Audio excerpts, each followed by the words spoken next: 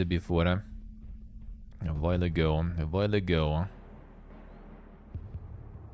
The vampire survivors 20% only. Damn, son. $2. It could be even less. That's 3, yeah, for the 20% discount, alright. Another border. Shadow of War 85%. Classic. 33 perpetually on sale. Well, apparently it has a lot of issues, so that makes sense. Where'd it go? I saw it. Still mixed, probably. Yep. Still mixed. Oh, the Colony Ship RPG, actually, right? Huh.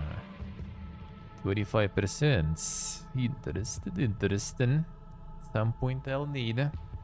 Oh, the guild and 60%. And still mixed, still. Yes, it's okay, say.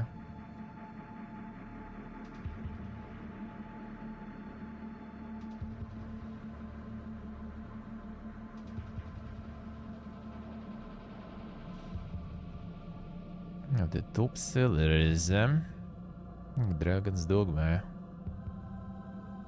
SnowRunner, Sekiro 50%. Okay. I need to get that eventually. We'll need to get that eventually.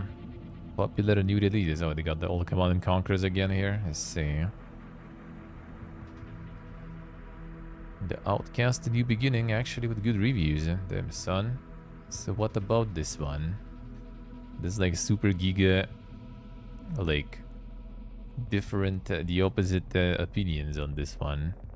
Since complete dog shit. Some people say it's really good. Nice and nice.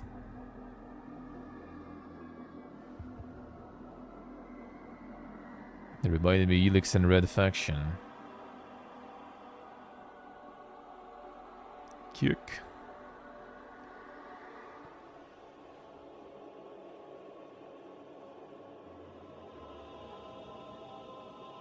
A repetitive gameplay loop.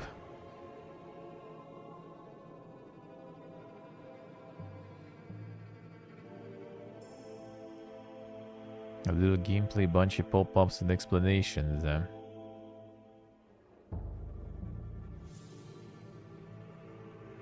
Good, which Elix though? It actually said both, sorta. Like Elixes, I guess. It reminds me of early Zero's RPGs like Gothic, Resonant times Elix. How even, man? Like, it's like such a, you know... Such a different game. Genre-wise and everything. Let's see. Isaac Mac. Hello, sir.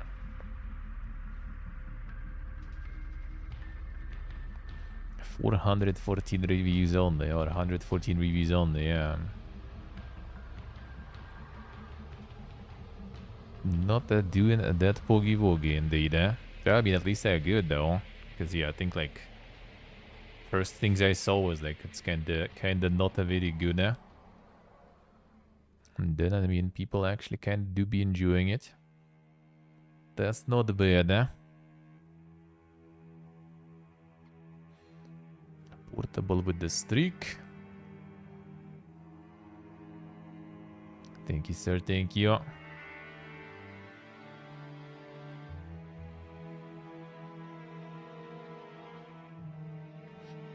Thousand people, 1,000 peak players. Yeah, that's gonna be sale probably quite fast. Popular was the first Outcast. I don't even like remember hearing about it back in the day, really.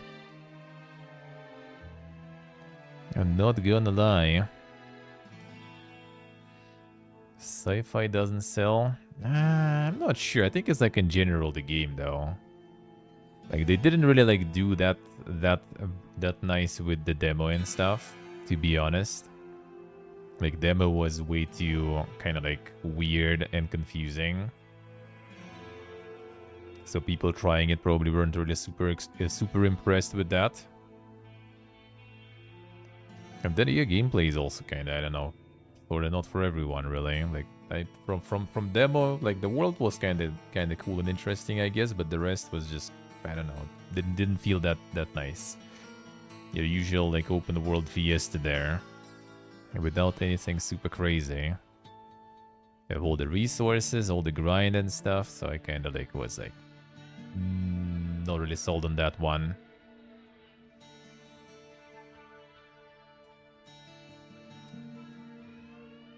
Skid Throne the Prey. Free. Is it like some another prologue? Free prequel to the main game. Yeah, there it is.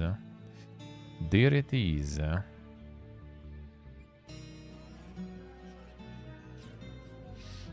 Played too many of those in the past. Sorta, yeah. I mean, I wouldn't even mind some of those open worlds. Haven't played those like that often. But that just like gameplay wise felt kind of like meh. I was not very impressed. Damn, well, I'm still considering. See how it is. 100 March Cats. Another one. Another one.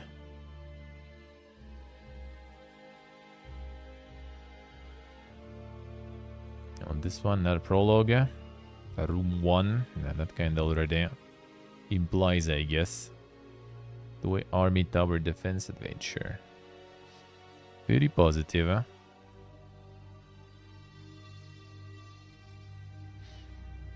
Then you're actually gonna get Alienware? Insane. Who would have thought?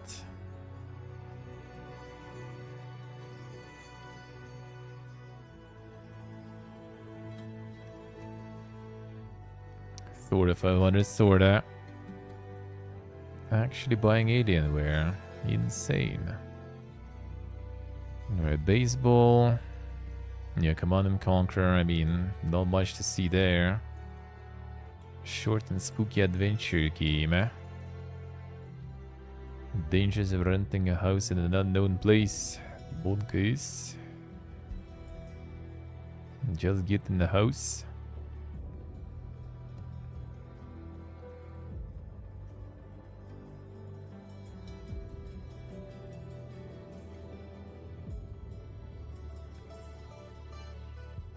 Portable essay.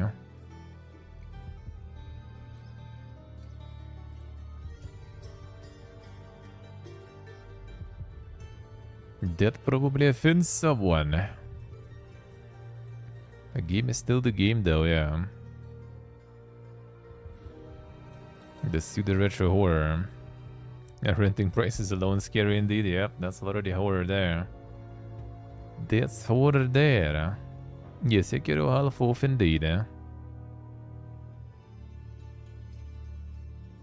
Rabbit hole.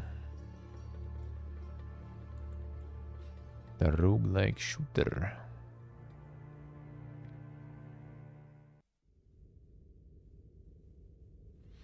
North of Frame.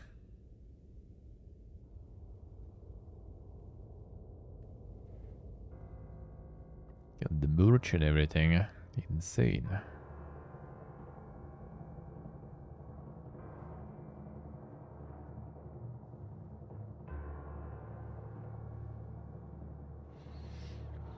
Stupid to release a new game during sale. Yeah, kinda. I mean, that's why there is like a lot of free ones right now in the top, I guess. In the new stuff. In terms of Outcast, yeah, that maybe wasn't the best idea. That maybe wasn't the best idea. The upcoming, yeah, the Lightyear Frontier. The thing is, sometimes they also have like the release discount and stuff, so it kind of like, I guess, also might get featured and everything among other discounts when people looking for them. You know, so that might be a little bit of that extra discoverability there. Maybe. So when is this out? Oh, 19th March. Alright. Okay, not exact mod jam. It seems like people are kind of waiting for that one. We'll see.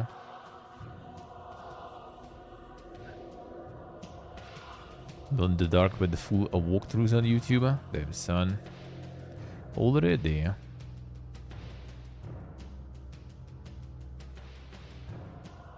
Neverborn. Become powerful, a battler, a necromancer. Challenge a death. Kill and resurrect your enemies to grow your army and do the impossible to revive your child.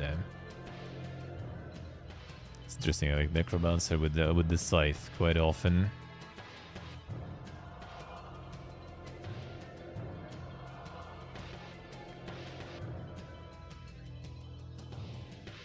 Yeah, action roguelike.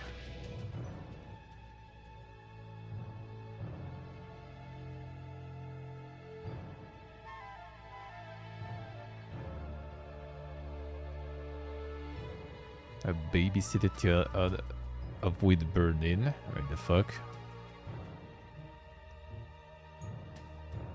Yeah, the Giga Cat time.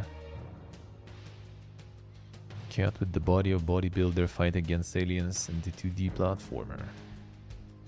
Should go full Gashimuchi on this one.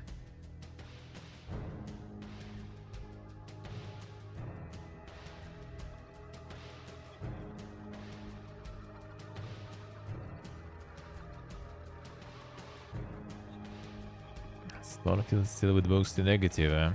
Well, I mean, nothing really to change though, because like no DLCs and stuff yet anyway, so.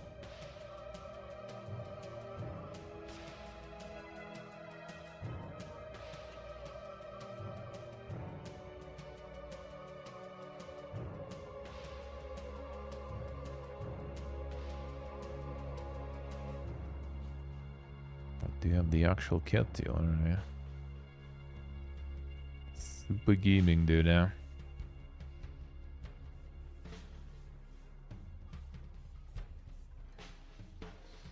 I see what I say. Gonna need to play different games then. Imagine.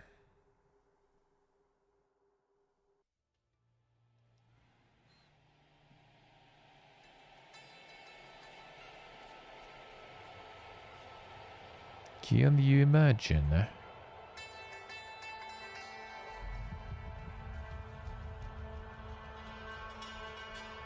Let's see, let's see. The DLC for Starfield will sell? I mean, it kind of depends. It kind of depends if it's also going to be needed for like the modding and everything. Well, I mean, it will be needed for making mods, but will it be needed for... Actually, not necessarily. I guess the tools will be separate. It's gonna be all about the mods, then.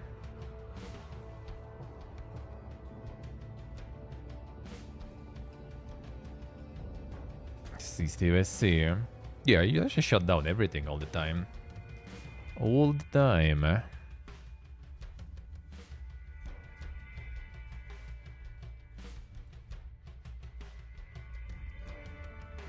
Abidaba. Side scrolling soul shift and sandbox.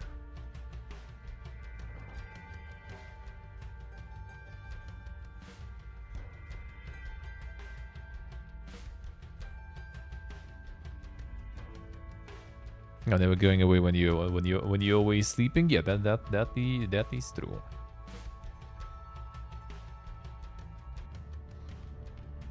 Five-minute sleep timer there, alright.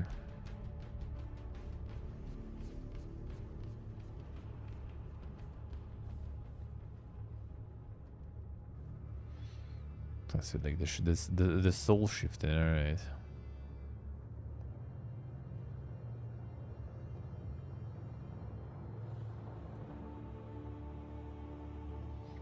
Not popular enough to have an amazing mod scene. I mean, it will get there. It's kind of like, you know, the correlation. It needs to be popular enough for... Like, it needs mods to be popular enough. And then popular enough to get more mods. The usual. Actually, mods have not been made yet. Well, I mean, they did a bunch of mods, actually. But the thing is, like, the mod tools are not out yet. So, like, you can't even, like, really do that many mods without, you know, like, kinda going out of your way super hard and digging through the raw files, I guess, and stuff. So yeah, there's no mod tools. Yeah,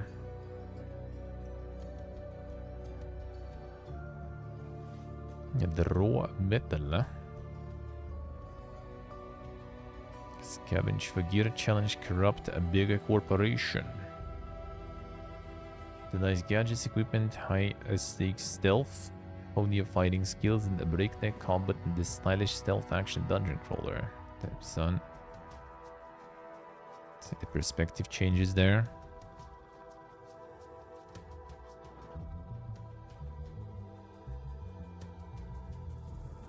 Yeah, and the mod tools are not out yet. Mod tools are not out yet. See the regalia? I think we saw that one. That sounds familiar.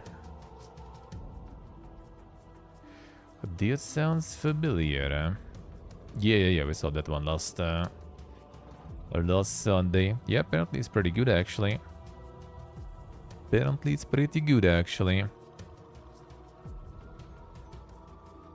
Done sale and everything, too. Yeah, Eastman. Yeah, the Fury agenda, man. The mod tools were supposed to be out with the first DLC. That is not out yet. So, not there yet. Not there yet. Salon in the Dark, 20th of March. Alright. Slice and Dice. Another one. Tactical dice rolling a roguelike combat. 5 heroes, each with their own unique dice. Fight your way through 20 levels of bosses and try to take on the final boss. Single fight, you have to start over, so be careful and lucky. More dice building, feels good. Any info on the first DLC? No, I think still nothing. I mean, they were still kind of like patching a bunch of stuff there. Which, I mean... See what I say. The proper dice roguelike. Damn, son. 20th of March. Yeah, we'll see. I think like with Starfield is one of those cases when they didn't really need to like patch it that much. Because a lot of re was coming not from the tech perspective, huh?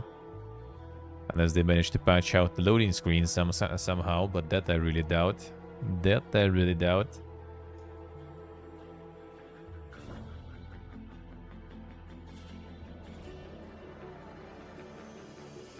Down the helix. Damn, son. Some blast from the past there. Deadly helicopters. Yes, they... Well, that's what the mods would do. For that they need the tools still, though. Yeah, there is nothing about the DLC whatsoever. Slice and dice for it to try. We'll see. Maybe. I wouldn't mind.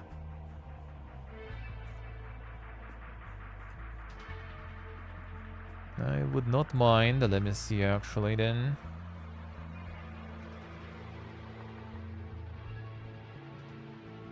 If I can already somehow.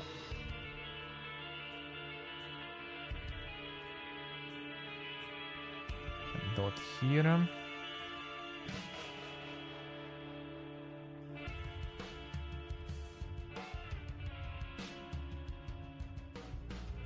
And let's see if it's here.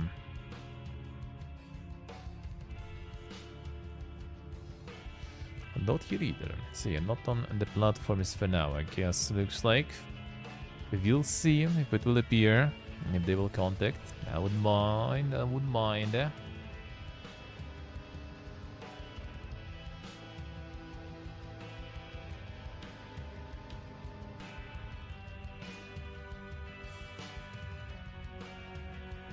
the massive class ships. And the thing is, like, if they will, then, like, what? There's, like, nothing to do with them. Unless they just, like, make, you know, like, the full DLC around, you know, like, the space combat and really kind of, like, we can revamp it a lot. It could be nice. That could be, at least. Bears in space. Fuck is this? They should either bear in this over-the-top or bullet hell FPS. The zany retro-futuristic adventure.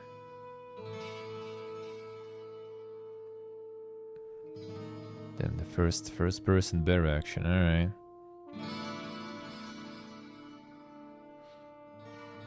Transform into a bear, wield unique powers, embrace the absurd fast-paced action of bears in space.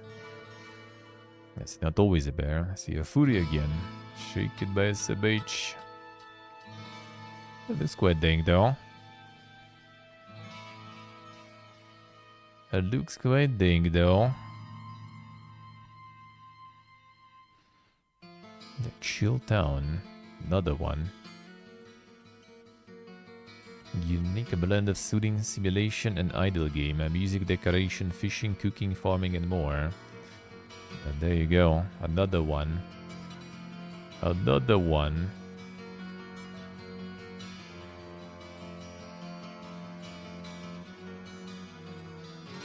Just more cozy stuff for you. That's the gaming that gamers need nowadays, dude. And no one needs your single-player AAA FPS, dude. Chill and cozy gardening and shit. See, you shoot sacred. I mean, there's gonna be a lot of people who will. The ashes of twin-stick shooters, Arc Sync evolves the genre with breakneck player movement and combat. The breakneck again. It's the new buzzword there. Survive and buy weapons, utilities, and upgrades. Risk it all as you fight to survive. Take a toy bear home. There, son. Everything for the toy bear. Early access. That's a demo. That's nice. That's nice.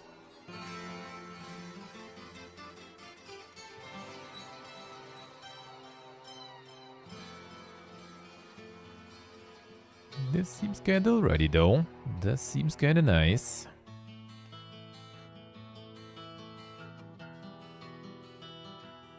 $4D golf. That's a lot of D there. Yeah, best side not required we saw before. Well, I mean Horizon, obviously. That's Horizon.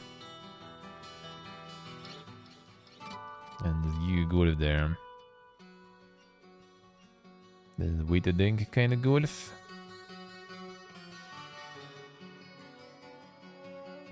It's a way to think indeed, I guess.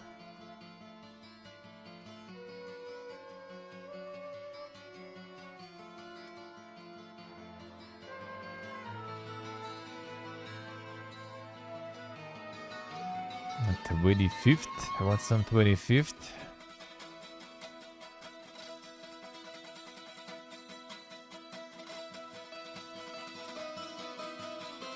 Some way to think type of golf, alright.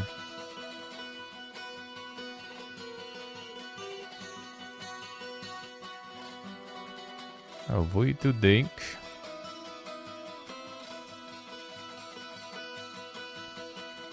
Design your own 4D levels, and there it is, dude. Place and time boundaries, single player though, so yeah.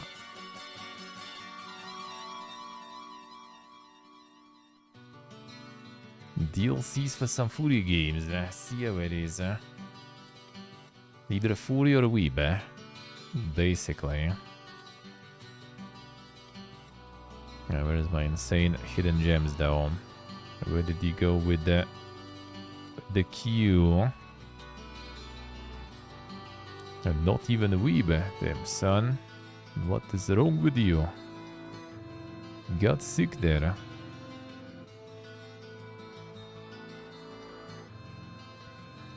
How far did they get the discovery queue this time? I think usually on sales they were trying to like even promote it, so people get like trade cards and everything.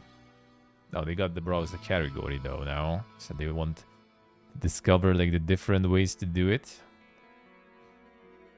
Give it the sticker. Hell yeah, man, let's go. Poog. Easy sticker there. Fighting game, of course, has legacy. I mean, I guess you'd be fighting something. You can still find the discovery queue though. Can't hide.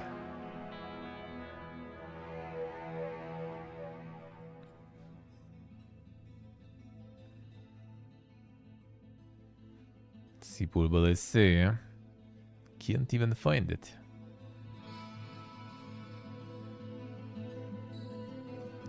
WWE. Suddenly mixed. Recommending me the red alert too. I mean, dude, too late with that. I wouldn't mind replaying it at some point. Taxi Life mixed. Damn, son. The simulation sucks balls again. A revolutionary driving sim, but broken state. All right.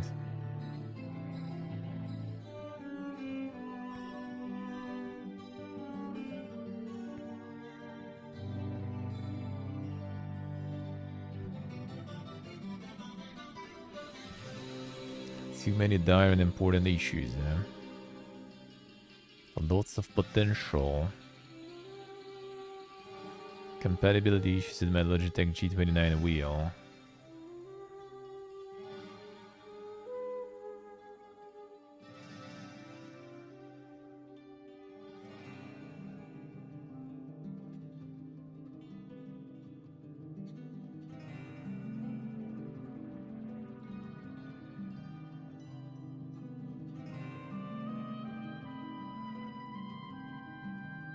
The suzerain, I see. Right, given. Get out. Refunded for now. Game was released unfinished.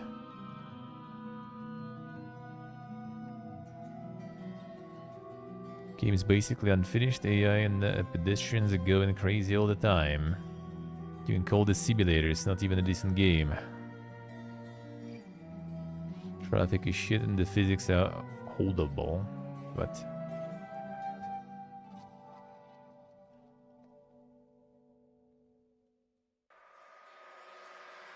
A word from the division, 1 week later, then son. So what do you have? Feedback, reviewing all of it to understand your concerns regarding experience for those using driving wheels. Oh, so it's kind of like the common issue. AI for pedestrians and cars and other bugs. Team actively investigating, alright. Share the feedback. Compatibility with driving wheels top priority. Will take a bit more time. Stay tuned for more updates. Damn, son.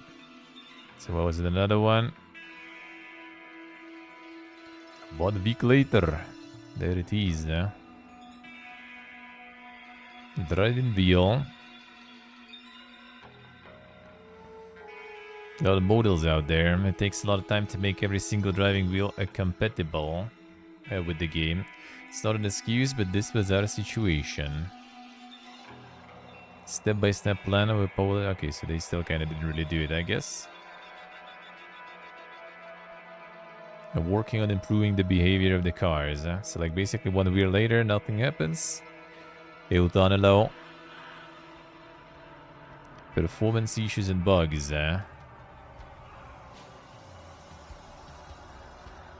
Performance issues are also a challenge for us, getting feedback that on some high-end PCs game runs very badly.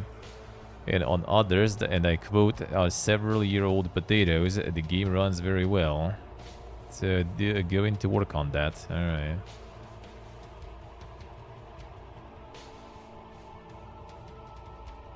More content. Need to stay focused on improving what's already there. Insane.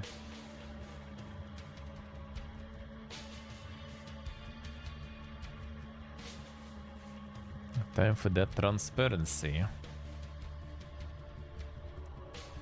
Just get a potato, yeah.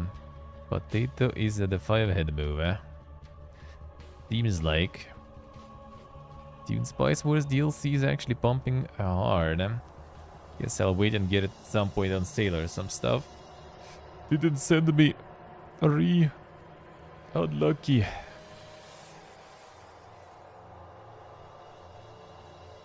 And then on sale I maybe will get it. And the potions are very positivo. As the one that was the fiesta about Command and Conquer, just getting it out of the new game is a list. 9 days mixed. Fuck this. More reviews than Outcast.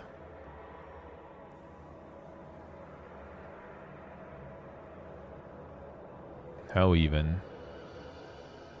9 days before the final fight. The current state did not stand a chance. Explore, open the world, and gain new skills and abilities for the battle. Choose where you go, what you do carefully. Cannot waste time. Have 9 days. You have to yield.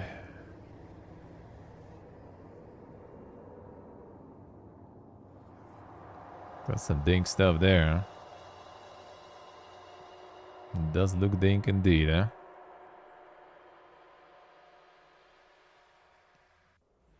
She releases an early access title, I see.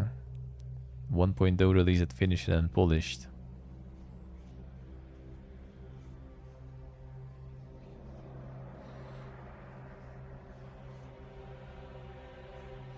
Definitely looks like one dev game. It is, seems like, yeah.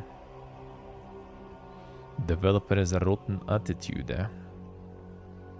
Below its screenshots even, damn son.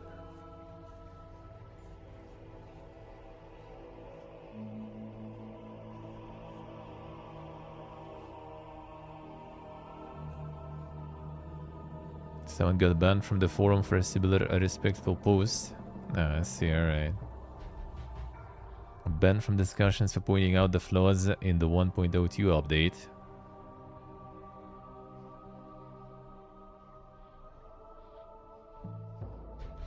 Insane.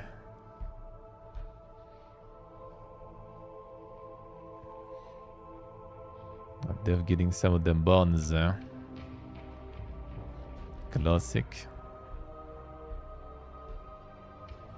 Make your own forum, yeah. Not a full release game, eh?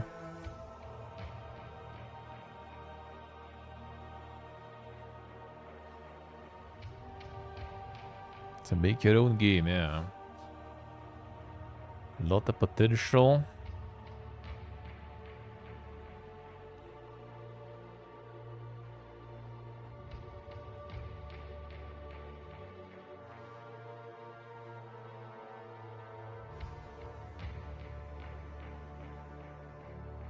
Gameplay loop 1 out of 10. This isn't Souls-like just because there is little direction. There is zero direction.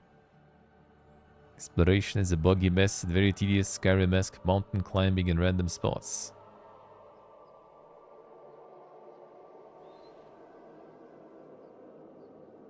Insane, huh?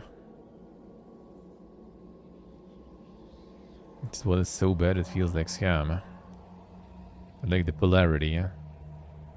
Like the polarity there.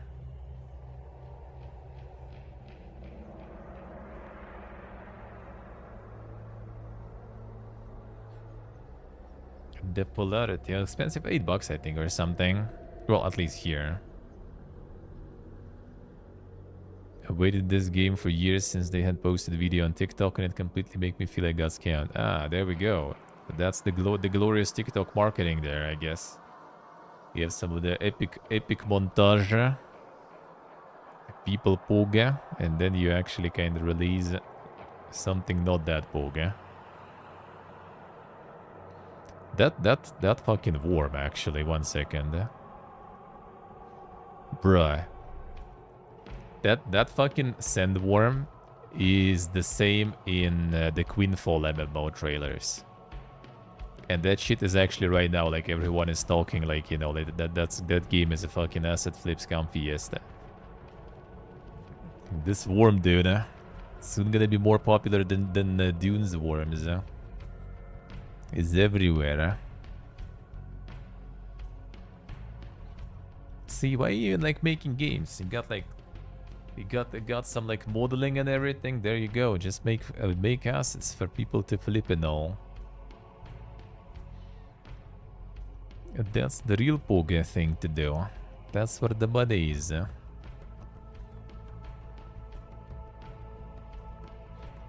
don't see example. I mean, there is a screenshot. I just like don't know what the fuck that website is. I ain't clicking that shit, but yeah, there is apparently a screenshot, so you can check that.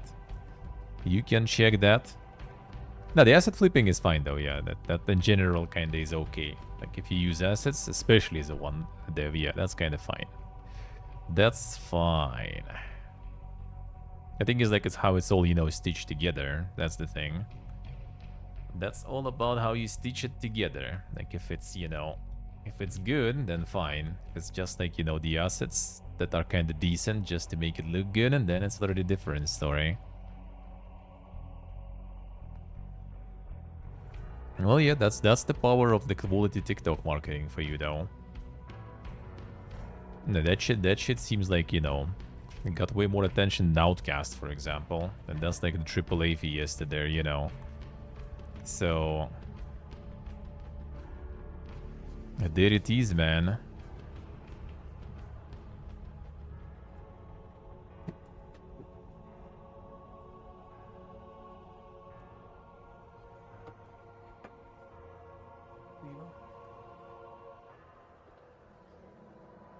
Yeah.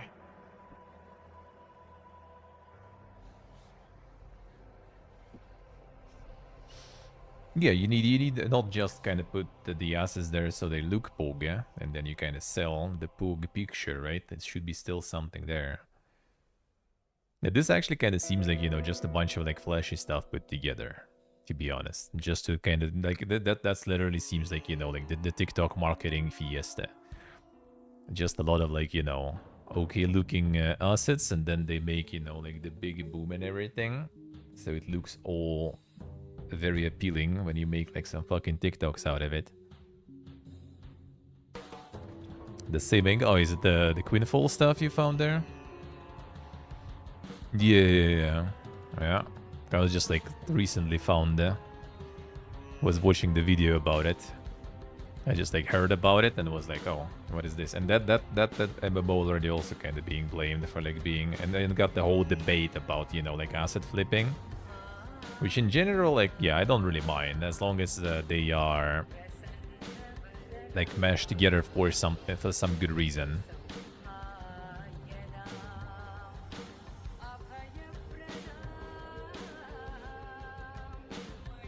Well, for sure, portable, for sure, yeah, absolutely, absolutely. But I mean, they got the receipts, they got the screenshots, so. If someone just claims that, then yeah, that's not always true.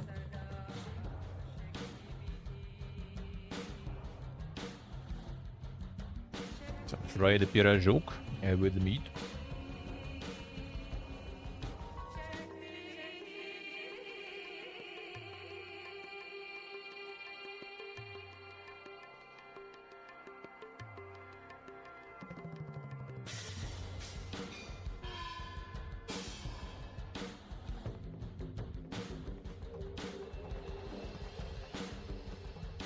Yeah, this is like the Giga TikTok bait feels like.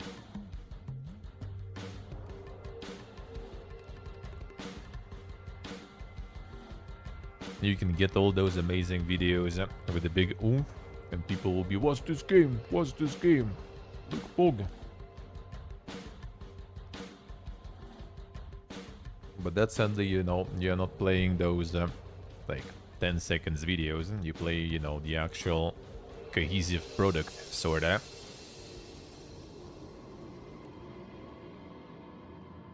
And it suddenly ends up being not cohesive.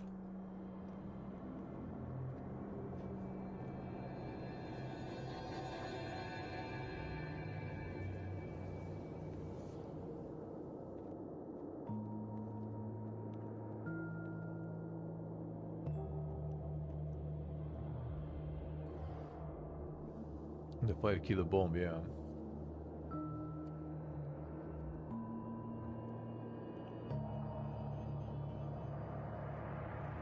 But yeah, as it shows you the power of that marketing. If you have something visually, you know, with a lot of like a visual juicing,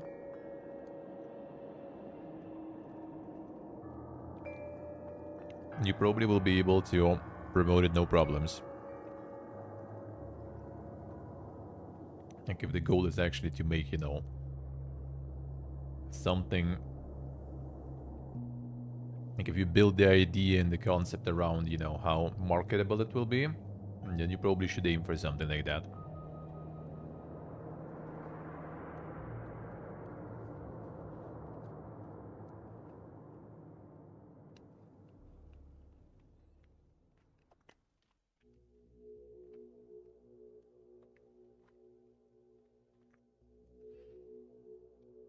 And these are the genres you kind of can farm, I guess.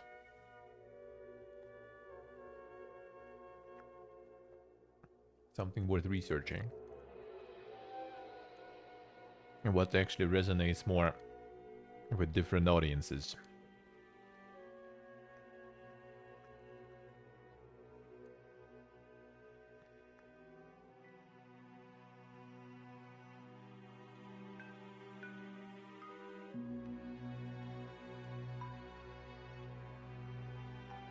Yeah, it will be interesting to see with all the TikTok fiesta now with being banned and stuff in US.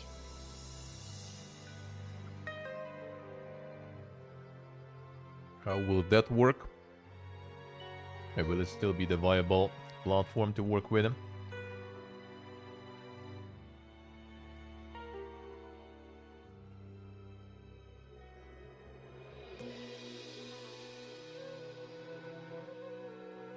Hey, Celestial. Good riddance on the TikTok ban. It doesn't really do anything. You know, the vacuum will be filled with something else. Not like people suddenly will stop having zoomer brains and stuff, you know.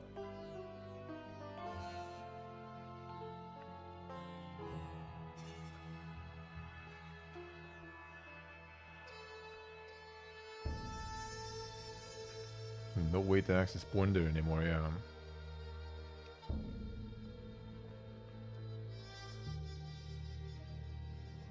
Some streams will be rising now.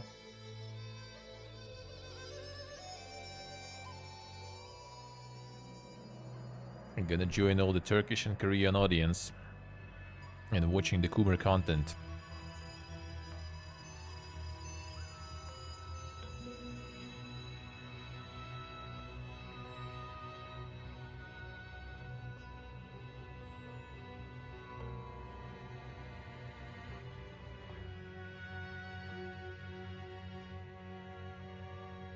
And no way you can find no way. I mean, there is always something.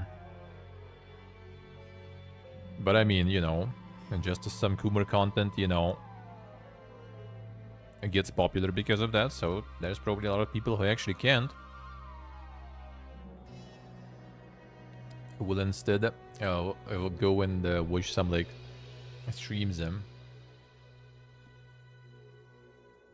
So yeah, some people can find the way, I guess.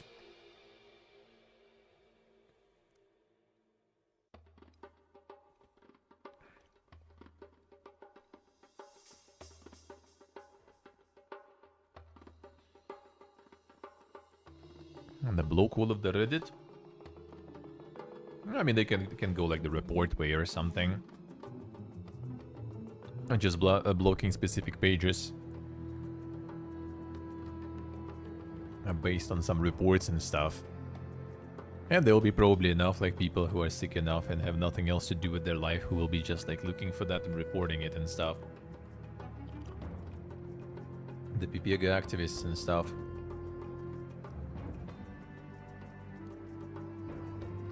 A decent amount of those usually.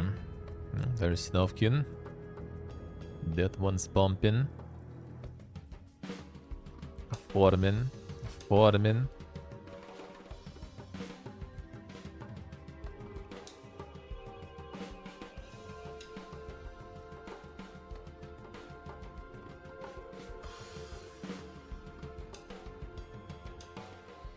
Not required to ask people to send ID to them.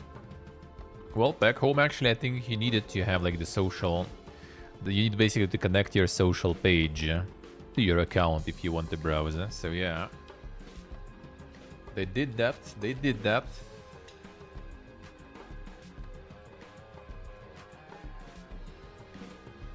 Yes, they pretty much. Yeah, if you get like some power to the activists and stuff, oh boy, they're gonna be all over it. They're gonna be all over it. Some little croissant.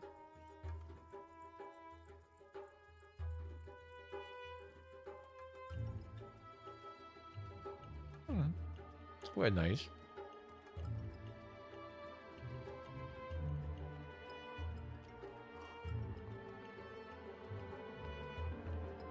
Snufkin on sale? Probably not.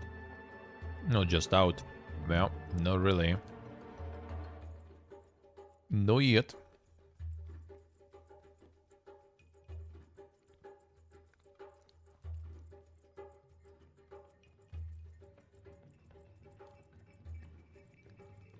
Damn. Hearts of Iron DLC with mostly negative, huh? Oop. It doesn't even work for me, alright.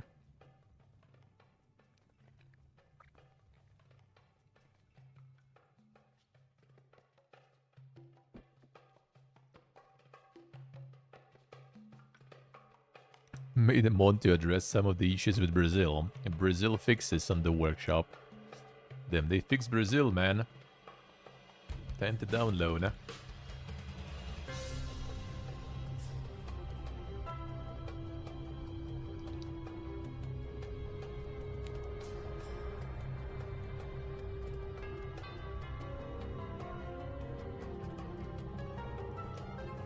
They're complaining about the price. I mean, it's probably like 15. For the western regions, yep, 15. But 3 focus trees and 2 minor focus trees. I'm just not worth it.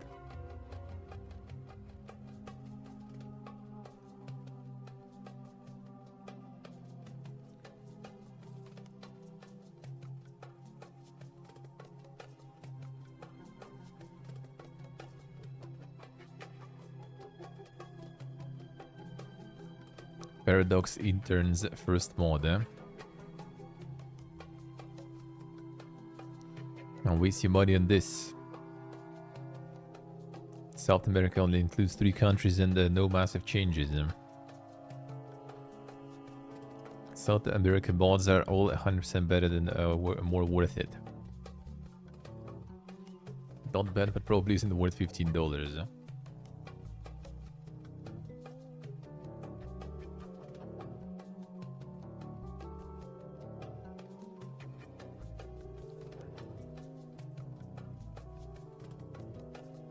Yes, these days, see.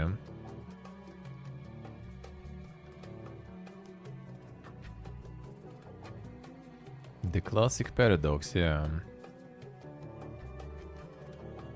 Age of Empires 2 DLC. Oh, I heard about that one actually. I think I even have it in the news. Didn't they just like literally take like sorta like mod or like a bunch of user scenarios and they just made them into DLC or something?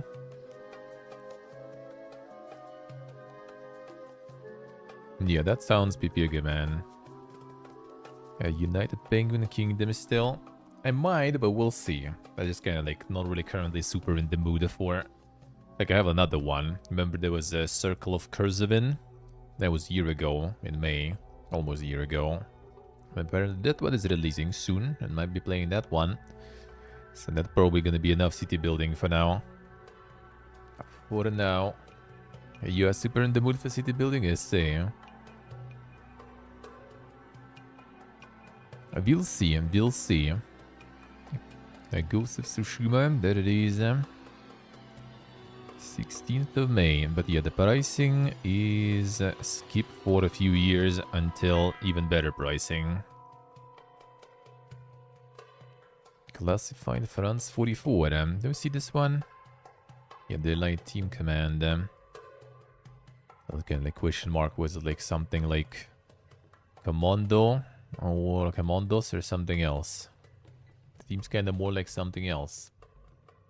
Yeah, the Manor, I'm probably going to be playing Manor Lords. There's also Norland. So basically, well, let's finish the queue. So for next week, we have so Northwind. That's the deck building Fiesta, the demo. So it's not going to be probably massive. Norland, that's already like the colony, like settlement, whatever builder that they're going to do. You know, the Frog also, the one and only. And I think the Sons of Valhalla will be possible to stream. I'm gonna get the answer for that. Because there is like embargo for like review content, but for gameplay and stuff, embargo is like pretty much non-existent already. So I will be able to play it next week just on stream if I'm not making like review video or something. So should be quite a lot of good stuff next week. Quite a lot of new stuff. Stay by sea. The builders are just all the same. I mean, kinda. But in other words, like, I wouldn't say it's like drastically different in terms of like settlement building. Like the main, you know, like oomph that they got that gets a lot of attention from people is the looks again, also. Like, maybe not exactly TikTokable due to the genre, but it just looks really fucking good. And that's the main, you know, the main selling point, I feel. Other than that, after playing the demo, like, it wasn't, like, drastically different compared to other, like, the town builders, settlement builders. We'll see. We'll see. It did have, like, some political stuff and everything, too, but, like, a lot of them kind of do. Yeah, the bigger world part depends how it's gonna work, because in demo you couldn't kind of see that. So yeah, we'll see. We'll see.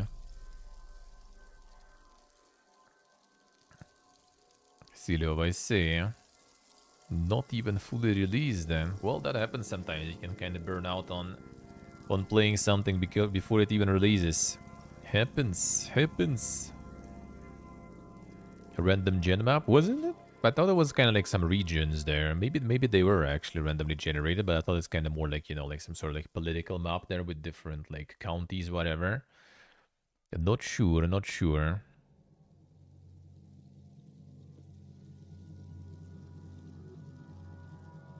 That Deathloop been recommended. Insane.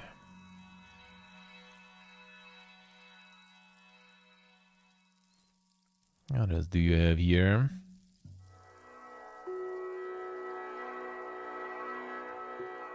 Hilux. Yeah, Hilux not really going like super low on sale. I got the first one. Gonna probably play the first one eventually when it's time for some weighted dankness. And then maybe get the second later. The Obedience, yeah, were there. They were there.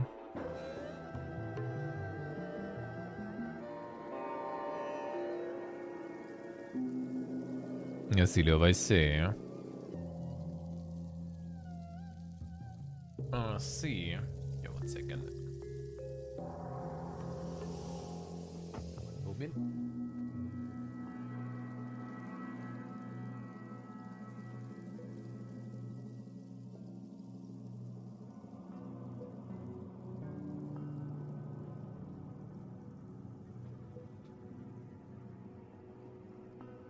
Actually, good croissants you have here, though.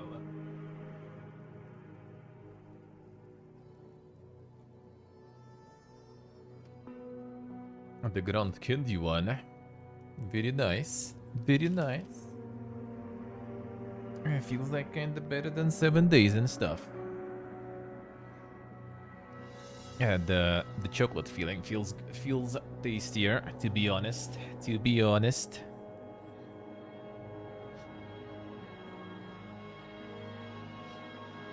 Alright, let's see all the store real quick. Let's check him. What we have there, Bakakelo. No, in Armenia for now. Humanity. In Georgia, we're gonna be next month.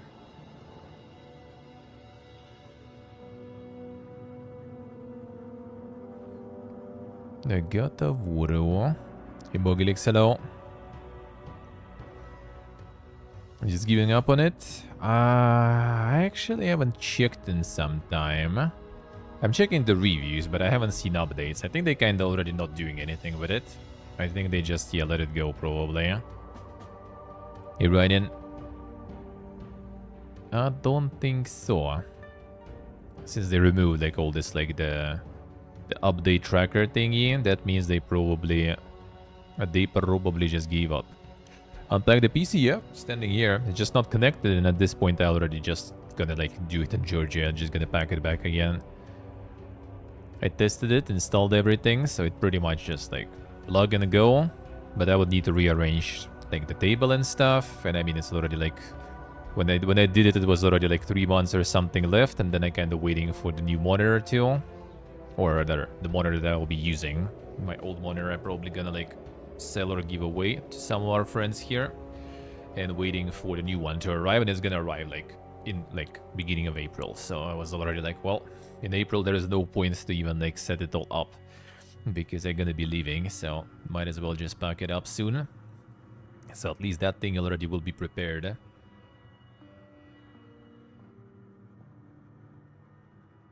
True, Ryan, true. Not false. Yeah, they got the modding update and call it. Well, actually with mods maybe it might actually be kinda alright. Like what's the main? The main even like complaints here. Promise and concept.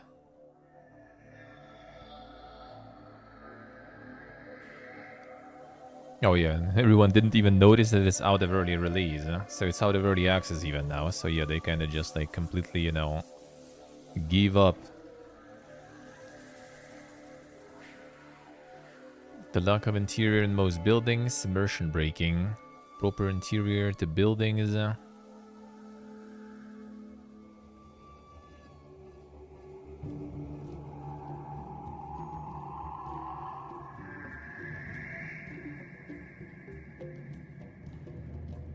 Are you playing that guild from time to time? I see. At the merchant? Yeah, you could. You could in the previous ones.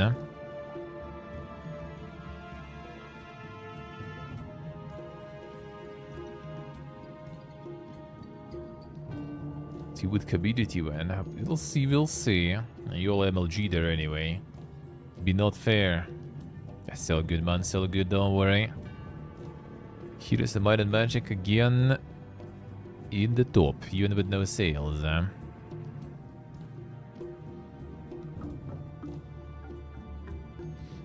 Time Legacy of Cain Soul River 2, For $1, And the Fear Platinum for $1, And the Sleeping Pogues for $2. Insane. The value, dude, A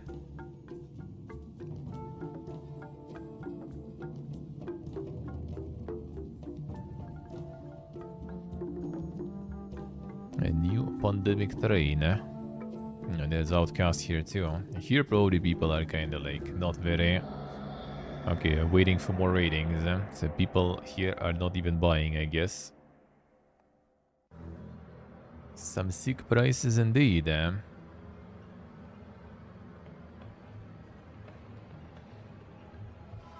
Inspector Schmidt, Bavarian Tale. Damn son. Mech Warrior 5, a Mercenary Stellaris Showdown. Some DLCs. Insane.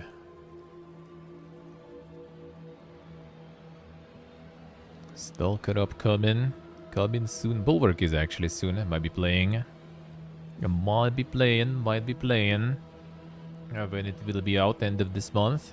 It's already probably like a week or two left. Well, I mean, the week or two covers the rest of the month already anyway, so yeah. Baby.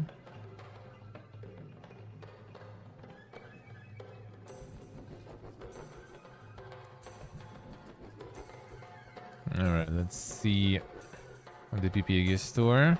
What they have there. What they actually do though is the Deus Ex for free. So you can get yourself some Mankind Divided. Did they give the Human Revolution for free also before? I don't remember. I mean, I already have them anyway, so not like it matters, but that's good shit. That's good shit. Giving the breed gear for free also. Free breed gear. Feels good. Still haven't finished. I haven't played DLCs, I think. Haven't played DLCs for Mankind Divided. I think Human Revolution I did. I think. I try to remember, like, dude, like, did I actually play it on stream? I don't think I did. I do not think so. Then yeah, I think I haven't played DLCs.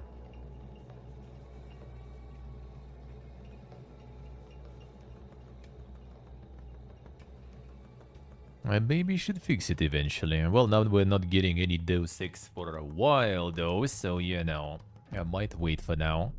That might wait for now. Now that the next one been cancelled, probably will take some time.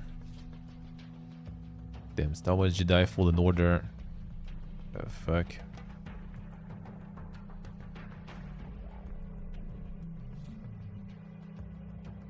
Damn, for $4 fucking dollars? Holy shit.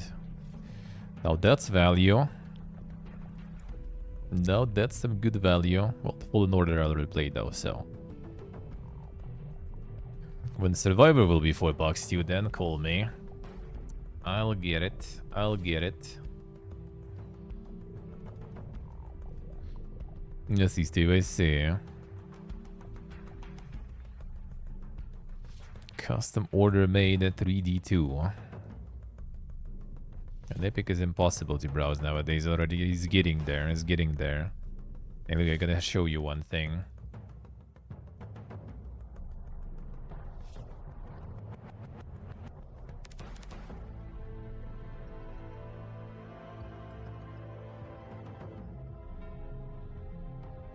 God, did they actually fix it already? Seems like they did, huh? What if I press this?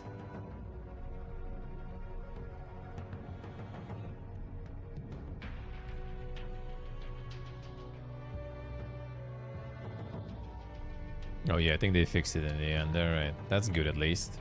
Well, not exactly, but sorta. Yeah, like look at this shit. If you want to like you're like the game dev and you want to get your game promoted and stuff and give like keys to streamers, for example, and then yeah, then like the whole tab is getting like with this stuff: Epic Vampire, Epic Ninja, Epic Rogue, Spice Warrior. That's all by one like developer, and it's all like as good as you can like expect, basically, you know, those to look pretty much. Yeah, that was like for the whole week, like all this shit was just like taking all the main page pretty much. So they still didn't remove it, it's just it's kind of like pushed out now. But for the whole week, like, oh, what's new? Maybe like some cool games and stuff I can request. You go in there and there's this garbage. Except for the featured stuff. If you pay to be featured, then you're fine. Then you're above all that. Other than that, you just get all this like shovelware. It's Epic in its name, yeah.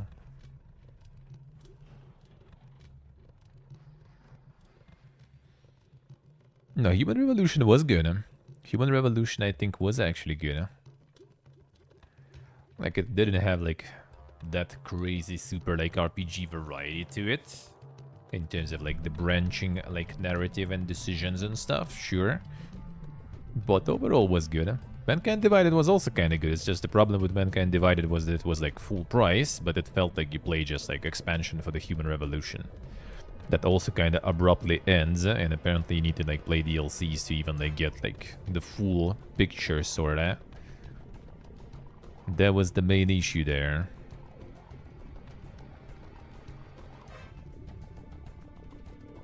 Do you even know why you didn't finish it? I say. Yeah, Mankind Divided was actually why Mankind Divided was kind of okay, because it was still Human Revolution, but better, with just more shit. But it was still Human Revolution, so that was the problem there. There was also all this fiesta with like the microtransactions items for progress and stuff. I remember that shit. See, Andor, I see. You augment the pre-order and stuff. You get some like actual items too that affect your playthrough and everything. It's good, the first one. Well, I mean, true, yeah, but Human Revolution is nice too, I would say. It's nice to get into this series, sorta. Kinda more friendly for the new frogs. Deus Ex win, yeah, that's gonna be a commitment, man. That's gonna be a commitment. I actually, like, I flushed Deus Ex just because, like, I kinda got in, and the first mission already took me, like, I think the whole day pretty much, just to kind of finish it, like, you know, well, sorta, in a satisfying way to me. And then when I got to, like, the headquarters and I realized how much, you know, like, dialogue and stuff is there, I just kind of, like, you know, alright, I'll continue tomorrow, and then I never did. That was the same with the, you know, Planescape Torment and stuff. Like, you need to be in the mood and the set for that, because that's gonna be a long boy. Hey, Window, how's life? Like, if you just kind of like casually, let's play this, and you install, then yeah, probably not gonna work. Or you just kind of gonna go like, you know, on the surface level there, and that's not the way you should go through games like that. I mean, it's fine. You can play games anyway, right? But like, that's something that is worth kind of going a little deeper there, I would say. I would be kind of sad not to. Yeah, Prince of Persia Lost Crown is... Okay, epic. I thought I had you in... Oh yeah, I think it's just kind of big in itself.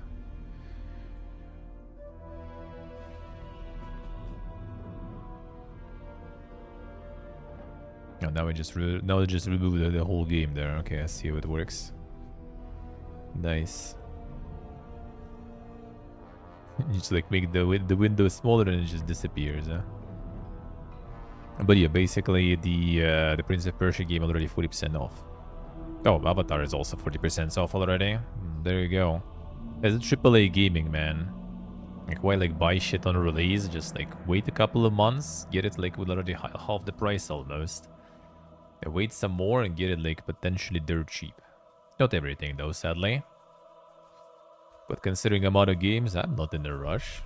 I'll wait, get it. Yeah, get Star Wars for $4. That's good. Well, I mean, that was in general a good game. But for $4, that's really good. That, I would say, is very boga.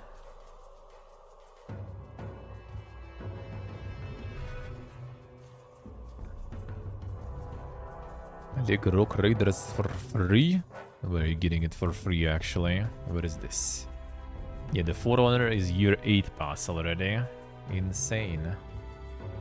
Alright, let's get to them news then. Oh, let's get to it.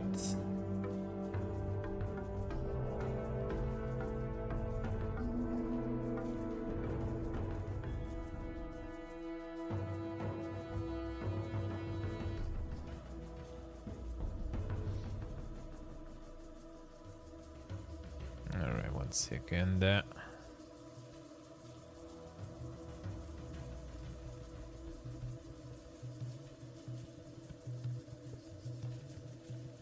nowhere here. There we go. Oh, there it is.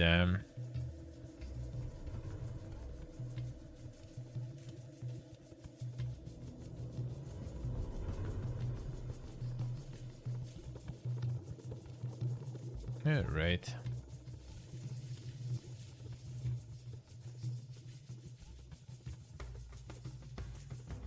Is the Abandonware and there's a fun remake. Damn, son. Let's see.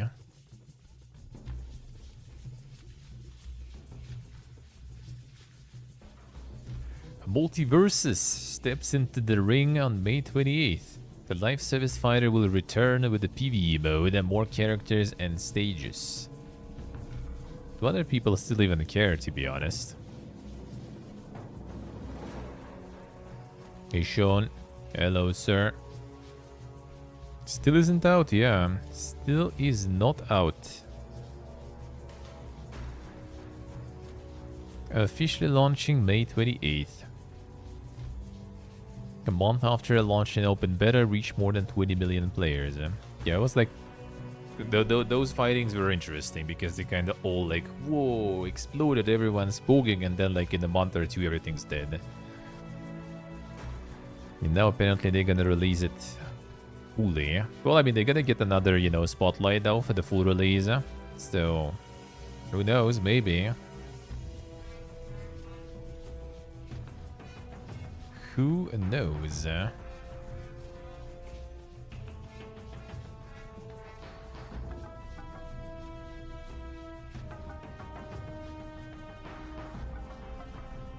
Oh, the better netcode there, I see, alright.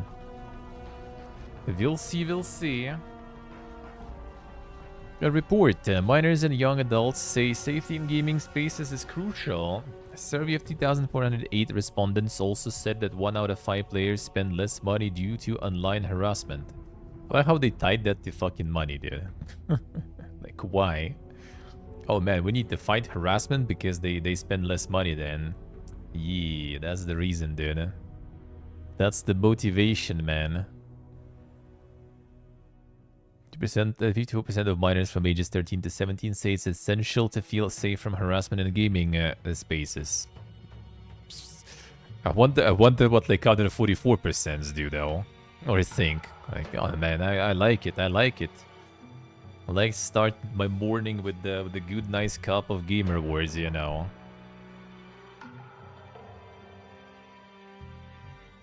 Players between the ages of 18 and 24 said that they felt the least safe in gaming spaces compared to others.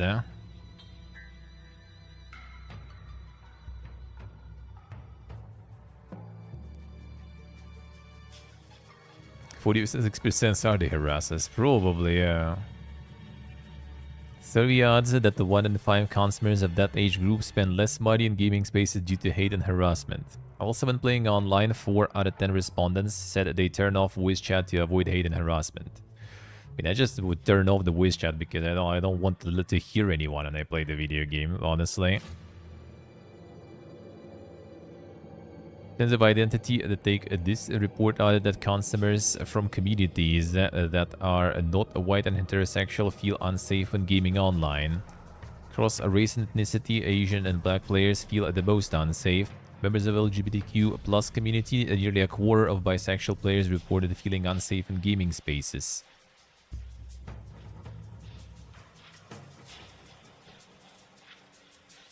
Kids better not show up in this chat. Which ones? Which ones?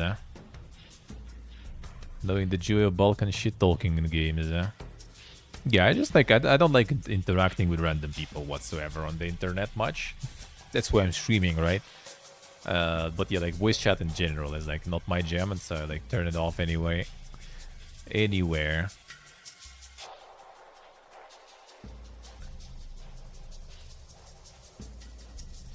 I don't feel safe in my single player games, yeah. Just walk away from the screen. Close your eyes. Yeah, Axel. You know the classic there. Get cold, get hit either way. Well, that's why they probably feel unsafe or something. I don't know. Well, I mean, that makes sense. People always be pig, yeah. The importable deathbed. CMI. Why? Why? Now, World of Tanks was kind of dank in that sense, for sure. can't be shaken anymore. That doesn't mean that it's normal though. That's the thing. That's the thing. So that does kind of make sense. I just like what is this dude like? Why are you tying it to the income though? Well, I guess that's the only way to kind of motivate the corporate guys to actually think about the problem.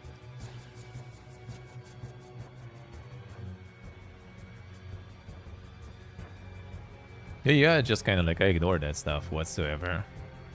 And sometimes if it's like the text chat and I'm like, you know, in the mood, I have some time, I can even like troll back a little back in the day in World of Tanks actually, now that we're talking about it. And World of Tanks chat was quite often quite something there. Especially like on weekends or something. Like you just like get into the game and you see like people's stats are loading and you see your team and then you see the chat like who else is drunk, boys? And you're like, oh shit, alright, here we go. That's gonna be the game here.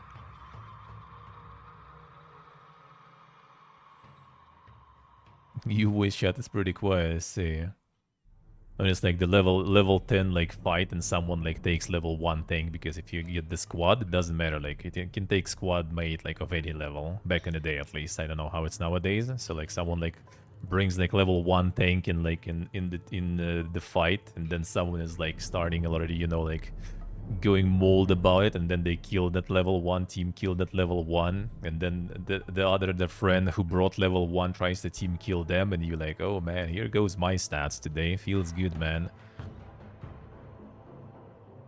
Yeah, I was just chilled usually. Like the only times that like it's some like PPG stuff and someone posts something that just kind of like, you know, like leaves the perfect opportunity for some like mom joke or something, and you kind of like on some like heavy slow tank, you just like put auto forward in the beginning of the fight and you have this time, you know, to like type it in. Then I could, but never was banned actually. My friend was banned on his main account, then he got his dad's account. His dad was also playing World of Tanks. He banned his dad's account too, and then I think he stopped playing though.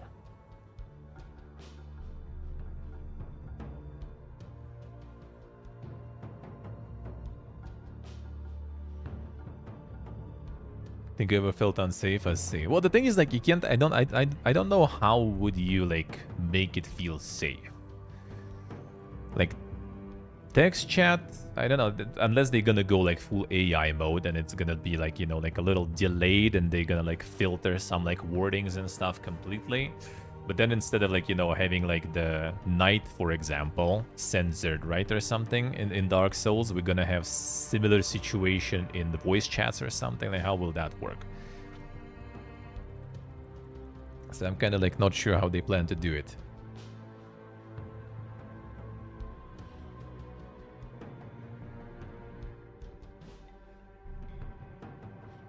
Literally can't do anything about it. Yeah, that's why I just like don't even use it. Not because I feel unsafe or something. I just don't want to listen to anything like that. The only voice chatting I'm doing is basically with my like mostly IRL friends, or like my online friends and colleagues. You know, that's pretty much it. That's only times I even do like voice chat, and that's good for me. But in some games, for example, that does kind of limit though. Like if you want to play like MMO with like some proper high tier rating and you don't have like your own full group of people, you know, to play with, yep, you're gonna probably end up playing with some randoms.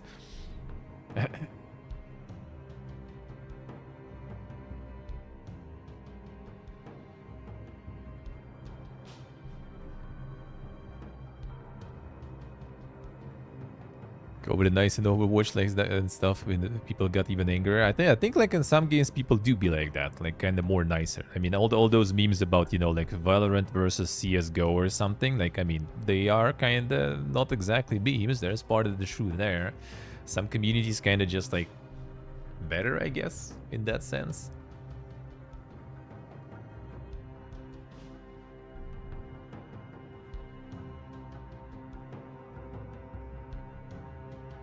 If anything, I think like in many games, like, you know, like it's toxic, as in like people kind of like, I don't know, like mean and stuff. But like in some games, in some communities, on some servers, like on Russian servers and stuff, there's people already. It's not mean. It's just like straight up, you know, like like throwing slurs and everything left and right and going ham. Like I remember like it was like ancient times basically. It was like before like I was even like watching Twitch sort of regularly. Yeah? Like I was a little into League, yeah? And that was pretty much the only way I was interacting with Twitch back then in the beginning. Erasers, hello. And there was like one like super small like Russian speaking streamer playing League. And like it was like a match. He has like AFK dude in his team. So he managed by like the nickname of that dude. He didn't like flame him in game because dude was AFK. He managed to find him in like the Russian Facebook pretty much. He managed to find him there and like flame him in DMs and there. And that like, you know, like I know where you live now and everything. I'm gonna find you, man. And you're gonna finish that match there. So yeah, that was the next level there, dude. Huh? The Colms League player, yeah.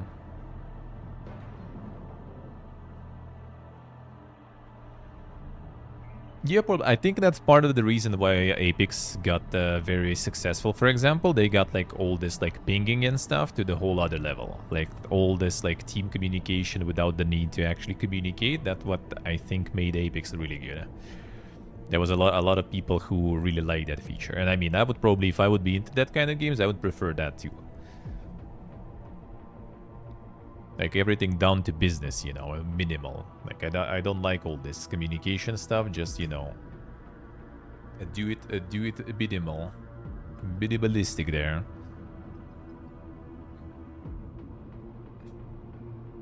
People gaming, they're fuming. I mean, yeah, I guess.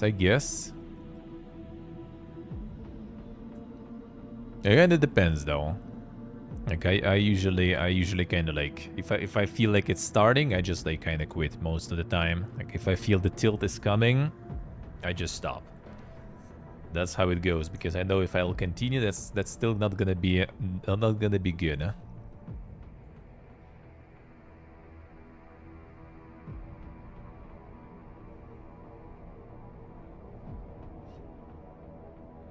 Social media offers something positive at all? I mean, it depends how you use it. It depends who you follow, what you want to achieve with it. Like, I just follow, like, pretty much streamers, and it's good for me. I know where they go live. I know what they are playing. I know what's happening on the platform. Only positive. Don't see any bragging or negativity there. Stop when you feel the tilt coming. Why do you play golf? Golf doesn't really like phase me whatsoever. Like I'm really like non-competitive player most of the time, unless it's forced on you by the game. And that's why I kind of like stopped playing a lot of games. That was started with World of Tanks again, actually, because World of Tanks didn't have any rating, and I was enjoying the game, dude. I played a shitload of World of Tanks.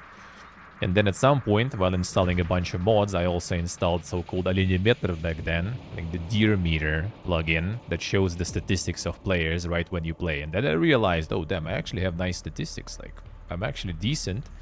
And then instead of enjoying the game, I started caring about my statistics and maintaining them good, you know. So whenever you like start the game and you see like your team already like a bunch of like people with like bright red names, that means that they're like below like 6% win rate, and you know like their rating is complete trash. And you see like other team has like the full squad of like purple name players, and you're like, well shit, looks like we're gonna fucking lose that. And you already like mold even without playing. And then you lose and you mold even more. And that's when I kind of quit in the end. A loading screen, yeah. Like that, my friend returned to the World of Tanks now, and you know what he did? He just made a new account. He's like, I can't lose my statistics. I want to play like on artillery, and that's gonna lose my statistics. I can't do that, so I'm just making a leveling new account for that. There it is. So when the game kind of pushes it on you, I kind of like I can't really ignore it, so I kind of just end up usually not doing it. Speaking of League, by the way, like I was watching all those streams back in the day. but I barely ever played. Like, I played a few normals pretty much just to get the level enough for the ranking, right? But I never did ranking because I always was thinking that I'm not good enough. And I'm like, I need to practice, I need to learn. Because I'm gonna be, you know, like, the performance anxiety sorta. So with all this, like, ranked stuff, I always kind of, like... Not a huge fan, let's put it that way. Yeah, you have to be mad. CS2 actually, it's kind of also because of the format. Like, I never liked, like, 5v5. Like, for me, CS was, like, you know, 10v10 or 16 versus 16 only if the map allows. So that's why I also prefer, like, Battlefield over, like, Call of Duty, for example. I like when it's, like, massive action. And World of Tanks also, that's why I like. And that also kind of like, you know, that helps with performance anxiety, I guess, a little, because there's more people, so it's kind of like harder to, you know, like the pinpoint, you know, who carried or who was bad and stuff. It's kind of like more average across, you know, the team. So it kind of makes it easier for you to kind of play and not being like, oh man, I kind of like not doing that good. Or like someone is not doing it. Well, someone not doing that good, you can still kind of see usually. Hey, Glorious, hello. Oh, there's no community servers there actually? Oh, that's a skip instantly. Yeah, I only played community servers basically.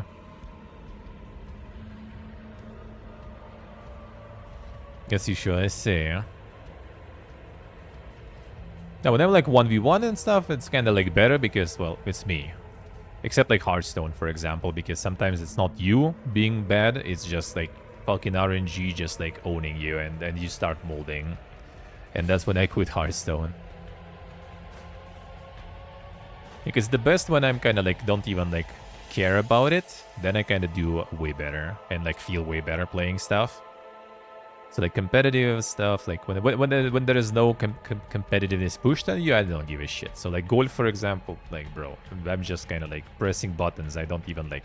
Sometimes I don't even look at the score in the end, sort of like I don't even notice who win because I don't really care. Like I just kind of like it's just, you know, to spend time pretty much and chat with people. That's it.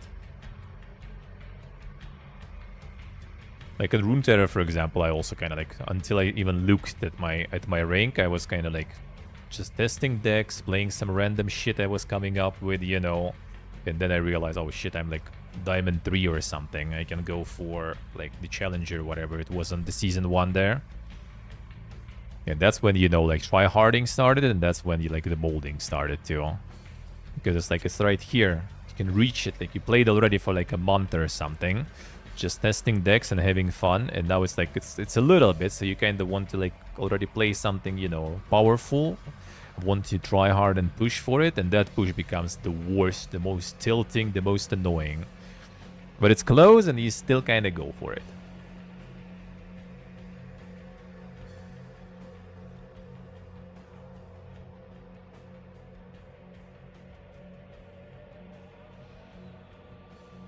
Let's see what I say. The Lost Ark PvP. Yeah, some games kind of do it. Like Battlegrounds, for example, and stuff, they kind of like better. And like the bigger the team, the easier, in my opinion, at least, the easier for people to get into. Like I did Battlegrounds also, like in some MMOs I played, and it was nice. Then ESO has Battlegrounds, and like you have like what, 4 people team, I think there or something, right? Was it? It's 3-4 people teams, and it's just kind of like, bruh, why?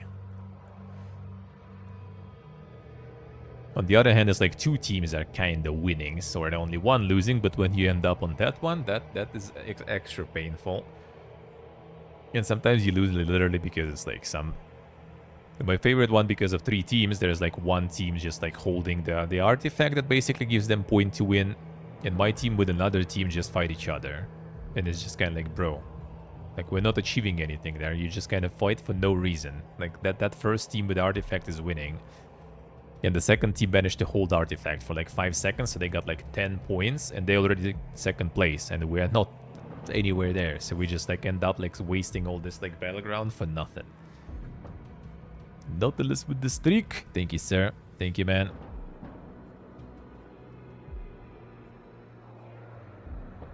Warcraft I actually did play in a ladder, but I also was playing like, you know, 2v2, 3v3, 4v4 brackets usually. In 1v1 that was too bad. Or rather I was kind of like usually going like tech and everything, because that's how I like playing pretty much all the games. And then you just like in 1v1 and stuff, you just get shit on by Rush very fast. And like my micro wasn't that good.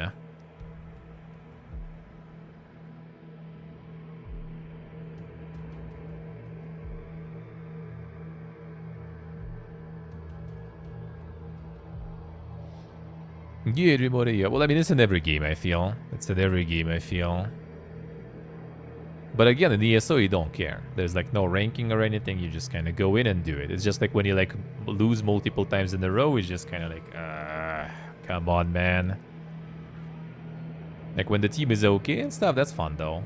I liked it. Like I like when it's usually, you know, like some sort of like drop in, drop out type of PvP and stuff. That like there's no like, there's like frags and everything, for example, right? You have like your score, so you still have your EP-ner there measured, but there's no kind of like sort of like win or lose globally. You just kind of like hop in, do stuff, hope out any moment, you know. No big personal responsibilities and stuff. A lot of people playing, like Warhammer Online, for example, Age of Reckoning. Love that shit still. Then just join some Fiesta, participate, then peace out whenever you want. That was good times, man. Those were good times, and it still is. Still private server alive. The private server is not exactly focused on the stuff I liked in Warhammer Online, though. Not the same tiers and content, sadly.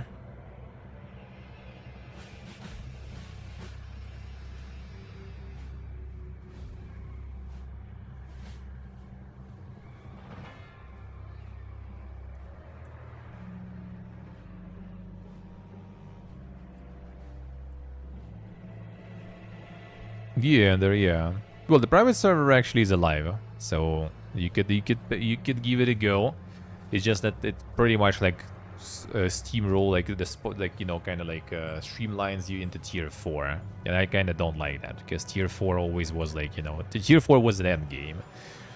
That's where all the tryhards are already, all the high levels, all the people who are already grinding for years get like the best gear, best renown level and stuff, right?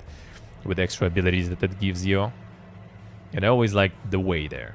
Like tier 1 to tier 3 was my favorite ones, because everyone's just like leveling through them, so no one is kind of like, you know, try-harding there. Like no one is like sitting there for years farming. They just kind of like pass through it. And you also pass through it, but while you passing, that was fun. At least one new one, actually. Damn, son, they're still going. They still going even harder. Well, yeah, they all focus people in tier 4, because obviously there's not a lot of people playing, right, on private server. So they kind of want people to be all in one spot, so they just kind of like streamline you to get in the tier 4 ASAP. So tier 1 and then instantly tier 4. And tier 1 doesn't have any keeps yet, so you don't have sieges and stuff, so it's kind of like, come on, dude. Tier 2, tier 3, like, I still even remember some maps. That was good stuff. Different devs there, I see. Ex-Focus Chief Jürgen Goldner named interim CEO of Starbreeze. Payday developer seeking permanent replacement as Tobias Sjogren steps down. So they already replacing.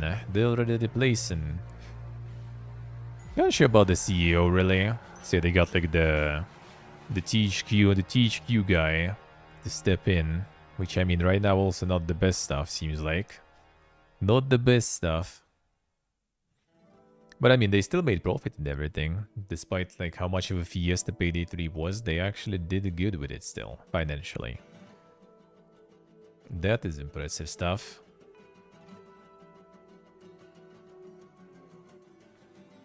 Stellar Blade Studio shift up, files for IPO. Firm to float on the Korea Stock Exchange. 7.25 billion shares to be sold during the public offering. So you can buy yourself the booty stonks now. Can invest in the power of booty.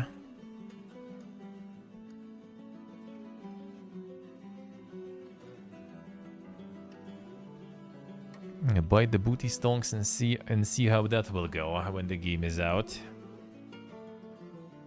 Kinda wonder how that will go. Will the soul power of booty carry the game, or they will actually have something else there outside of the booty? A Monster Hunter World that tops 25 million sales. Capcom's hit reaches milestone after 6 years of shelves as Monster Hunter series cumulative sales reach 97 million units as of December 31st. 97 mil. Insane. Still less than GTA 5 alone. Kick. For the whole series, but yeah, World is pumping actually still. A World is still pumping.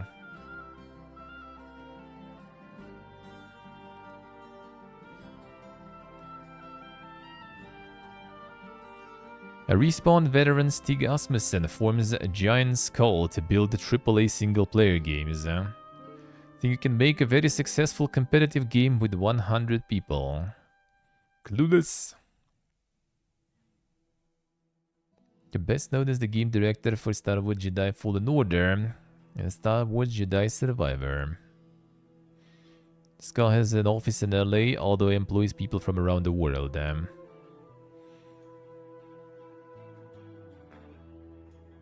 The leadership team also includes Star Wars Jedi Survivor alumni John Carr and Jeff Maggers, Fortnite veterans Patrick Murphy, Lauren McLemmer, and Brian Campbell, animation director. Meanwhile, Unbroken Studios' Anthony Scott takes the role of COO and CFO. The idea for Giant Skull started while he was at EA. He was committed to seeing Jedi Survivor through first. Says launching his own studio wasn't something he was looking to do, but when the opportunity came his way, he felt compelled to do it. I really enjoyed my time at the Respawn, and the Jedi team is incredible. EA was a very supportive company, but this opportunity presented itself, and there was this itch that as soon as I started thinking about it, I just couldn't shake. The early days of Respawn was really fun. We were like a garage band. That was one of my favorite times of my career. Building a team was so much fun. Ability to bring great people together, build a studio from the ground up. Defining what our pillars are and what our culture is, and that seemed incredibly exciting to me. I make single player games, that is what excites me, and I want to continue doing that. Damn son. Where's the Forte there? Yeah. The amazing PC version that is still apparently pretty amazing actually. Project is building as a gameplay-driven, story-immersed action-adventure games. Okay, first 3 God of War games he also worked on. Be somewhat foolish to try and make something that we are not experienced with or really good at. But also I've been grateful that I can work on types of games I like to play. Don't want to try and do something we're not comfortable with and we are single-player focused. That being said, it's early days and we are always looking for opportunities to engage players in different ways. So if there was something that could make the experience better and it's not going to pose a challenge to us in being able to execute, we are very open-minded about that. But I make single-player games, that is what excites me and I want to continue doing that. There it is. 4 cultural pillars are autonomy, momentum, curiosity and respect. Momentum and respect. That smells like some doctors right there. That are not about the respect though. We'll see, we'll see. There was another one from EA also, but wasn't saying those nice things though. About EA, I guess. A Naughty Dog, id Software and Activision alum form Empty Vessel.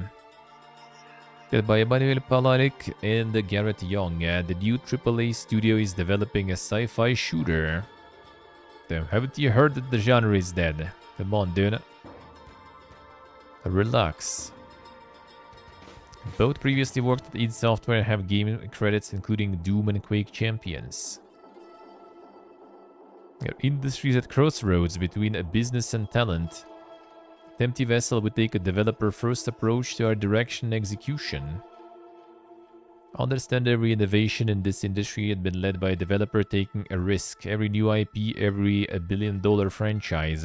Gaming's next massive hit can come from anywhere. True. We'll see, we'll see. Already got some investments. Yeah, it seems like a lot of like started.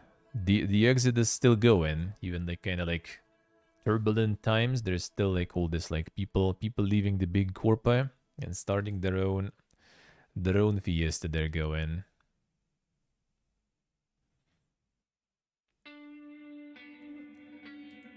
Everyone is trying to get their own companies now. No one likes the big corp anymore.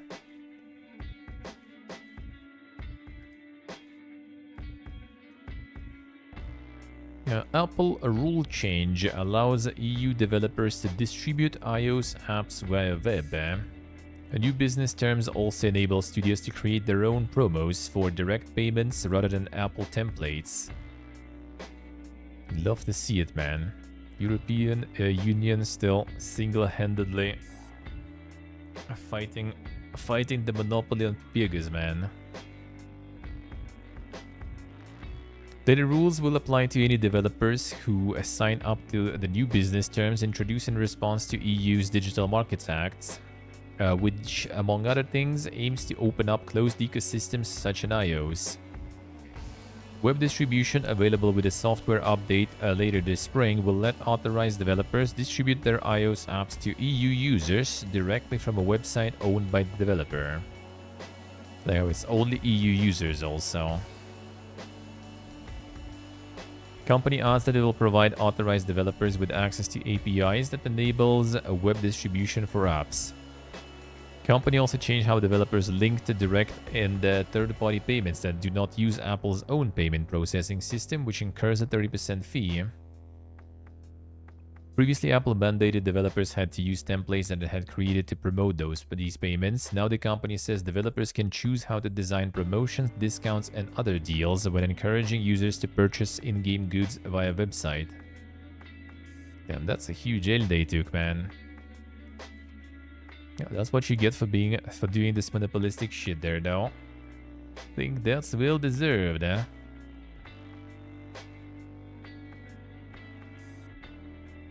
Persona 3 Reload is February's top-selling title at Japan monthly charts. The Atlas RPG is the first PlayStation 5 title in 8 months to take the top of the sales charts. Then they moved Nintendo even. PS5 with Persona 3 Reload, eh? Mario vs. Donkey Kong, Grand Blue Fantasy Relink, Super Mario Bros. Wonder, Persona 3 Reload on PS4 also, damn son. Which Hidden the Wanderer, Mystery Dungeon of Serpent Coil Island. I like their names, dude. Momotaro Dentetsu also. The Earth Spins with Hope. I like their naming always. It's like, oh, yo, bro, what you playing? Oh, I'm playing the Hidden the Wanderer, Mystery Dungeon of Serpent Coil Island. Ah, yes. Gonna go check what that is. Repeat slowly. I'm gonna, you know, write it down. Imagine paying for Elix too. I mean, true. Asia Pacific region made up 64% of mobile gaming revenue in 2023. New report says China alone generated 31% of total global consumer spending. Sector generated $124 billion. North America was the second largest contributor as it made up 18% of the market share. Like Asia Pacific 64, North America 18. Europe was third, commanding 12% of 2023's global mobile gaming revenue. China was the top spending country, accounting for 31% of global mobile revenue. The US was second, accounting for 17% of market share. 2023, China's draft regulation to curb in-game spending wiped $80 billion in market value from Tencent and NetEase. Regulations around in-app purchases, data privacy, child safety, antitrust, artificial intelligence, and App Store commissions will continue to impact all mobile gaming companies. We'll see, we'll see. There was also like, I don't remember, there was maybe part of this report also. Somewhere else I saw was like, I think in Thailand or something, they just like spend like the biggest percentage, you know, of their income on gaming actually, or like mobile games.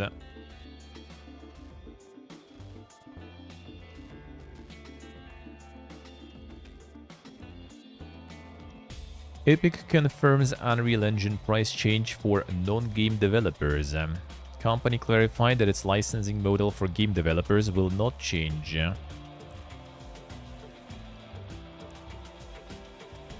Epic will introduce new seat-based subscription for industries outside game development. The annual cost of this subscription is $1,850 per user, providing access to Epic's Unreal Engine, a real-time visualization tool, a Twinmotion, and photogrammetry software reality capture. These products will still be available to purchase individually, but the annual prices for both subscriptions have changed. Twinmotion will be priced $445 per year. A reality capture seat-based subscription service will be $1,250 per user annually. Epic confirmed it will not be changing its licensing model for game developers, who will continue to pay a 5% royalty fee once a game reaches over $1 million in revenue. Unreal Engine, Twinmotion, and Reality Capture will continue to be free to use for students, educators, hobbyists, in addition to developers who earn less than $1 million in revenue. That seems alright. The goal is to keep our tools free for as many people as possible, especially folks who are just starting out. Changes designed to make long-term Unreal Engine development sustainable so that we can continue to provide the very best, most advanced creator tools to all industries, big companies, small studios, individuals, and everyone in between. Totally sounds better than what Unity planned to do, at least. The pulls with the price of that OLED monitor. I mean, considering the price of microtransactions nowadays, probably not that many. Like $900? What would that be? Like 15 horses in Diablo or something? I mean, that's a lot of horses though. But still. That ain't in thousands or something. 2024 game spending down 2% is Circana analyst's most optimistic outlook. Matt Piscatella talks about unprecedented uncertainty in the year ahead and why we'll need more overachievers like Helldivers 2 and Palworld. Most optimistic outlook is down about 2%. So if you start looking a little bit on the more pessimistic side, you're looking down about 10%. Things really go sideways, you're looking at a little bit more. So much uncertainty when you look at the sales data or look at the project this year. Uncertainty around the hardware, uncertainty about the content. Who the hell is making the games? Two biggest games of the year to date, Helldivers 2 and Palworld, didn't quite come out of nowhere, but they were neighbors to nowhere. Divers 2 and Palworld have done a lot of heavy lifting early in the year, but we are up against a comp last year with Hogwarts Legacy, which was a massive hit, Piscatella says. So we need another game on top of Helldivers and Palworld to try to compete with what Hogwarts was doing last year. And it's still doing a year later.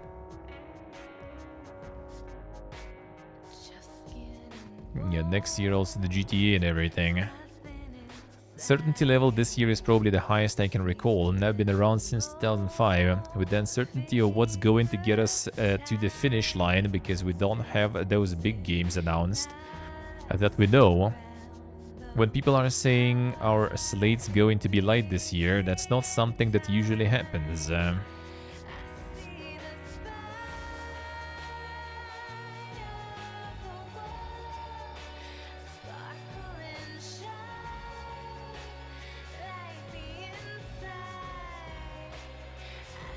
True, Steve, true. Well, I mean, they in general just look on the total number, I guess, right? And like realistically, it's gonna be some like big releases pulling those numbers, I guess.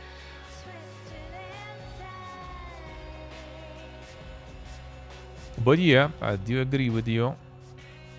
I do agree with you on that one.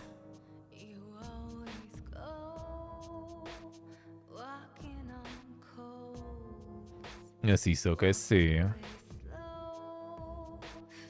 The third mask is like silently staring at you somewhere there.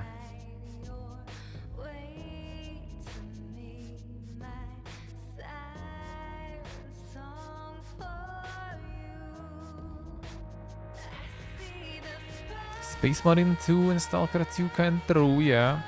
Well, that implies that they're gonna be out though this year. We'll see about that.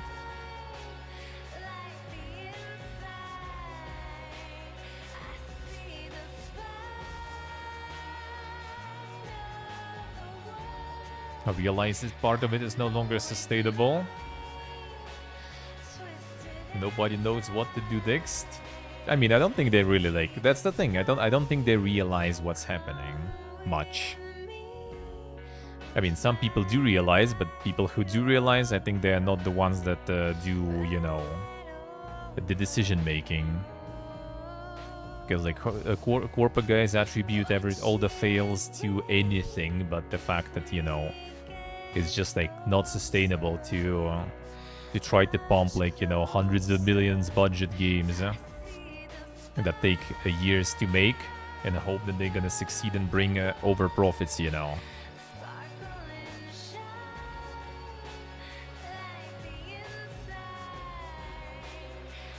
See, Portable, I see. Do it, do it.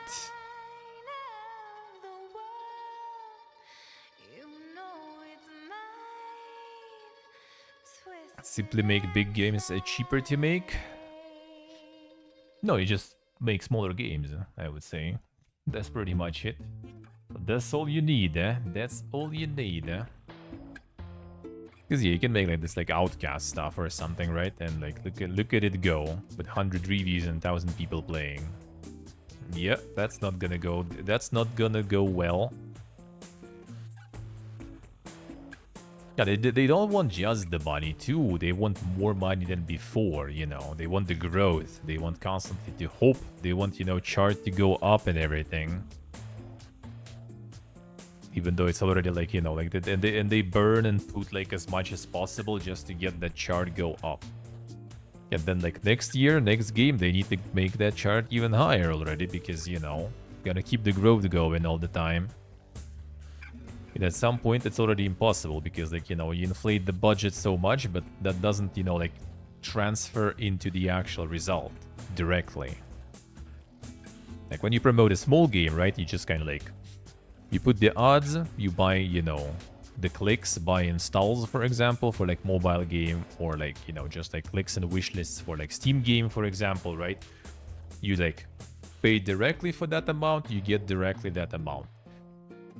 Nowadays, it's already like on, you know, all those methods and stuff, they already exhausted. Like, you can throw like 100 more million on it, but you're not gonna get more clicks or something, because it's already like, you know, you got everything covered. You got fucking Kriparian to play Apex Legends, you know, like that is already out. That is already out of the target audience and stuff. You're already like farming what's not supposed to be farmed.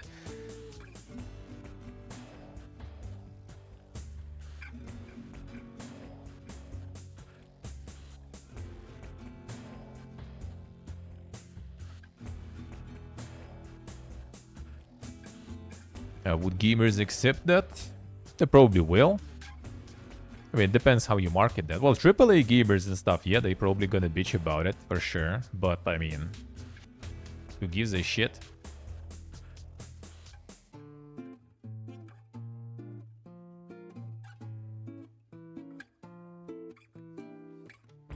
Fuck 'em, yeah, exactly.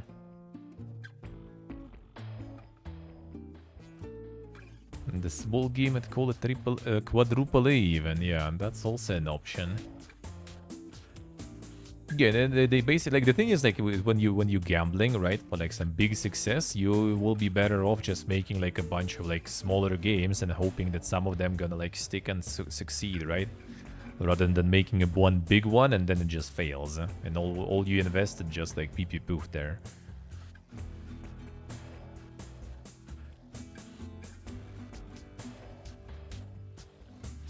No, 4 years already is nothing. Like, if something is developed in 4 years, that's like record. That was what Jedi Survivors was bragging about, that they made all that in like 3.5 years or something. That they are so fast. Well, yeah. You could see on the PC version how fast they were, really. It's like 7 years at this point already. I think it was basically like Schreier, I think, said that like 7 years is like pretty much nowadays the cycle of making, you know, like a AAA game. Like, pretty much, like, console generation. Like, God of War, for example, is, like, impressive in that sense, because we already... Actually, no, wait a second. Yeah, first God of War was on PS4. So, yeah, technically not even that.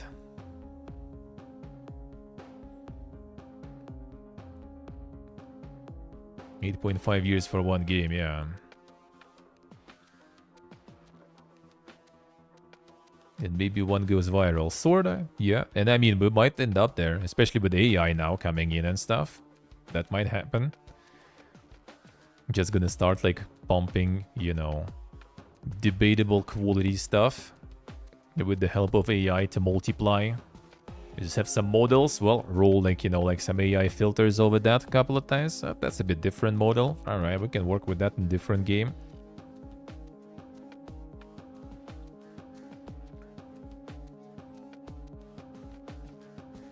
It's a crazy big investment indeed. Yeah, and if anything, I feel like that's actually like, for us in the end, that's gonna be a good, I think, because that means that indie games probably gonna get even better moments to shine, even better, and more opportunities for them also to shine and to go in when the development cycles increase. The only kind of like, well, problem, I wouldn't exactly say problem, but like complicating factor, I guess, for the industry is like all the live service stuff. Because like it's eating time, dude. It's time consuming. Like all the time, all those live services and everything is like why, you know, well, most of those fail, but those that stick is already aplenty. So that kind of creates the situation when, well, first of all, it's going to be obviously more dangerous for AAA games themselves because, like, alright, like, new, like, Fallout or something is out. Like, bruh, there's, like, I already own Fallout 76 and it gets, like, content pumped regularly and stuff. And, like, why would they play your shit? I already have this one. I already paid for it. It's already free for me. Or games that are literally free. Like, why would I buy it? Like, something when I have this already for free with years of content, and when I need to buy your stuff for like $80. Nope. Kind of like bad example, but like Skull and Bones with like Sea of Thieves. There's different concepts of games, of course, but like, yeah, one is like new and costs a shitload, and another one is already out for a while and costs like already like nothing on sales.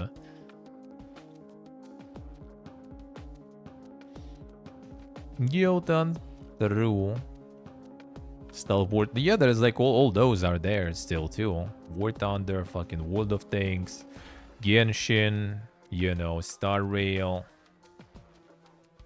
Yeah, 76 wasn't like the craziest example, sure. They like, well, I mean, if you like consider, you know, alright, buy like new kind of Fallout game. Like we're talking not, you know, like sort of like exquisite gamer, right? Who just like, all right, I want to like, I like Fallout, I want to see the story and stuff, so I'm gonna play it. We talk about like some random, you know, like dude who just like wants to play something and they look like, I don't know, like Fallout 4.5 or something, some spin-off from Bethesda, for example, on kind of the same engine sorta, and they look at Fallout 76 that costs like a couple of dollars and you know, has all those years of content that they haven't played. I mean, and they can play with their friend there too and stuff, you know. That's also like part of the live service games that a lot of people like overlook, I guess, but it's also important because a lot of them are multiplayer and they are co-opable, so a lot of people just play that together too. Last epic with 6 years, I see. So that's like the problem with the time, literally the time. Like the live services fail a lot, but those that are stick around, that's basically like another huge chunk of potential player base, just kind of, you know, gone for someone. Sorta. On one hand, it's also kind of good though, because nowadays you want to play something and you kind of broke, or, you know, just in general, like, don't want to spend money on games and stuff, for example, there is a shitload of free stuff for you to play.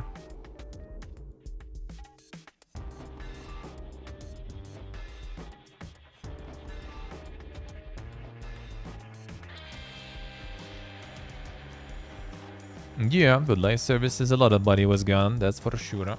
That's for sure. And yeah, like we're talking like, you know, like the average like Fortnite gamer sorta that will be still playing Fortnite, right? And they want they grow up and they want like something a little like different. They're gonna go like Warzone or some stuff.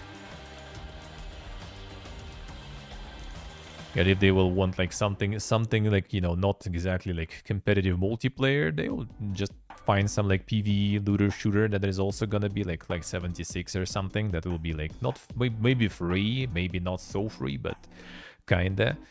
There's also Zenless Zone Zero coming, right? So like Genshin devs, for example, they have this like action RPG sort of like thingy covered. They have like the turn-based RPG covered. Now they're gonna get this also kind of like this like slasher whatever thingy.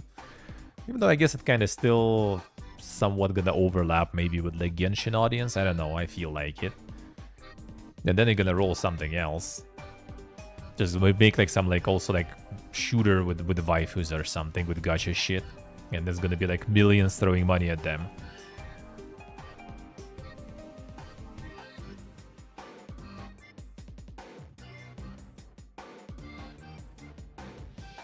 Live service is basically no budget MMO. Sorta, yeah. I would say MMO is not the riskiest even genre. MMO is like impossible without a good budget and stuff. And that's also kind of like what live service will sort of become. Because like, for example, like new MMO right now, you compete with like World of Warcraft that has like 20 years of content behind already, you know.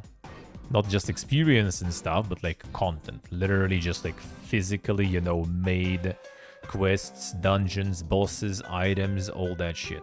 Even though, like, to be honest, a lot of MMOs kind of shooting themselves in their leg, as in like a lot of old content becomes completely obsolete and useless. But still, even then, there's still a lot of shit to compete with. You just physically can't pull that, in my opinion. I mean, there are some examples, like Raven Dawn, for example, positively really surprised me. Like, it's really, but because it's also going in the niche genre, and they are not trying to get another World of Warcraft killer or something. They just do their own niche kind of genre, and it's done well. It's solid. Still might potentially, not potentially, still does seem like an end game and stuff. It kind of lacks the content for people who got there. So it does. It's not without issues either. But at least they managed somehow.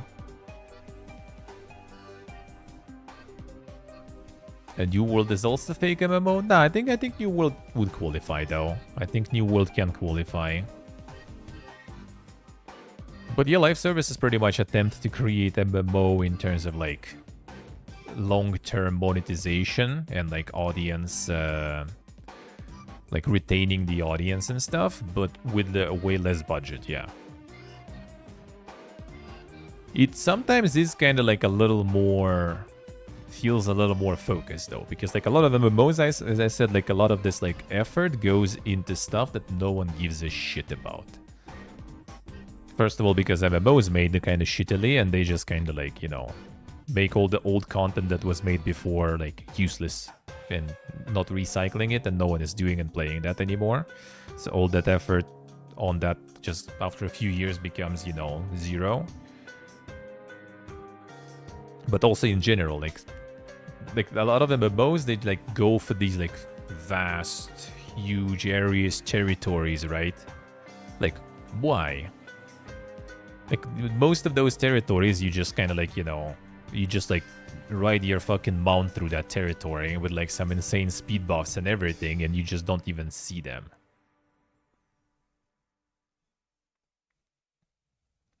Like when you pay attention, you can see like, oh, there's some detail here, oh, there's like some altar here and stuff, but there's like the dead body with something nearby. It kind of like, you know, environmental, you know, like storytelling there a little bit. No one gives a fuck in MMO, dude. So it's like either you kind of need to like just like focus the MMO towards the things that people care about, or just make, you know, like people care about things that are out there, which is a lot harder though. And like live services are basically kind of like those like focused MMOs. Like you don't have those like huge crazy territories to walk around and everything, right? Don't have like those like hundreds, thousands of quests and stuff, but you do have like, you know, like a raiding, for example, like one after another after another. And New World being fake for hours. New World is different. New World wasn't exactly live service. New World was supposed to become one of those like Rust Arc games. That was initial goal. It was supposed to be full PvP, hardcore survival game. Say like a server with some amount of people. It all focused on PvP, building, you know, the settlement, defending the settlement, you know, that kind of stuff. And then they kind of already like went towards more of an MMO approach. Like, if anything, I feel New World is actually like not live service whatsoever. Because like they only recently, I think, started all those like seasons and stuff, right? Like already past last time we were playing.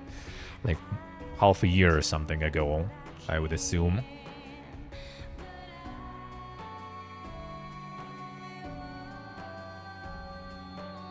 To push the MMO label to get free clicks. No, I do think that New World is actually kind of like decent as an MMO. It is kind of like this like hybrid MMO sort of. It's kind of like close to, yeah, like something like RuneScape and stuff. And those games just like in different perspective and like 3D and stuff. As in like, it's really like resource and crafting focused and stuff.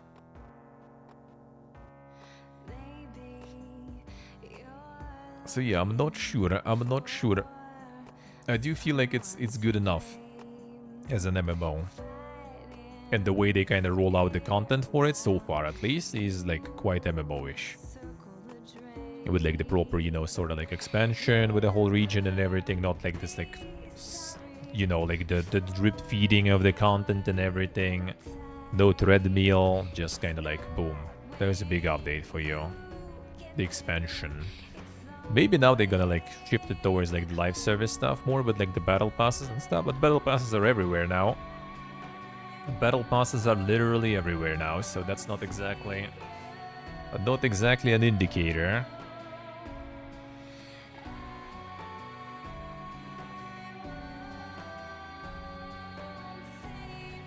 Can remember with the single player race and stuff? I mean, to be honest, there was plenty of MMOs, even the really old ones, that kind of have that. Like Ragnarok Online, for example. There you go. Classes are different, yeah. But like they got the different way to approach the classes, which actually for MMOs is kind of like, well, maybe not like common, but people going on that trend. And I actually like that trend, because that trend allows you basically to like, instead of making a shitload of different characters to play different classes, it allows you to go through all these like, you know, story quests, reputation grind and stuff only once for one character. And then you just like switch the weapons, you level the weapons still anyway. But you switch the weapons and you kind of, one character has a whole bunch of different classes. That actually, in my opinion, is like the way to kind of respect the player's time, in my opinion.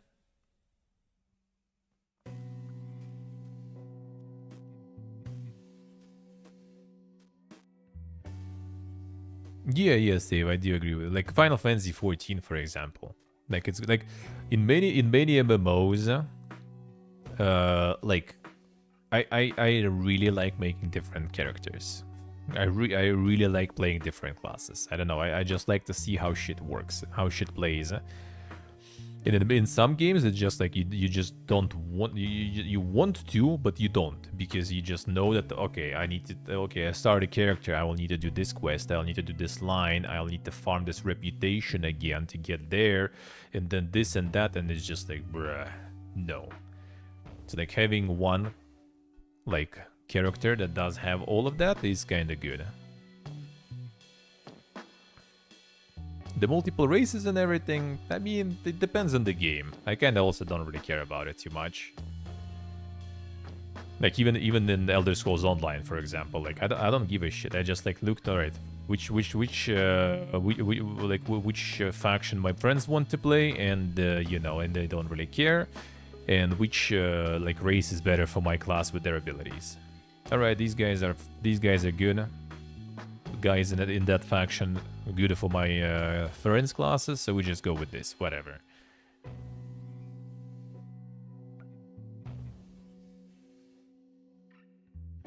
Has zero vibe of an MMO in it. Well, I mean, that's in general the modern MMOs though. A lot of modern MMOs don't really have that vibe. It's like the MMOs changed, but also we changed. So like the same vibe is not really even achievable, I would say.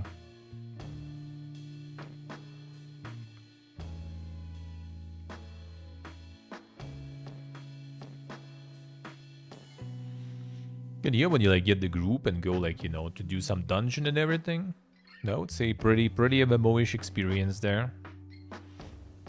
And that was the main content after all. Everything else is just like leading there.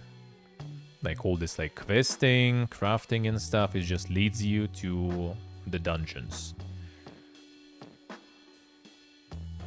Not to mention, actually, one of the things I kinda really liked about New World that is very MMO-ish is the chest runs.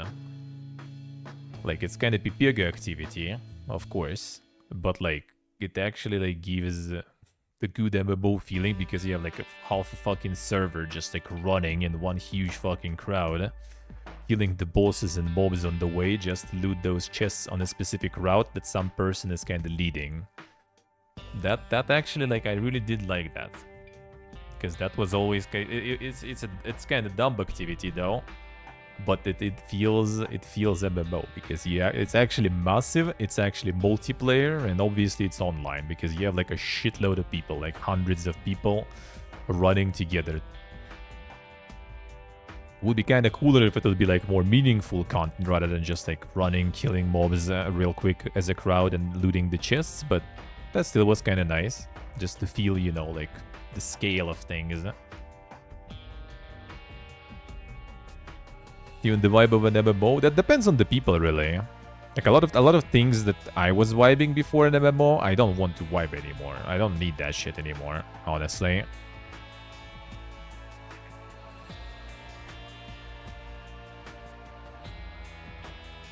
Guild Wars 2 MMO Lite? I mean, I think it's MMO. It's just that MMOs in general kind of became a light in that sense. And part of the reason is like people are removing a lot of these like social things from an MMO, which a lot of people kind of mold about, right? But I feel it's the same discussion as like the hardcore, you know, survival, hardcore PvP enjoyers. They are really loud, but they are in minority always.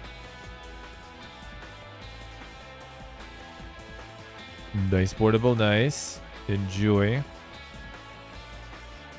Like, it's a really vocal minority of people. Because, like, social stuff is something we remember probably from back in the day. And, like, yeah, was part of the guild, was a guild master at some point, you know, we had guild meetings in town back then, like, meeting together, drinking and stuff. Met a girlfriend there back in the day. We were using landline to sit and play together Ragnarok Online. And Ragnarok Online, you really needed the group play. In some, well, not depends on your class, really. But quite often you did need the group to play, actually. Especially effectively, for example, because, like, priest, probably at least, would be kind of nice. It's still kind of the same way. Like last time we played Ragnarok Online on stream already, even with all the changes, we still needed the group there for the best, most effective leveling in Magma. Then you have some Bard with like Bragi, you have Sage with the mana refill. Not Sage, a Professor already. You have like Knights who just run around killing shit and bringing mobs into the AoEs and stuff, you know, this kind of stuff. But the thing is, yeah, like I like that back then, but nowadays I don't want that shit. Like, I don't want the guild drama. I don't really need any like real life meetups. I don't want to like landline or in general call with anyone. I just want to be like kind of like, you know, just log in the game, play the game the way I kind of want to, with people maybe, but like with the, you know, just like matchmaking preferably, I guess. Yeah, you just go in. Yes, okay, yeah, I do agree with you.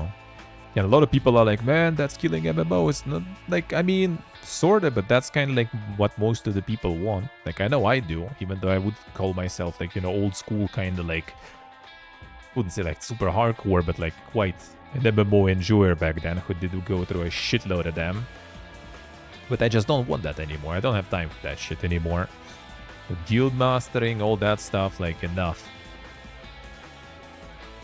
That's why like MMOs also, I just pretty much like, if I play it on, if it's MMO like built around like raids, group content, then I play it on stream while we still have people playing together, right? I play it. As soon as the group is gone, like you need to get randoms, I just quit because I don't want to.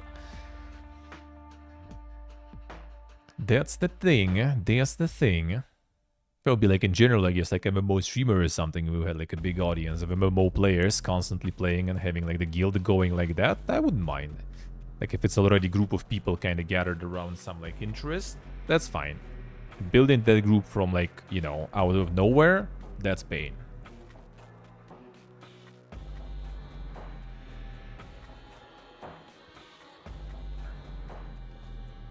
Yeah, that too, Steve, yeah. It's kind of like searching for a job, but searching for a raid spot. You just like install the game and graduated the max level? Well, shit, dude, huh? You already need to have 3 years of experience. Sorry.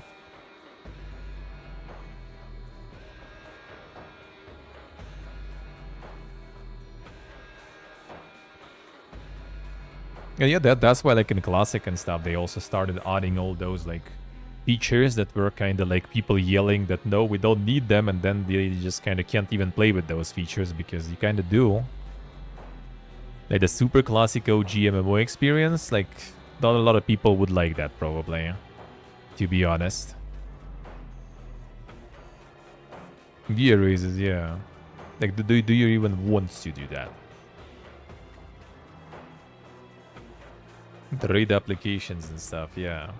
And then you go, and it also like no one wants you to kind of explore and learn and stuff, right? No one wants to explain you anything. Everyone wants you to like first, before like getting to content, you need to already research the content, you know, from beginning to the end completely. Know every strat, every tactic, get the plugins that gonna notify you about that stuff and everything too.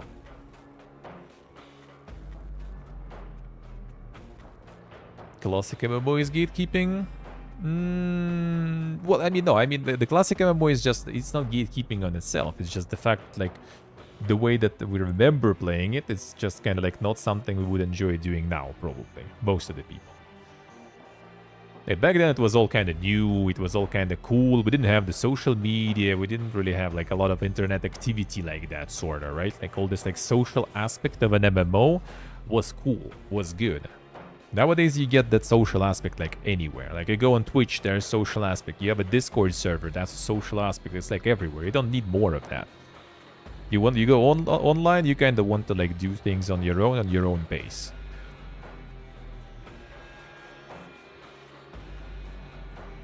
Let's see, Sok, I see. Now, with the random dungeons, I was just kind of like winging it, and it actually worked fine. In Final Fantasy XIV, actually, it worked okay.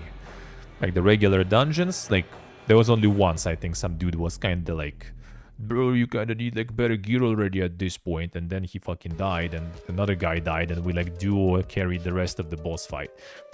So like it was only once basically. Most of the time, no one cares. Huh? If you like don't understand something, they will like, well, dude, you just need to like cleanse this debuff like in those places, for example, or like eat the fruit when you have like two or three stacks. And like, okay, got it, nice.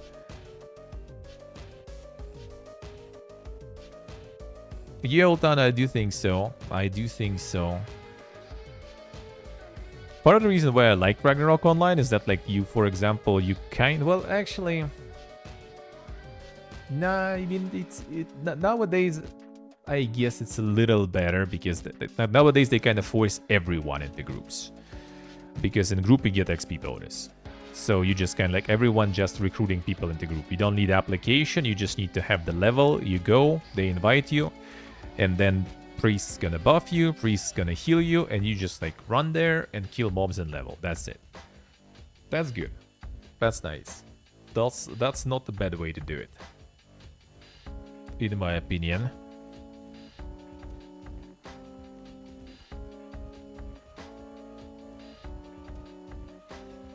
Get proof of clears registered outside of game to join public party. Oh, like also like some sort of like plugin website, whatever thingy for the progression and everything. Yeah, that's why I like playing basically with chat. Like a New World was amazing. Sadly, we didn't do all the dungeons because already people started quitting slowly, but like we did some content and that was good. And it was pretty much like mostly, you know, on our own.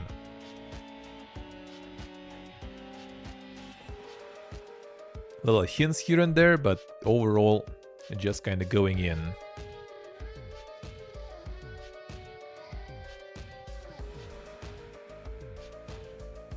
That's serious, as I say.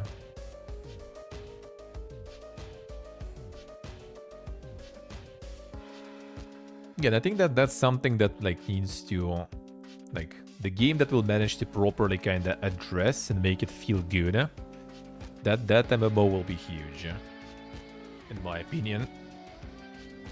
And the one that will kind of somehow manage to get like both, you know, social and like social experience fitting for everyone who wants the social experience and who don't, and content for everyone who wants that like insane socializing and don't.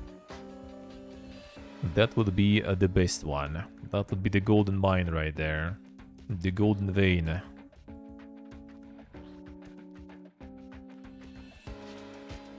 Yeah, serious, I see. Can fake it. Damn, dude. What a time to be alive, eh? So yeah, would be nice to have some sort of like a hybrid MMO that way.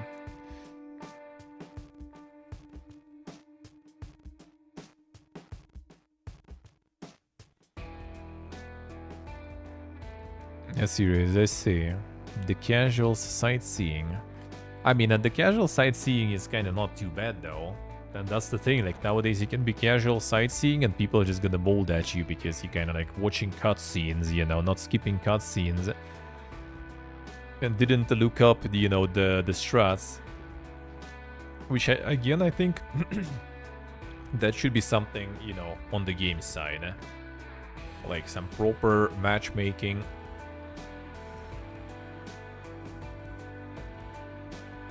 Proper like categories of content and everything.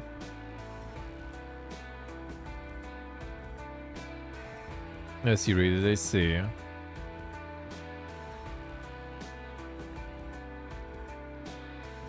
And that's also, in my opinion, part of the reason why a lot of MMOs now kind of decreasing like the group sizes and everything. So like dungeons already, you know, like 4 people, for example. That I think also is the case because like it is just hard to get like that many people on the same page. It's hard to gather that many people, right? And when you want to gather people who are not random, that's even harder.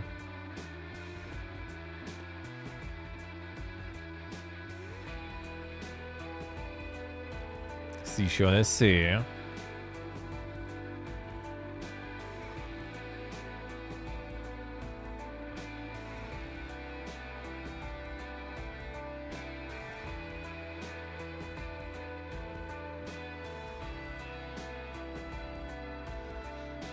But like full solo stuff is also kind of sad though. Like when all the content is like soloable, that's too sad too.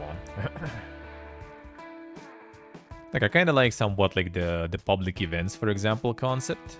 Like Warhammer Online did that, like Fallout 76 did that, fucking Skull and Bones did that. When you can just like go in and join. Do it solo, do it with someone. Whoever joins, you know. That kind of stuff is nice. It's like more kind of like open world content where people just kind of like, you know, pop in and out pretty much. Why not? That's nice. That's always nice. Now I'll get back off the tangent. Twitch viewership dips by 8% in February. Throughout the month, Helldivers 2 pulled in 19 million watched hours. Damn, and GTA is still pumping there. The GTA 5, League of Legends, Valorant, Fortnite, CSGO, Dota 2, Call of Duty, Apex, Minecraft. Yeah, the Helldivers is not even 14th it was basically. 14th, man. It's also kind of interesting. Like the top of the Twitch like for years is pretty much the same. That is always curious to me too. Like everyone's still farming the same stuff. Just some changes here and there, like, you know, like, yeah, Valorant was audited back in the day. Like, GTA got back in the spotlight with, like, the role-playing and stuff. But still, more or less, the top 10 is kind of always the same.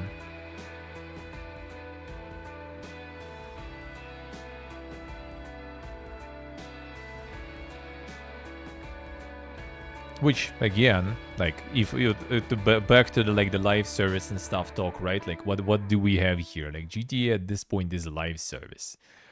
League of Legends, free-to-play live service. Valorant, free-to-play live service. Fortnite, free-to-play live service. CSGO at this point also, I think, free, right, already?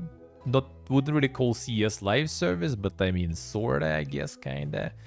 I mean, it's live, they just don't service you, you know. At Dota 2, same as CS, pretty much.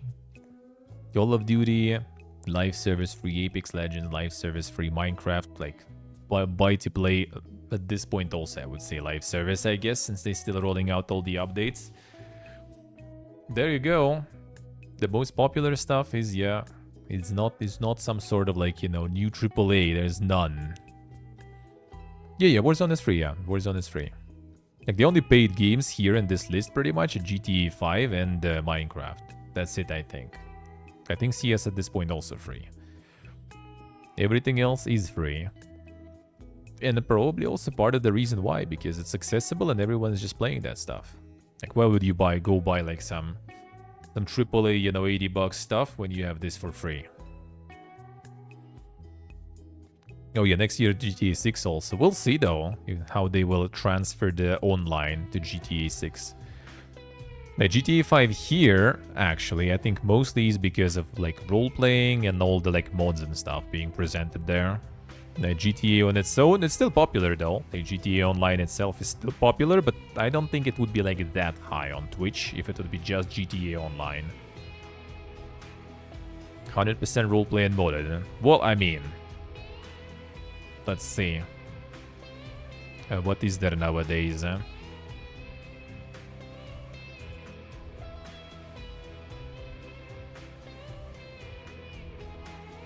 Here it is. No, I see like some Japanese role-playing, I guess. Thai role-playing, I assume also. Well, no pixel, that role-playing for sure.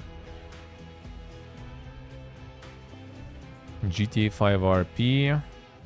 No pixel. Teen So Cool also, I think, is a no pixel. No pixel. Yeah, basically, yeah. Everyone's role-playing, dude, huh?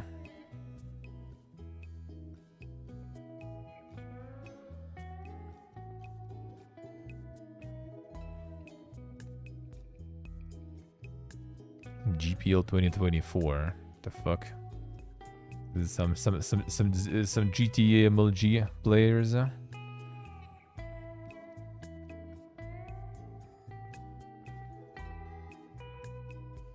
Oh, that's a lot of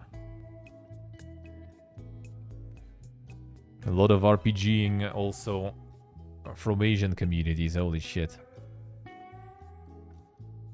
So yeah, that's pretty much what GTA is on Twitch now. So GTA 6, not necessarily. I mean, it's gonna explode on release, absolutely.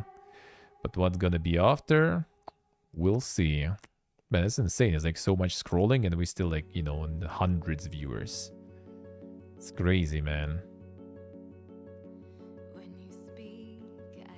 Yeah, it's still pretty much all RPing though. I wonder how many like people even on those RP servers there they have. I feel like the whole population of the server is streaming, I guess, or something.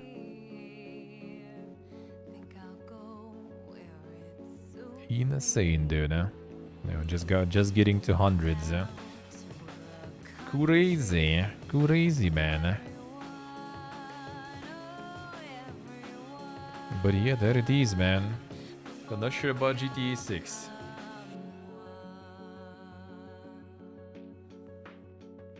Not gonna live up the hype? I think it will. I think it's gonna be like Red Dead Redemption 2 situation when it was like really good. It will sell well, everything will be good, but online, not sure if it's gonna catch up then. Doing GTA RP, yeah, I'm totally very much of a role player there. For sure. And with my emotional range of a stone. If only I would roleplay myself or something, I guess. That's the only way I would say. So yeah, that's back to the situation that, yeah, most popular stuff is still live servers and free-to-play shit. And that's something you kind of compete with. Even compete in terms of marketing, right? Like going and trying to get eyes on your game to get like on Twitch and stuff, you will need to like get through a whole bunch of shit. You'll need to deal with all these guys on your way to get somewhere. Which, I mean, is kind of doable though, because all the ecosystem on Twitch is built around the huge streamers mostly. So still sponsoring like 5 or something, you probably will be getting quite close to the top.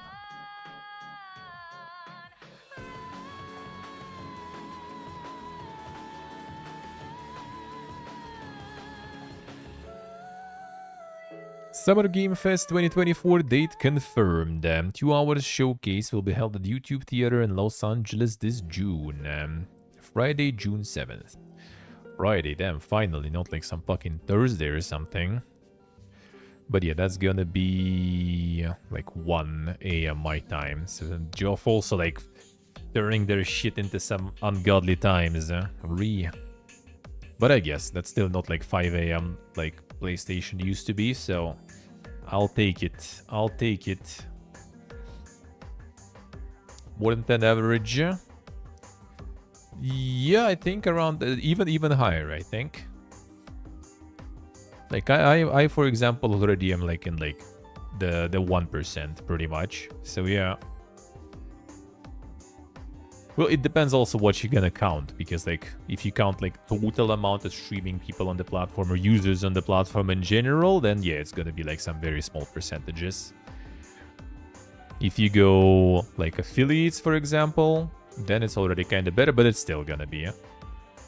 Like, I don't remember. I think I have one of the articles there. Yeah, I do have one. We'll get to that one. That has some numbers there.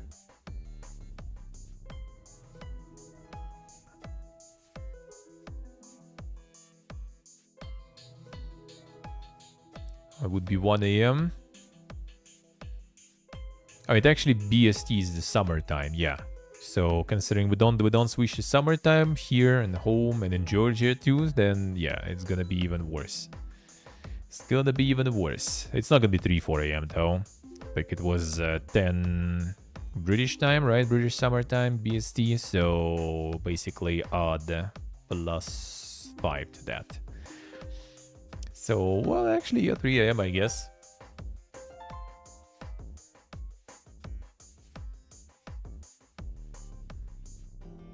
See, should I say? Yeah, if you just do it for funsies and stuff, then kind of no point, really.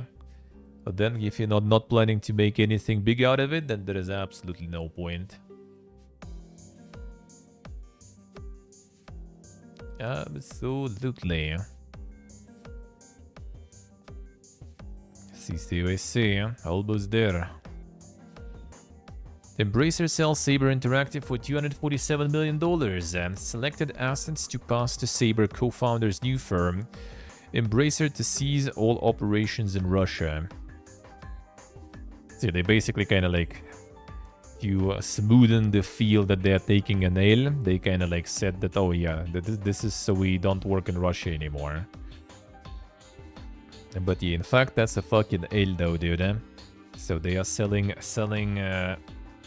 Saber, and they are selling like 4A games and stuff. They're not selling Metro though, I think. I think the franchise stays. But yeah, they selling 4A games and a bunch of other stuff. So I'm not sure if it's that bogus they try to make it look. Found a win-win solution for Embracer and the parts of Saber that now will leave us. Transaction puts both companies in a stronger position to thrive going forward. Part of the company's efforts to reorganize for a changed industry and geopolitical changes, we jointly felt it was the right decision for both Embracer and the core of Saber to part ways. Yes, it's because they're Russian, not because you are $1 billion in debt, dude. This divestment leaves both parties in much better positions to grow our respective businesses. We'll continue to remain a large long-term shareholder of Embracer and will remain partners in several ongoing and future projects. I wouldn't be surprised if they still have some of the companies that are still kind of physically in Russia, though. Because there is a lot of teams like that. It might be, you know, de jure, they might be already somewhere in Cyprus, but de facto, they are still back there.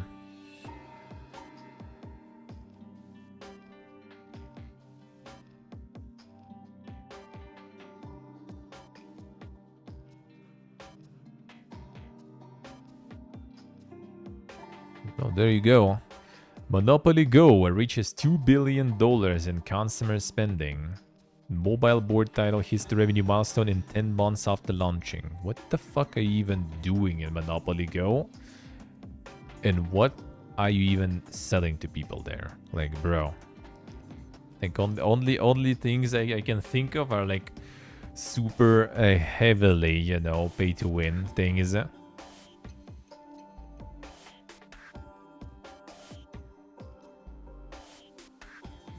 Oh, there you go. And Sultan probably gonna like this one. Buying streets with, yeah, or like the upgrades for streets or something. I have no idea. Discoverability is a problem that will never be solved. Even as digital platforms battle low-quality drag, the bigger problem remains intractable. Too many products and not enough consumer attention to go around. Dune Imperium? Oh, yes, the board game. The board game, digitalized board game. Yeah, it's not my popular though, so it either was some other time or it actually has some... Oh yeah, maybe actually because sales started. Or maybe it's actually kind of shit reviews. That's actually quite the okay price. Yeah, damn, that's actually kind of not too bad. That costs like probably like 8 times cheaper than I actually could get that tabletop back then, I think. Like I was kind of considering. Good thing I didn't, because all the tabletops I had, they back home obviously. Can't really take that with you here. There's already too much shit to carry anyway. This quite nice. This quite nice. Holy shit, that's gonna be like some 5-head galore though. The 5-head galore there. Solo play and online play even. Insane. Maybe when it's on 80% sale one day, who knows? Would be interesting. Or for free on Epic. They do it sometimes with some tabletop adaptations. No, where's Zoltan? Favorite topic, dude. See the deck building tag there, yeah. A movie with the pictures. Too many products, not enough consumer attention to go around. Alright, let's see. 20 years since Steam evolved from being an automatic patching system for Valve's games into being a digital storefront for third parties, heralding the true arrival of the digital distribution era that had been forecast for years prior. We're now all living in the future that Steam ushered in, for better or worse. Digital distribution is now essentially default for games on all platforms, the only way to get games on smartphones and tablets. Some PC and console titles never get physical releases at all. There are even digital-only editions of consoles in this generation, flagging potential future in which physical media will be dropped from game hardware entirely. This future is still on the horizon. There was immense optimism around its possibilities, especially about the extent to which it would democratize the game's business, eroding the authority of publishing gatekeepers and opening up market access to a much wider range of creators. True. Fair to say that while the manner in which this had been achieved is deeply imperfect, digital distribution has more or less lived up to that goal, and compared to the time before its introduction, when the very concept of an indie game seemed rather wild, we now have a vastly more open markets and accessible platforms, leading to a much wider variety of games from a far more diverse set of creators than would have been possible before. One big problem, however, emerged in the early years of digital distribution and has never been satisfactorily solved, not by any of the myriad platform holders on any of the devices in which digital games now hold sway. That issue is essentially the problem of too much success. Too many games competing for consumers' attention, and this creates an enormous challenge for discoverability. How to deal with this? How to present consumers with the games that will interest them the most while keeping the playing ground fair and open for developers releasing games on these platforms? Is a thorny, multifaceted challenge that has been worked on for literally decades, with everything from better UI design through to smart learning algorithms being applied to try to improve things. We are still, however, impossibly far from any kind of perfect solution, which may be simply because no such solution is possible. This week brought a fresh reminder of how tricky the problems around discoverability can be, even on platforms that have worked very hard on this issue. Oh, I got this stuff in. Sure, a while ago, Electronic Arts released a batch of its classic PC games, titles like Command & Conquer, Dungeon Keeper, and SimCity, on Steam, much to the delight of fans of these retro titles, who promptly bought them in large numbers, driving them en masse up into the higher echelons of Steam's charts. So far so good, except that in the process, a number of indie developers recently released games were pushed down those charts, effectively knocking them out of one of Steam's main discovery systems. That would suck even if the charts were a simple objective count of sales, but these lists are designed to aid discoverability rather than recording a sales count. They list new and trending games, and giving new releases a boost by putting them on users' home pages is part of the reason for such a list to exist. My opinion here is when you release something, you need, like, what would be nice, right? To have the release date as in the date it was listed on Steam, and release date as in when game was like first available. Because I think that would help like many things, many cases. And that would kind of solve it, because why would be Red Alert 2 in new and trending, for example? It ain't new, it just got added there. Remove it, like make a different list for it, right? Like if it's successfully selling, sure, like top sellers and stuff, no problems. And I would also say something wild, but I would also do it with remasters. Like, it's new, sure, but the original release date should be the release date of original game. That would be kind of wild, but yeah, that would solve the issue of Like actually new games being released and being pushed out by like some big boys basically doing some remasters or like dropping some of their back catalog. Kinda little, maybe too much, especially with remasters, but I mean, I'm not a huge fan of the remaster meta, outside of like very like few examples when something, you know, that actually needs one to be able to be playable and everything, to be obtainable even and stuff, that I can kinda accept, but still,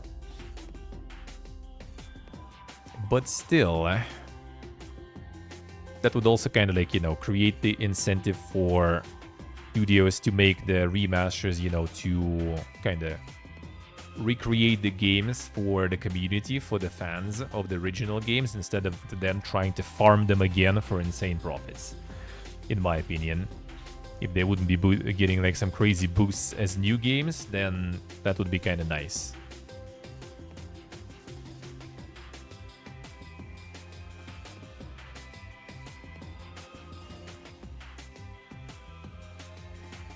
New on Steam, that's all that matters. Yeah, and I think that should be fixed, in my opinion.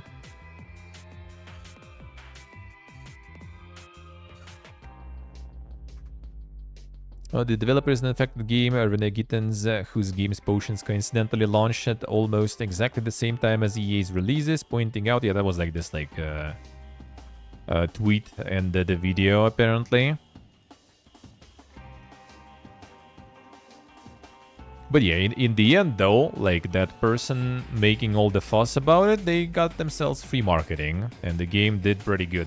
Maybe it was like it would do good and without EA anyway, but I think it sure got way more spotlight because of that.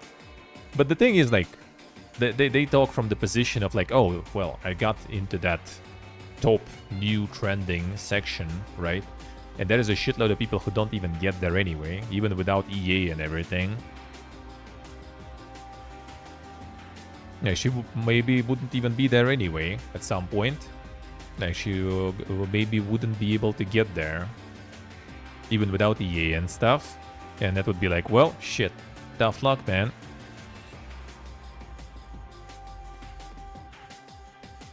Surprise PD parties work, yeah.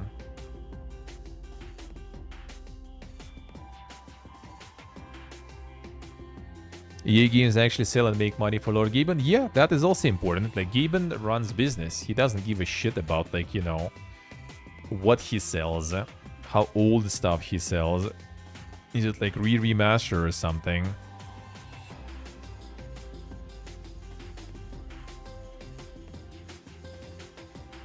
See, shall I say?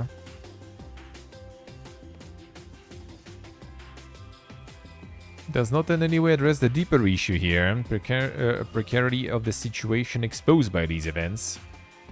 A game shouldn't be coming on the market relying almost entirely on discovery tools that could bury them in an instant based on an entirely unpredictable business decision from a third party. I mean, kinda true, but we don't live in the perfect world, so what's the solution for that? Marketing budget. You pay for the ads, then no one's gonna push you because, you know, you paid for it. So there is a solution for that. It's just not the solution that a lot of people want to use, but it exists.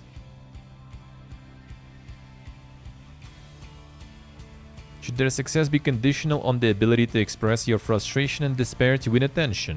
True. Great that Gitten's lament has probably snatched victory from the jaws of defeat here. It's not good at all that she had to do so in the first place. Even if you did somehow cut out all the dross, there's simply a ton of stuff being created and released, and there are so many creators out there seeking an audience and only so many audiences to address.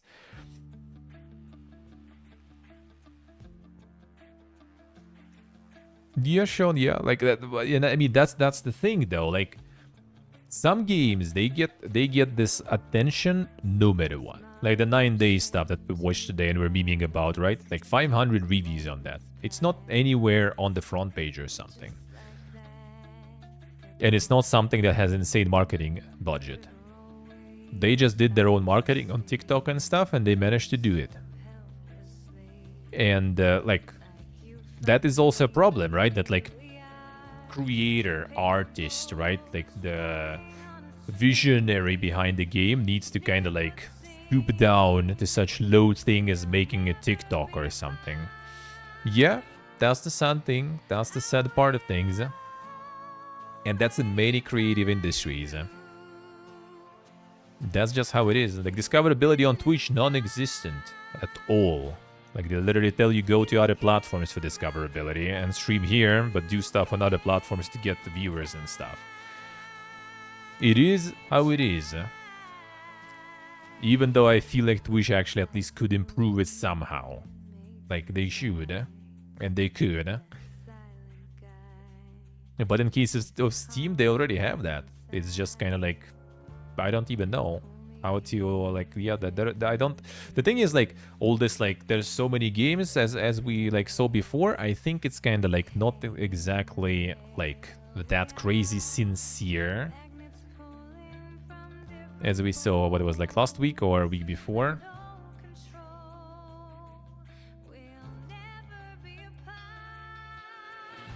Like, 4 games today. Like, this is more, but, like, out of all these games, like, Annoy This Guy. Gay Sex Adventures Episode 6. Like, some of it you can probably kind of, you know, cut out of the algorithm, I guess, a little. Quite safely, I would say. Bingle Bingle with only 60 people, that's kind of sad. That was actually kind of nice, but I do feel people will kind of get, like, intimidated by it a bit. Interested in episode 6, yeah. Okay, it was episode 5 kind of, like, you know, closed the gestalt already. I didn't really feel like it requires sequel.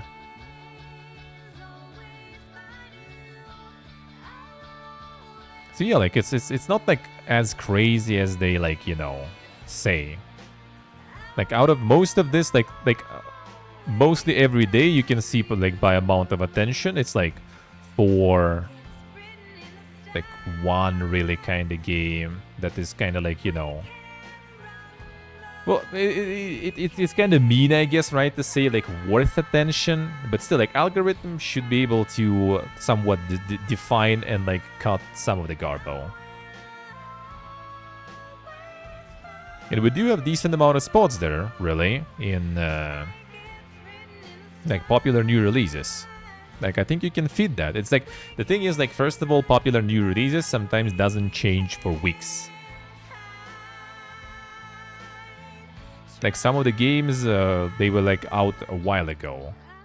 Like, 6th of March is at least kind of, like, 2 weeks range, right? But, like, sometimes some weeks and stuff, like, the picture here is not changing. Like, I mean, this Command & Conquer stuff already here is also, like... Well, actually, no, I guess it was this week. This one is kind of still alright, but still, it's, like, it's a lot of, like, things that can get stuck here for a while. Like, they just kind of, like, sit there for weeks, the same games, Not to mention there is also, like, all the free-to-play stuff that is kind of cheating the system a little bit, because for free-to-play it's kind of easier to get on the new and trending because it's free, right? So, like, if anything, I feel like there should be some sort of, like, revamp a little. Like, algorithms should refresh these more often. Maybe, like, rotate them, like, once in a while. Like, you have, like, Dragon's Dogma 2 here. It's character creator also, like...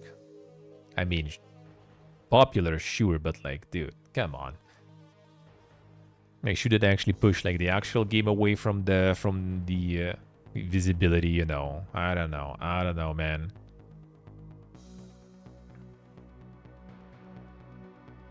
The For You section using mystery algorithm, I see. I mean, kind of depends. Sometimes it's alright. Like, what do I have here?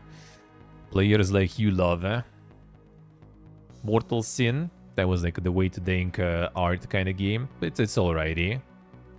Islands of Caliph. Really good stuff, I agree. Flash Artifacts of Chaos. I mean, kind of alright. Not exactly something I would just hop in instantly. Svarog's Dream was this kind of, like, RPG-ish thingy. Yeah, that was kind of okay. That's the only one I kind of don't really know. Sci-fi horror turn-based roguelike. Yeah, that actually kind of looks cool though.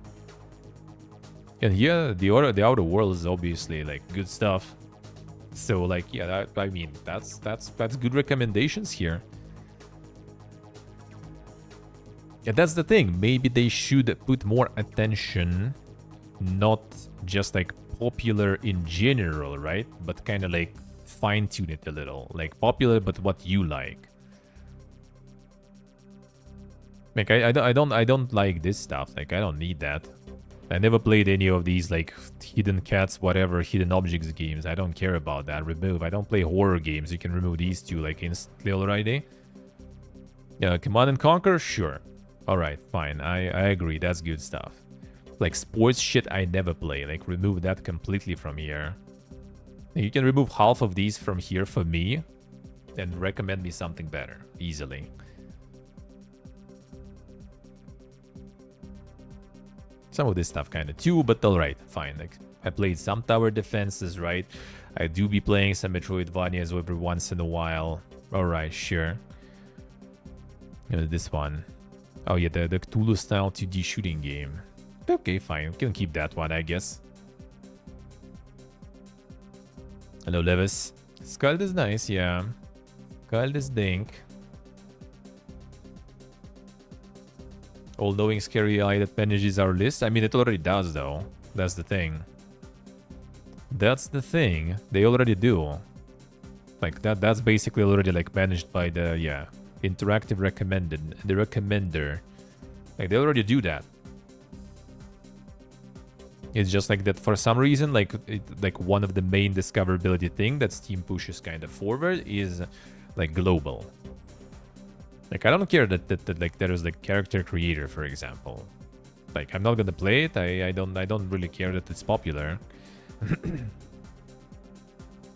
And like, I probably not really super into, like, if it'll be like kind of targeted prologue, the For You stuff, there it is here. This one, players like you love. I mean, there is also, I think, like other versions of that one too. But again, like Gaben does that here because these games basically like globally popular and sell well, and that's why they try to push it more. Which, I mean, Gaben wants money, so I guess. But that's the thing, like like you need to change how like people view and browse your store to kind of solve that issue. Like, you need more categories, needs more kind of feeds, but that also kind of doesn't really work usually. Because also if you like fine-tune it for personal preferences, it also might get stuck with the same games for like weeks. Which, I mean, I think is the main issue. They need to just like switch these regularly. Every day, maybe every few hours, just shuffle these a little. That way you will be able to give like people like more, you know, things that they will be able to see in the list. It doesn't mean like show it once and then remove. No, just kind of like, you know, show it now. In a few hours, shuffle it somewhere, get something else, then get it back again. Click the cat at the top? Yeah, I did.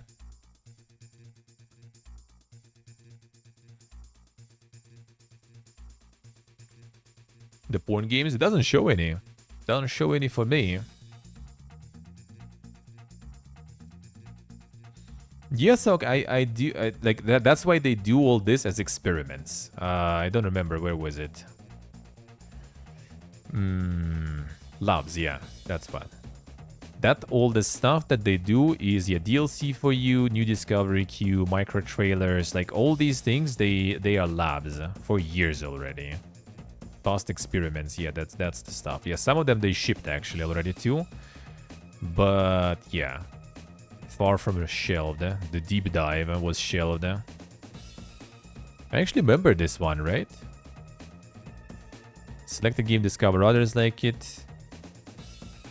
Yeah, wasn't it with like the, like when you like popularity or something, like you have like two like sliders that you were kind of like switching, it will giving you like different results of similar games, but like you could basically like similar to that and then like lower popularity completely and get some sort of like, is different one, was it?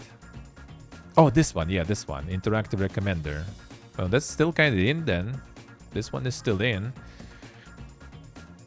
So yeah, like, they have them, but they have them like, you know, away from the eyes somewhere. Like if you want to, you can just go and mess with this stuff. But like for regular browsing, yeah, they're gonna sell you what sells. That's it. And they just want to sell you shit. And I think it's kind of part of the reason the same is on Twitch. I think it could be. On one hand, it's kind of like scary to kind of like focus all the viewership in just like a very like small amount of streamers, because you give them too much power over your platform. Like some YouTube comes in, you know, swooping with bags, and you kind of lost like a lot if they manage to like. But so far, everyone who goes in swooping either does it like Pipiega, just like trying to snipe, pinpoint like one content creator, and that doesn't do shit because viewers just move. Or they kind of do like Kick. They literally just like throw bags, you know, at people, and people still keep streaming on Twitch anyway, so nothing changed, right? And there is again no competition for Twitch right now, so they're not afraid, I guess, to have all the eggs in one basket pretty much, because no one's gonna take that basket. And it's maybe just safe for them because they already know who is at the top, right? They know how to deal with them. They have personal managers. They already have contact with them. And they kind of like, well, yeah, why would we need discoverability and get some new people to rise when we already have everything under control? Same on Steam, I guess, too. Like, this shit sells. Why would we risk and put, like, in Spotlight some new game that maybe we're not gonna sell? Just, like, sell more of what we already can sell.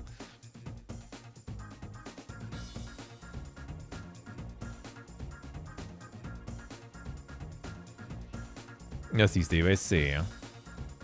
So maybe that's the case. Like, it's not exactly the discoverability issue, it's more kind of like platform issue. And the platforms just don't want that discoverability and diversity there. Yeah, like, why did all the old games from EA got, like, pumped that hard? Because, well, it's EA, and their shit will sell. Like, if anything, again, it's not on EA, it's not on algorithms. If anything, it's on Gaben, because you can't even buy these separately. Like, you click on them,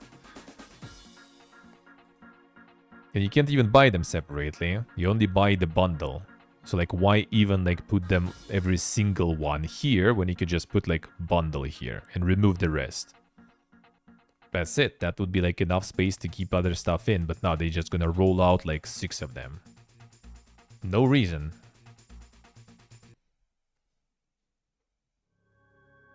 That was require the work to do. Yeah, probably would be some coding work required. And this way, they just got, like, you know, 6 entry points to one bundle. So people totally will see it and buy it, I guess.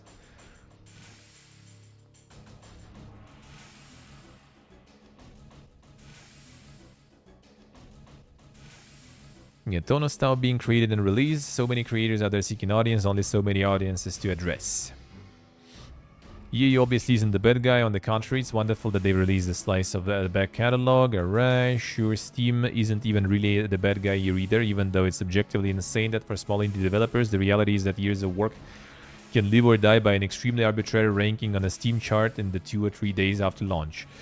That's like, they could even, like, extremely arbitrary ranking is so arbitrary that could go completely unnoticed even. Like, they are lucky they already got into that trending page.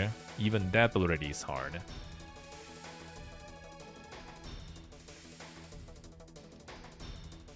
Yeah, the only thing that is actually kind of scary, if there will be, like, with AI and stuff, if they will start actually pumping a shitload of shovelware, that will actually kind of, like, cover everything.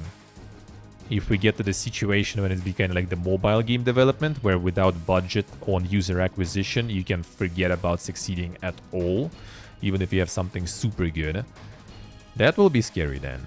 Because then, like, indie will die again, most likely, because you will need at least to find, like, either have your own money to invest, decent amount, or you will need again to go for some sort of publisher that will foot the bill for the advertisement, which already is partially the case. A lot of publishers already. There's already a lot of small publishers that work with kind of smaller games, and they pay pretty much what they do. They're gonna pay for, like, your, like, Reddit ads, Twitter ads, you know, Facebook ads. They already have, like, templates. They have people who know how to target the campaign properly to pay less for those ads, and they just kind of dedicate the budget on that.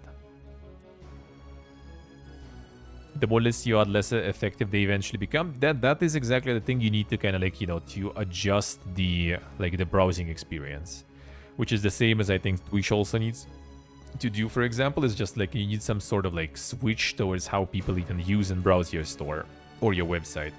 But that kind of like requires such big changes that no one wants to risk it. Like too many lists is what like GOG had, and GOG kind of I think constantly like experiments with that. And what they got to GOG in the end, the same structure with like before, you would be scrolling through all this stuff first, basically. Like all this like classics at great prices, new releases. Sometimes it still kind of flips it. I guess they still do like some sort of like split testing or something on this. Before all this was up there. And then only here somewhere you're gonna find the list. Now they already got it like all the way up here because like... And that is also part of the thing. Like people like... tend to like flock towards the things that are popular, right? Same with streamers again as a parallel. Like might be someone watching like paint dry. I think was it actually Nimna or someone who was like counting up to million on stream or something live, and there still was like a few thousand people I guess watching that anyway. Because you know when you get to some you know to some amount and stuff, to some spot, you already kind of like gonna have people flocking just because you are there. And same with games, like you know they are best selling and stuff here in the top, must be good, gonna go by. And that's something they really need to kind of like, if there was there needs to be some situation addressed in terms of well, I mean he lost like a bet or something to do that, but still I think someone already at this point also, I don't remember, was it XQC or someone else who literally was actually like watching the paint dry, or someone actually did something like that.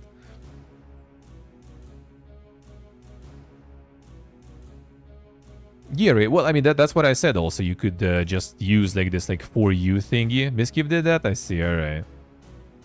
Like this thing. Like you already have that. Like you don't even need to set up anything manually. It's gonna show you stuff. It already has your like tags that you usually play. Maybe you kind of like could tune it a little bit, but at least it could automatically pick the tags from things you already played. GeoFi about it, yeah. And like the easiest and the most accessible place is where they're gonna look for stuff. And that's why I, for example, don't really like browsing the sales team, because like getting to that part with the popular stuff and everything is annoying. That's why I dislike the interface of the sale, because it's like it's hard to see, which may be also part of the reason they just make this like top sellers and you know, popular new releases and stuff. They make them even see here also it's sale.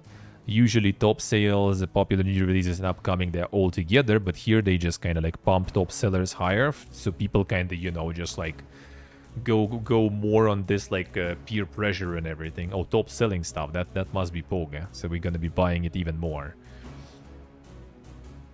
And they all put them in the same style also, so people kind of like more like they can't find this tab, and even if they do, it still looks the same as the other stuff, so people start looking for other things too. Oh, there's something there, something here. Like, I don't know, it's really probably interesting and hard thing to solve with some sort of UI and stuff. Like, you know, needs a lot of testing, need a lot of like attempts to innovate stuff and everything. Yes, series, I see. I usually browse to this stuff because like I don't really like watch this stuff for myself, right? Like what I want to play, because like I kind of usually know, even though sometimes I do find through this browsing something interesting, but I usually actually find that interesting stuff through the discovery queue. And that stuff sometimes shows some things that are kind of, oh, all right, interesting.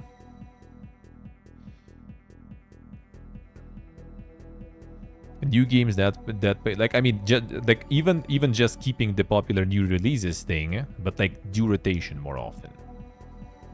They don't keep the same games for like week there. Like you guys, they complain that there's so many games, and they still keep the same stuff for weeks. Like, dude, you could do better.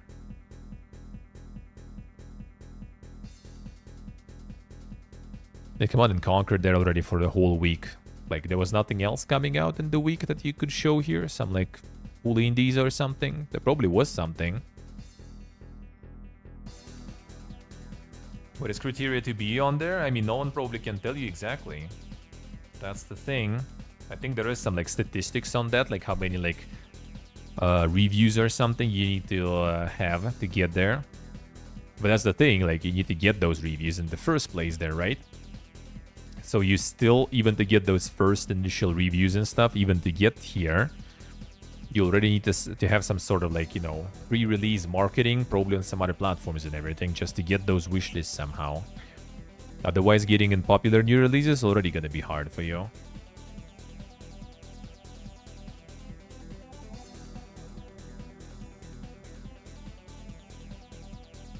And if you did somehow cut out all the draws, then it's simply a ton of stuff. Alright, I saw that. Point is no longer a question of discoverability, but rather of the attention economy itself. I mean, I guess, sorta. No tweak Valve or any company can make it to its algorithm that will miraculously give consumers more attention to dole out more hours in the day or more money in their wallets. True. Competition for that attention is real and it's ferocious. And that's not something that can possibly change no matter how smart the platform algorithms get. I think actually from the commercial point of view, in my opinion, like putting more focus on like the indie games, for example, indie devs, like for a game would be actually even like better and smarter though.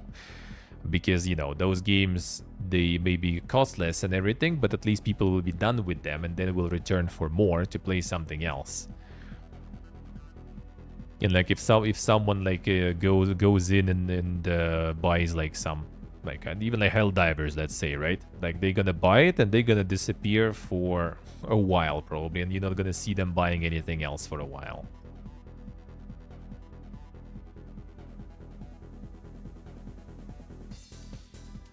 Whereas indie, it's just kind of like you replace indie with anything here. Like I don't mean it necessarily like someone independent completely with no publisher. I just mean like a smaller games, like non-AAA. Let's put it that way.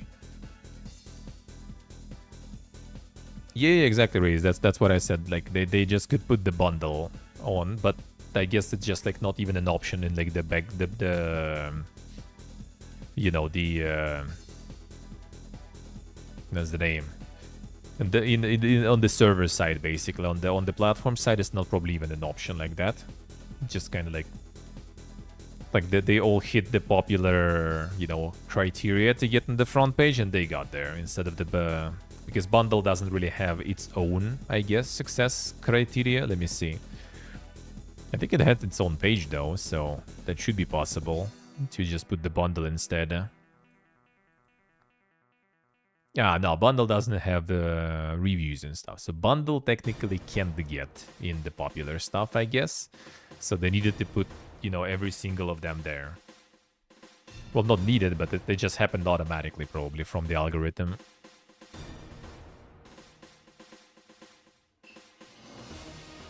Yeah, what is indie like? Whenever like I'm kind of mention indie, it's just kind of like the force of habit, sort of like I like. It's pretty much like easier to say. Like I'm not like it's like low budget games or like not AAA games, but yeah, that's pretty much what I mean. Like indie for me already diluted long ago. Like anything that is not a huge company, a huge corporate. Because if we start discussing the semantics of indie, that's gonna be also a whole other beast. Because it's like who is the indie there? It should be like completely independent with no publisher, or maybe we consider some publishers still allowed because they're small publishers. But then like who is a small, who is not small, and like yeah, it's endless stuff. What I mean is just like yeah, like the smaller games. The smaller single-player projects and everything having like more spotlight, in my opinion, would be kind of better because yeah, people would be buying them and then coming back for more. If it's going full like live service multiplayer stuff, then people just like, you know, buy it once and then they never return. I guess for monetization, Gaben is also taking a cut though, so that still kind of works, I guess, for them.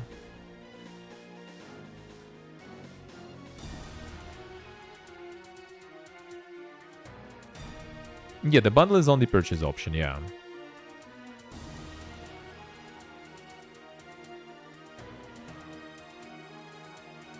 Falls under certain terms, and what the definition is, I mean, like, no one really cares too much. I'm gonna be real with you. It's kind of like the music, for example, right? Like, yeah, sure, like, when you kind of discuss and stuff, it's like, yeah, it's like this, like, you know, the fucking, I don't know, like, the dog shit funk or something, or, like, I don't know, like, the comcore or something. But, like, when you just listen to it, it's kind of like, you know, good music or bad music, and that's pretty much kind of it, and you don't care, like, was it some, like, famous popular artist making it, or it was someone small doing it, you know? So that's kind of, like, not really, like, for the platform, I don't think it's really, like, that necessary to just, you know, like, put a distinction. Which Gaben clearly does, because, like, stuff from the big platforms, from the big publishers, is gonna sell well, because they also invest into marketing. So, you know, when you put front and forward, you know, like Command and Conquer, people know what it is, people know who it is, people gonna go buy.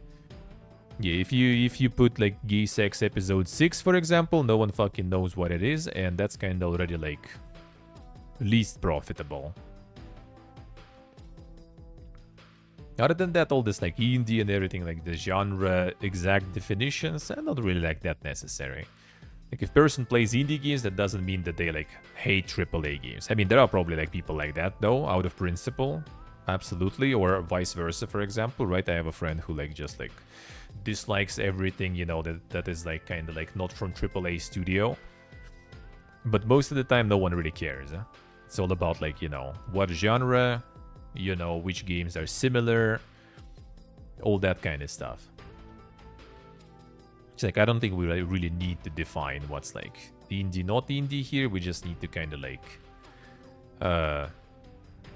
properly show recommendations. Yeah, I have nothing against AAA. Like, if there is something interesting AAA that I kind of like get the key to review, I don't mind. If I'm into it, I can. Like, I don't really play a lot of them because, like, mostly AAA are too cool for us plebs, right? So they're not really sending keys, and the price is so fucking high that I just kind of, like, either wait until it appears, like, you know, on some Game Pass or on some big sale. Then maybe I'll play it. That's pretty much it. And not because I, like, don't like AAA or something.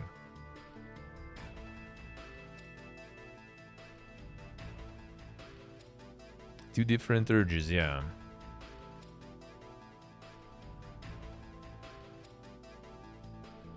Reasonably argue that EA Classic titles don't have the same discoverability challenges as small indie games and shouldn't have been in the same ranking list as brand new games to begin with. Yep.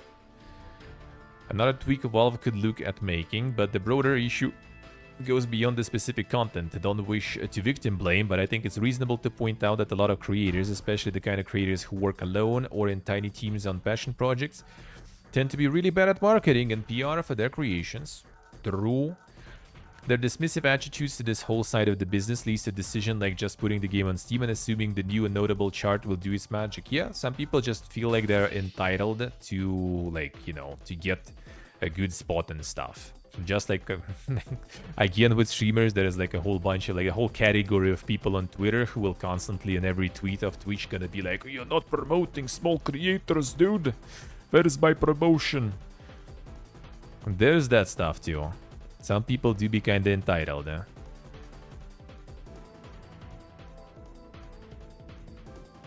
Some are simply unfamiliar with how to do marketing, others perhaps are uncomfortable with the kind of communication and self-promotion required by this side of work. Yep. Issues often express themselves in the misguided notion that the quality of their work will speak for itself. No, it won't. Sometimes it does, though. Speaking for itself won't do a damn thing in the room with speaking to its is empty. For a work's quality to speak, it first needs audience to address. Yep. Discoverability is a battle that never ends, and there are many areas that could still be improved, but there is no magic wand to be weighed there. There is just no such thing as an algorithm that's going to pull indie developers from obscurity and put their lovely games in front of just the right audience. Sweeping away the trash from major platforms is an ongoing task that some companies are doing better than others, but even with that perfected, the struggle to win attention from the right people to make a game into success is going to be hard work and is going to require skills beyond game development in areas like marketing and PR that some idealistic developers tend to view with more than a little side eye. Absolutely.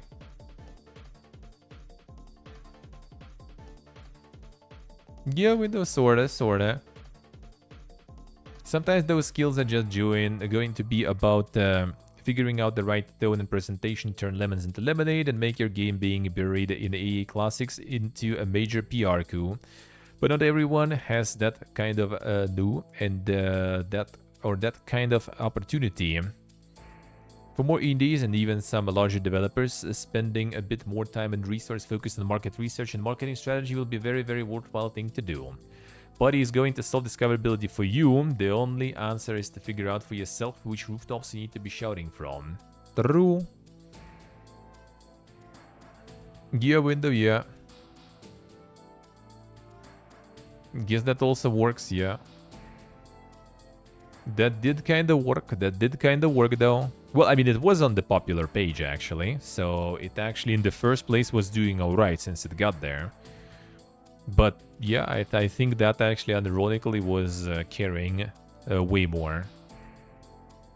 That was carrying the game way more.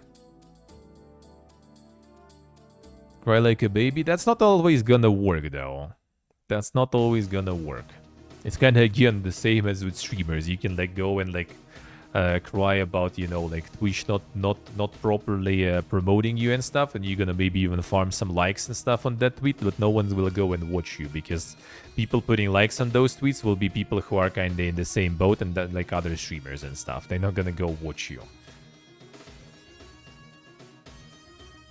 According to the Steam charts, the game didn't sell all that well. Well, I mean, it has like decent amount of reviews and stuff, and I mean, it's an indie game, right, and stuff. So, like, it's a different level of well, let's put it that way. Was it just like here a moment ago, or was it in my discoverability queue? It's not exactly special, yeah. Yeah, that's like the thing also, like. It's like it's an entitlement. Like, I know it may be mean, but yeah, like a lot of entitlement there too. Like, that they need to be there, visible and stuff. It would suck though, for sure, especially when you already kind of do alright, right? You got in the popular and trending. That's already not everyone gets, far from everyone. So they got there even without crying and stuff. And then getting like pushed out of it, that would fucking suck, for sure. That would fucking suck, but yeah, that's how it is. That's like, imagine like also like some, like, oh, alright, fine, you put like 10 years of your life into it, but like imagine like there is also like some game developed by a lot of people. Maybe they didn't put 10 years of their life, but they put maybe like 5 years and like a couple of million in. And then, you know, the same day they decided to release, there's gonna be some like Elden Ring coming or something. And it's fine when it's like, you know, it's still like months away and they're like, well, shit, I guess we're gonna move our date, right? But what if it's like, oh, we're like shadow dropping something right now and they just kind of like, well, shit, we're about to release, you know, we already uploaded the build, it's gonna release in a few minutes, and then like, you know, boom, there it is. There is some like, the Fortnite 2, and they kind of like dead in the water instantly.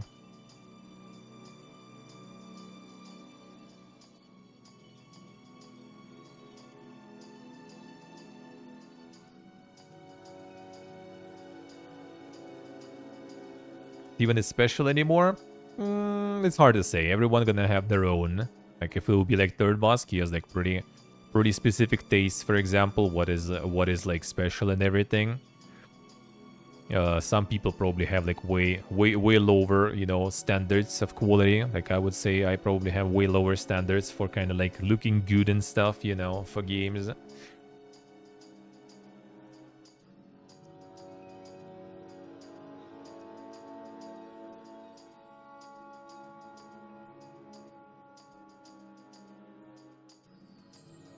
But yeah, you also don't like the game was already getting the on the good track and stuff before. Like if you get on the popular new releases, that's already big bug, basically. It's already gonna be solid sales for you. Well, if you're not like some AAA stuff, of course, right? And it's gonna be probably like more wish lists for the future to convert into buyers when like sale comes and stuff. So like that already was doing good. That already was doing good, I would say, the game.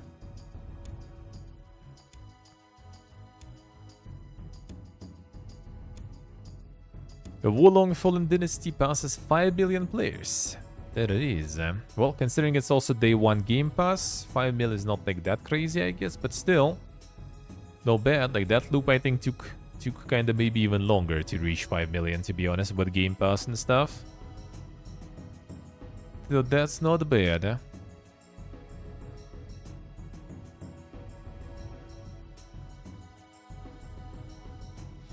If you're on the popular tab, you're already at top 1% of Steam, I see.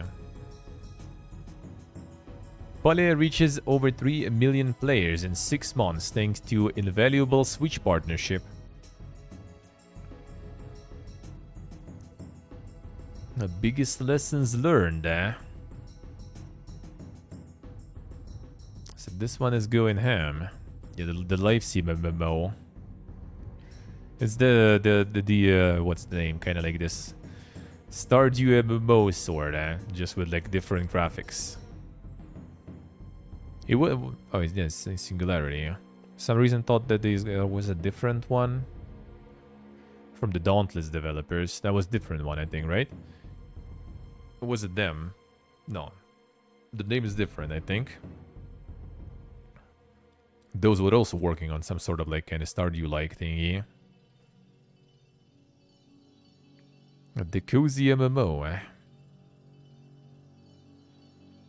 Struck a chord with players. We wanted to expand the community sim experience by making it more social, creating an environment that encourages players to be kind to one another and having an overarching narrative that players can dive into. Nintendo support is available to us as a new game studio. After our launch in Nintendo Switch, our partnership with Nintendo has only grown stronger. A big boost to the title compared to the PC Open Beta due to the flexibility of the portable console. No, I don't think it has anything to do with the console, it's just the audience on the console, probably. Like, might sound kinda rude, I guess, too. But yeah, I think it's just the audience of the console, not exactly any features of the console itself.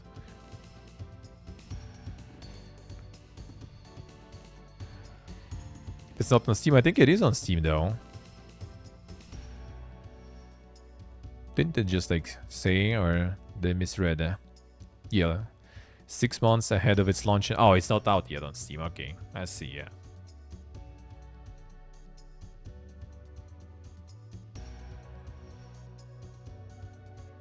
Listed but not out there. Well, 25th of March, apparently. Alright, I see, I see. Despite the boosted player numbers, maintaining player engagement is one of the biggest challenges. Overseeing success free-to-play MMO.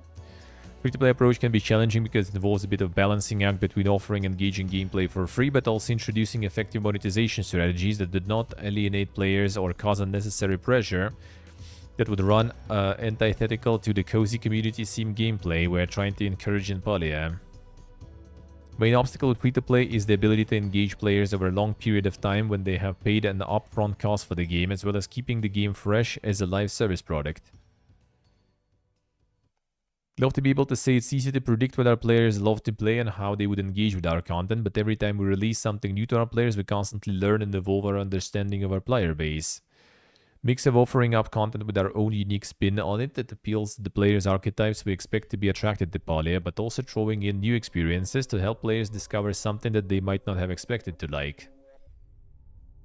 In terms of the live service aspect, Dunn describes adapting the title to this model as a learning curve for the studio, and that its live operations team has been instrumental in understanding concerns raised by its development team and ensuring their needs are met.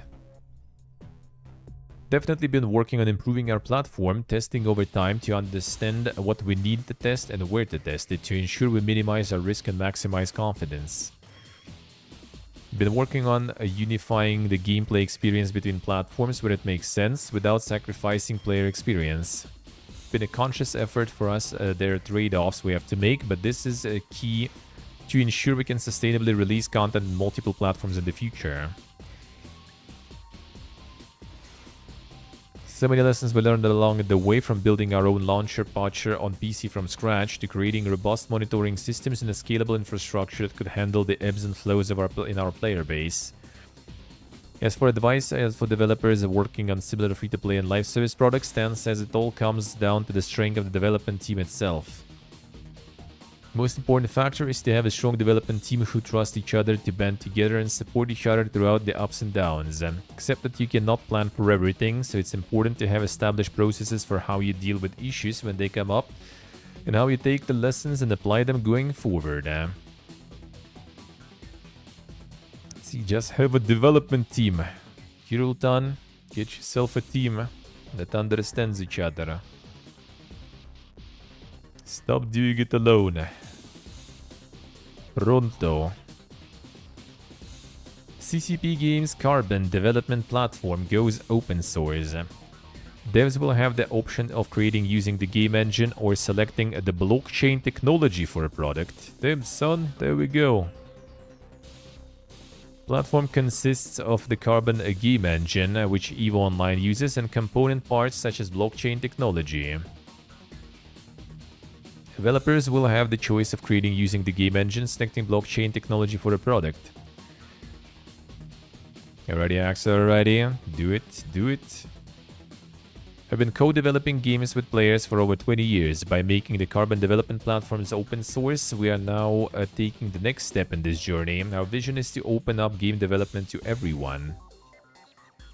Whether you're a player, developer, or programmer, we want to empower you in building virtual worlds. Get that blockchain, brother. There it is.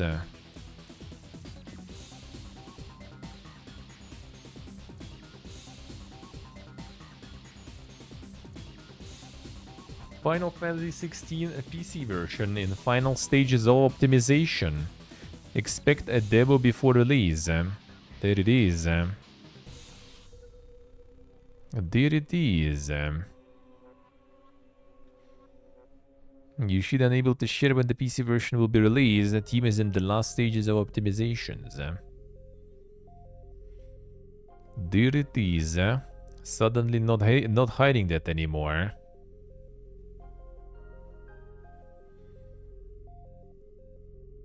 I see window, I see.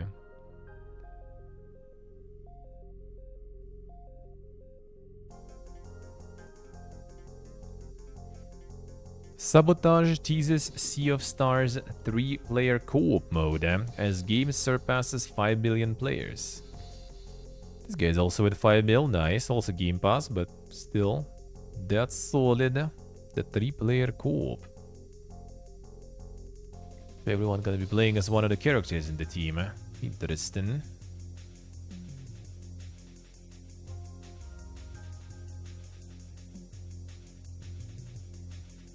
PS Plus, alright. Prince of Persia: The Lost Crown gets new story DLC, modes, trials, and more this year.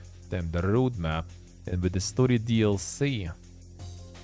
A Warrior's Path, a Boss Attack, Divine Trials, and new story DLC. And that is already on 40% discount, by the way. And apparently it's pretty good, so... I would say looking quite solid there. Star Wars Battlefront Classic Collection is off to a rough start on PC.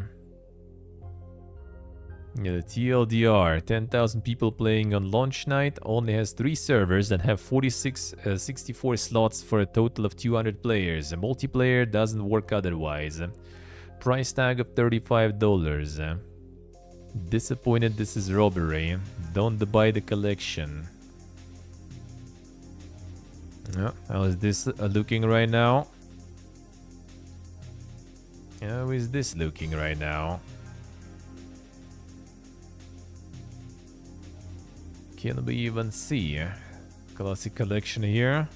Now this way, like kind of like a little more manageable price here. Ah, still pumping. Still pumping hard there. Product refunded. There they are. OG Battlefront is $10 in this store.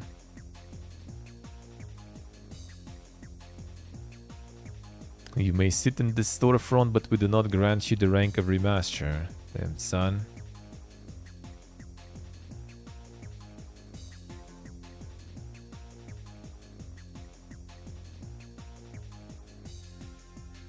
The biggest bag fumble of 2024. Damn, son.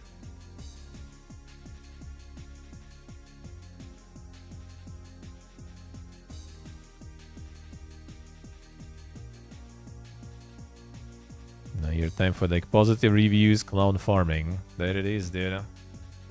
There it is. I wonder if someone is actually already like, you know, specifically competitively farming clowns, man. I wonder what's the top result. Where's the statistics on clowns, man? TeamDB, where is it? I want to see the most successful clown.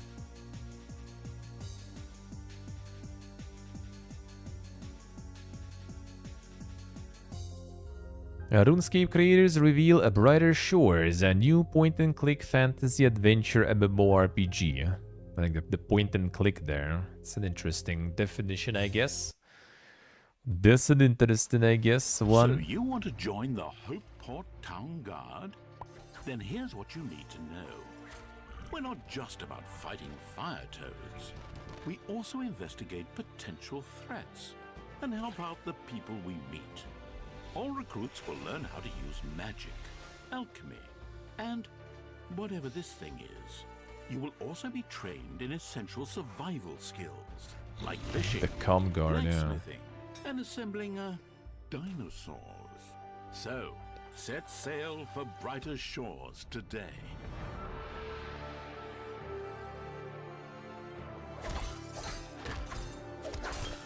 The RuneScape returns, eh?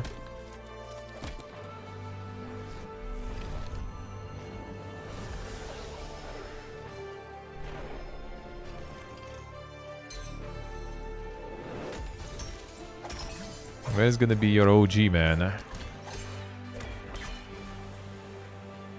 What the insane OG MMO vibes, eh?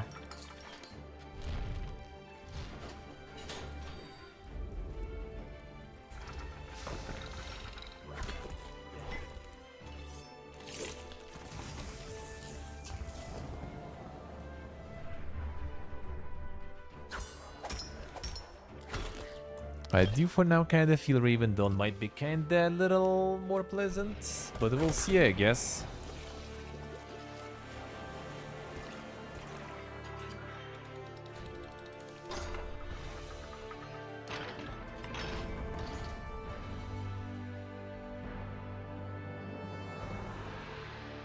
A literally RuneScape, but more or less. We'll see, we'll see.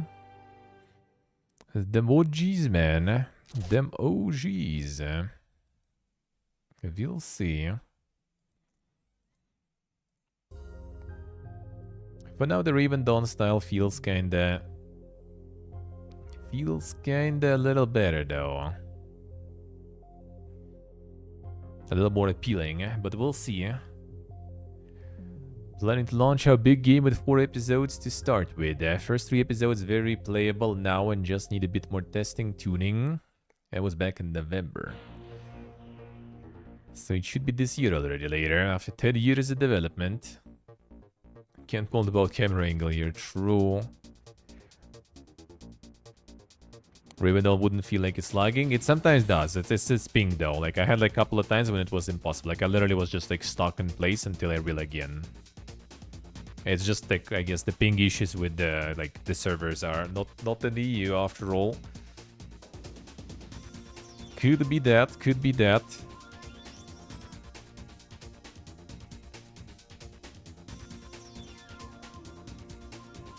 Disney Dreamlight Valley dev Gameloft making Dungeons and Dragons survival sim game. There it is, man. From Disney Dreamlight Valley to the survival game. Innovative hybrid of survival, life simulation, and action RPG. So there goes the wave of of the Dungeons and Dragons licensed products to ride that wave after Baldur's Gate. I wonder how successful that will be.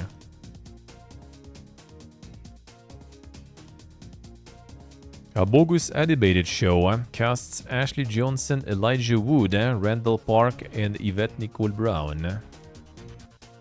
There we go. Frodo, you know, fell off. Frodo fell off, seems like. So insane a bogus movie, man. Show, rather. I guess not the movie. Yeah, we'll see what that will be, man. How's the Vampire Survivors movie doing, by the way, I wonder? Haven't heard about that in a while. They wanted to bring us the deep lore.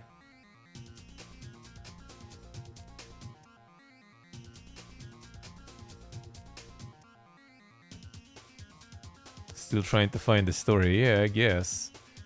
Sea of Thieves is the most pre-ordered game on PlayStation. There it is, dude. All Microsoft needed is to just start bringing that stuff on the different platforms. See, there's gonna be like all these like, man, they betrayed us, or like the PlayStation guys like, don't buy this shit, this is enemy's product. And the regular people will be like, oh, game good, I buy. I don't care, man. There it is.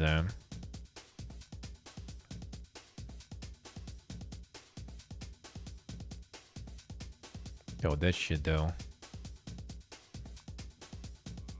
Metaverse Battle Royale open.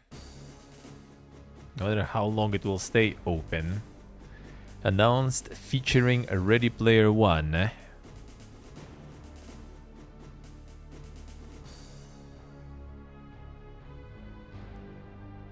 AAA Metaverse Battle Royale. Coming to PC and current gen platforms. Hey, Corsada, hello.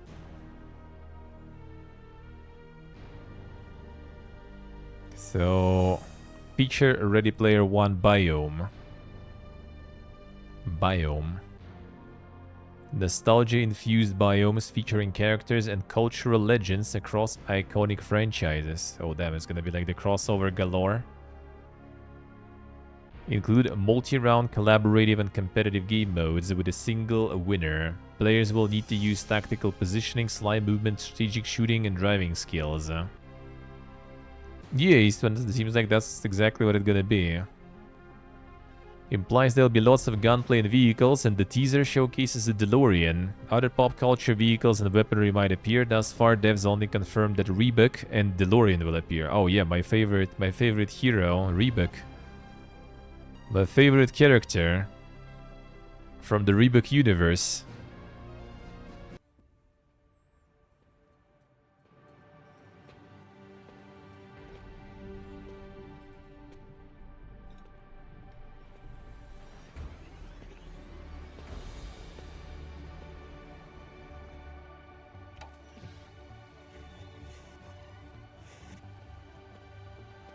It's interesting, like, kind of like, you know, we just kind of starting the game right now, and we expect already all the guys to, like, buy in crossovers and stuff.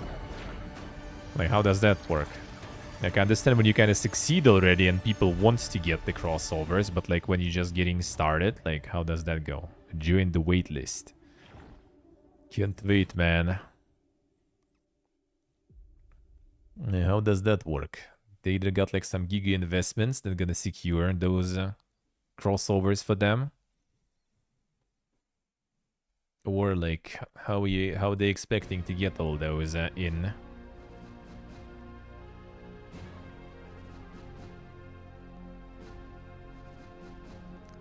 Todd Howard has Fallout 5 all figured out. There it is, dude. Yeah, we just need to skip a lot. There's a lot of water here all the time. Todd Howard and Jonathan Nolan sat down with Dana Geek in an interview aimed at clearing the air about whether the upcoming TV show would serve as a replacement for Fallout 5. It won't, but Todd Howard and his colleagues had something much juicier to admit in the interview. Like, that probably can like skip all this too, I assume.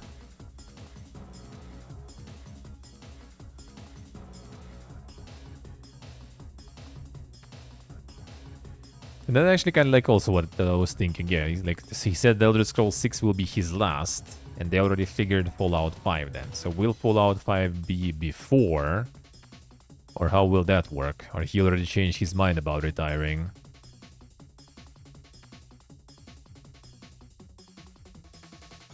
Absolutely nothing known about Fallout 5, not for lack of me trying to find anything from my sources.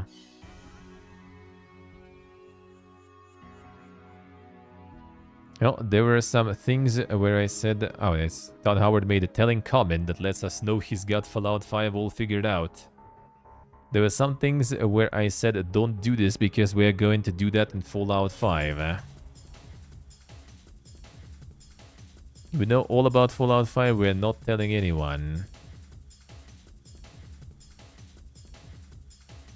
Take that with a pinch of salt, I see. Come on, I don't know how they're gonna like butcher my boy there anymore at this point. Can't be worse after all. Speaking of crossovers, Street Fighter X Monster Hunter crossover is coming April 2024. Damn, son.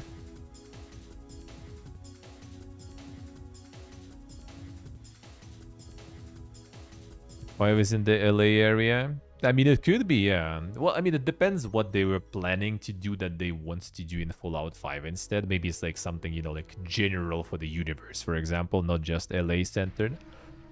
But could be, yeah, could be just it's the same region. I mean, maybe that's kind of the plan. I'm kind of not sure, though. I think they're gonna, like, look how the show goes, right? If show gonna be, like, complete pile of shit, they probably just gonna ignore that it happened. Just make something independent from the show.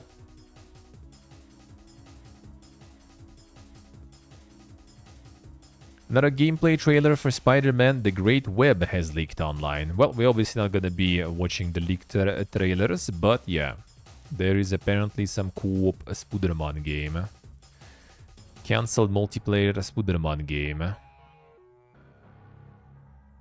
So that one was cancelled though in the end. A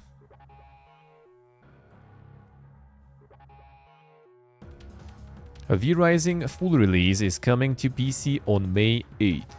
There it is. V-Rising.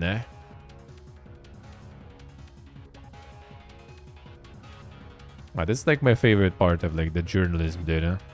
Fallout 76 is about to get season passes for the first time. Interesting title there. Bethesda revealed a major change coming to Fallout 76. Since June 2020, Bethesda has rolled out a series of seasons that have been accompanied by a scoreboard, free-to-access unlock path, that rewards users for completing in-game challenges. Now, after whopping 15 seasons, Bethesda is retiring scoreboard mechanic and replacing it with paid-for season passes. Scoreboard is basically season pass in the first place, right? So it's not anything new. Then, yeah, since Legendary Run debuted on June 30, 2020, boy, that was a pain. I always themed Fallout fans the world over soaked out alien invasions, futuristic campaigns, alright. Unlike other multiplayer games, Fallout 76 always boasted free content paths, and each new season allowed the player to unlock boatloads of cosmetics, utilities, recipes, and crafting components without paying a penny. It evolved somewhat several months ago, with Bethesda Game Studios making some content exclusively accessible to Fallout First members. That's the paid premium subscription. That happened years ago, not several months ago. Like, if you have subscription, you get like some different rewards. It's usually a little extra rewards, right? Usually it's like nothing super crazy, but yeah, like some bonus skins here and there. And some boosts and items, consumables. Now Bethesda Game Studios will sunset the scoreboard system, introducing a season pass structure that will require players to purchase a new pass every season. It will cost 1,500 atoms, which is the game's virtual currency. That's about $15 in real money. But Fallout First members get every season pass included with their subscription, of course. Each new season will be accompanied by a series of season pages, which are bursting with rewards. Each reward has a ticket cost, and these tickets are unlocked by completing challenges, which is what users have been doing for years anyway. Difference here is that rewards can be unlocked dynamically, giving players the freedom to choose what they want to acquire, but the tickets expire when the season is over. So, like, yeah, so season pass structure gonna be required to purchase new pass every season. All right. I was like, dude, like they can't do it that way. Spoiler, they didn't. So basically,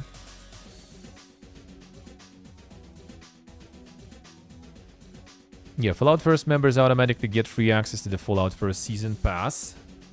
Fallout First Season Pass, not just the Season Pass. Don't worry if you are not already a Fallout First member, you can still get in on the extra rewards by picking a Fallout First Season Pass for 1,500 items in the Atomic Shop. So it's still the same shit, like nothing changed.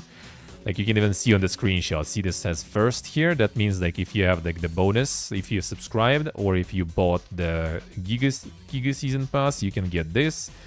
You can also unlock this and this. And this is all you can unlock for free anyway. It's still the same, nothing changed, and actually it's kind of nice though, because now instead of like following the path and unlocking things in the way, you know, kind of like that is designated for you, you basically just kind of like, alright, I don't need like liquid courage, like why would I spend on that shit? I just gonna save and like unlock like shotgun skin or the outfit and stuff, so that actually kind of makes it better. Like the game board was kind of cool though, yeah, it was cool looked, it was like themed with like the soundtrack and stuff to it, that was kind of nice. That was kind of nice, but that is actually kind of more convenient as in like, yeah, well actually I'm not sure like how you unlock the new pages, like page 1 of 13. Like, do you need some amount to get the next page and start investing? There are probably some limits though. Like, you can't just like, you know, like buy, get on the shotgun, on the outfit, move to the next one, just get all the cool stuff, and then like skip all the consumables and other garbage. They probably still kind of make you somehow to spend on trash too. But like, yeah, basically the case is like nothing really changed. So like, I don't know if it's like some, well, I mean, it is kind of a little like weird in wording on Bethesda's side too, so it could be like for someone who doesn't know how things code usually for Fallout First and everything, that could be confusing. But yeah, basically it's like nothing changes and you don't need to pay for it. Probably, yeah.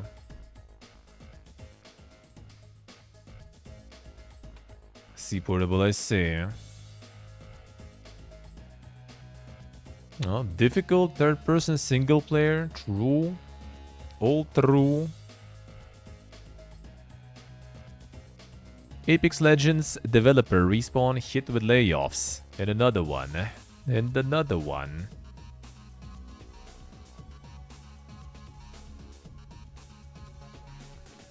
Let's see how much. I guess.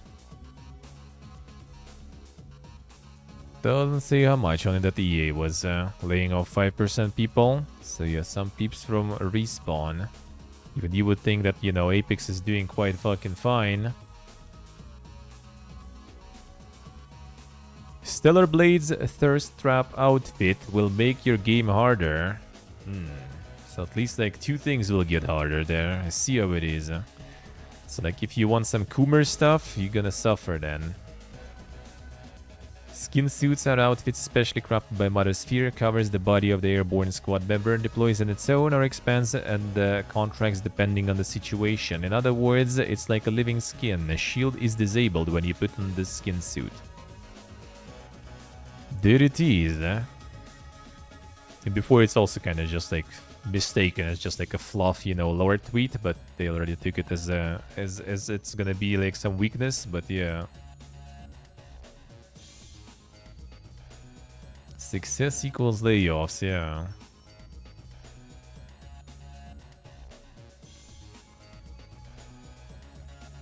Epic Games CEO Tim Sweeney wants cold Valve assholes over platform fees. Yeah, that was a good one. Yeah, this one.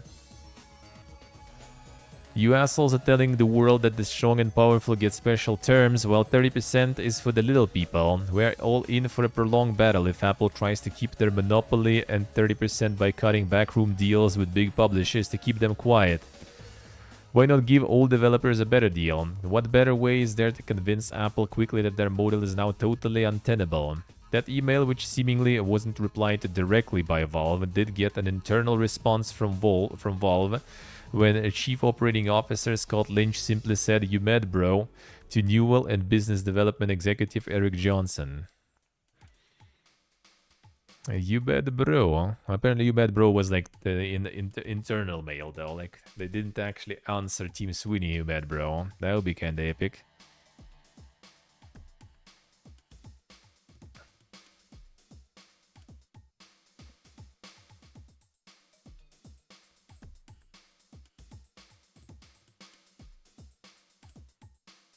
Balatro is coming to iPhone. More updates planned.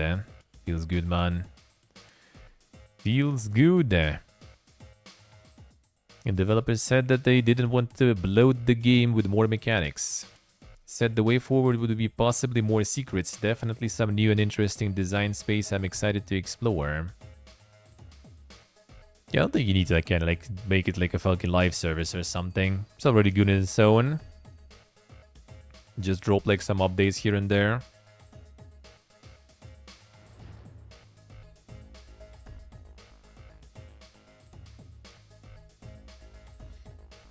PS5 Pro specs leak are real. Releasing holiday 2024.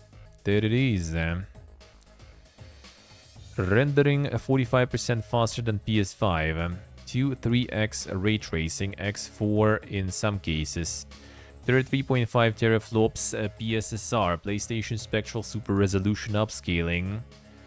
Support for resolution up to 8K is planned for future SDK version.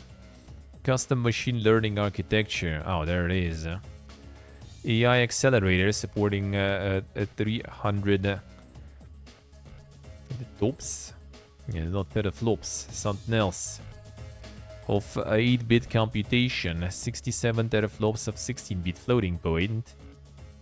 I like how they like shoved all this stuff. Did they fucking want again, like with PlayStation 3 or whatever it was, for some like companies to buy their shit? Not for gaming, but for like AI and stuff now. Oh boy, are we actually getting into that stage again? So gonna be like the PlayStation shortage now, not because of like, you know, the lockdowns and the logistics and stuff. It's gonna be the shortages because the AI companies just gonna be fucking yoinking all of the stock basically. The AI upscaling and ray tracing. Well, the thing is, like, it's probably like since they're kind of promoting it that way, they're probably gonna be some sort of like, oh man, some dude gonna post like, oh bro, I just like bought PS5 Pro and like set this thing up on it and like it fucking is insane, and everyone just like running to buy that shit and in huge amounts.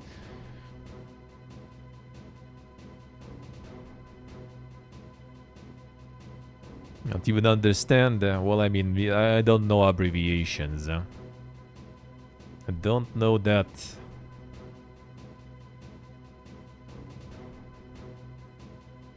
Oh, and speaking of EA too, former Battlefield director has nothing positive to say about EA after leaving.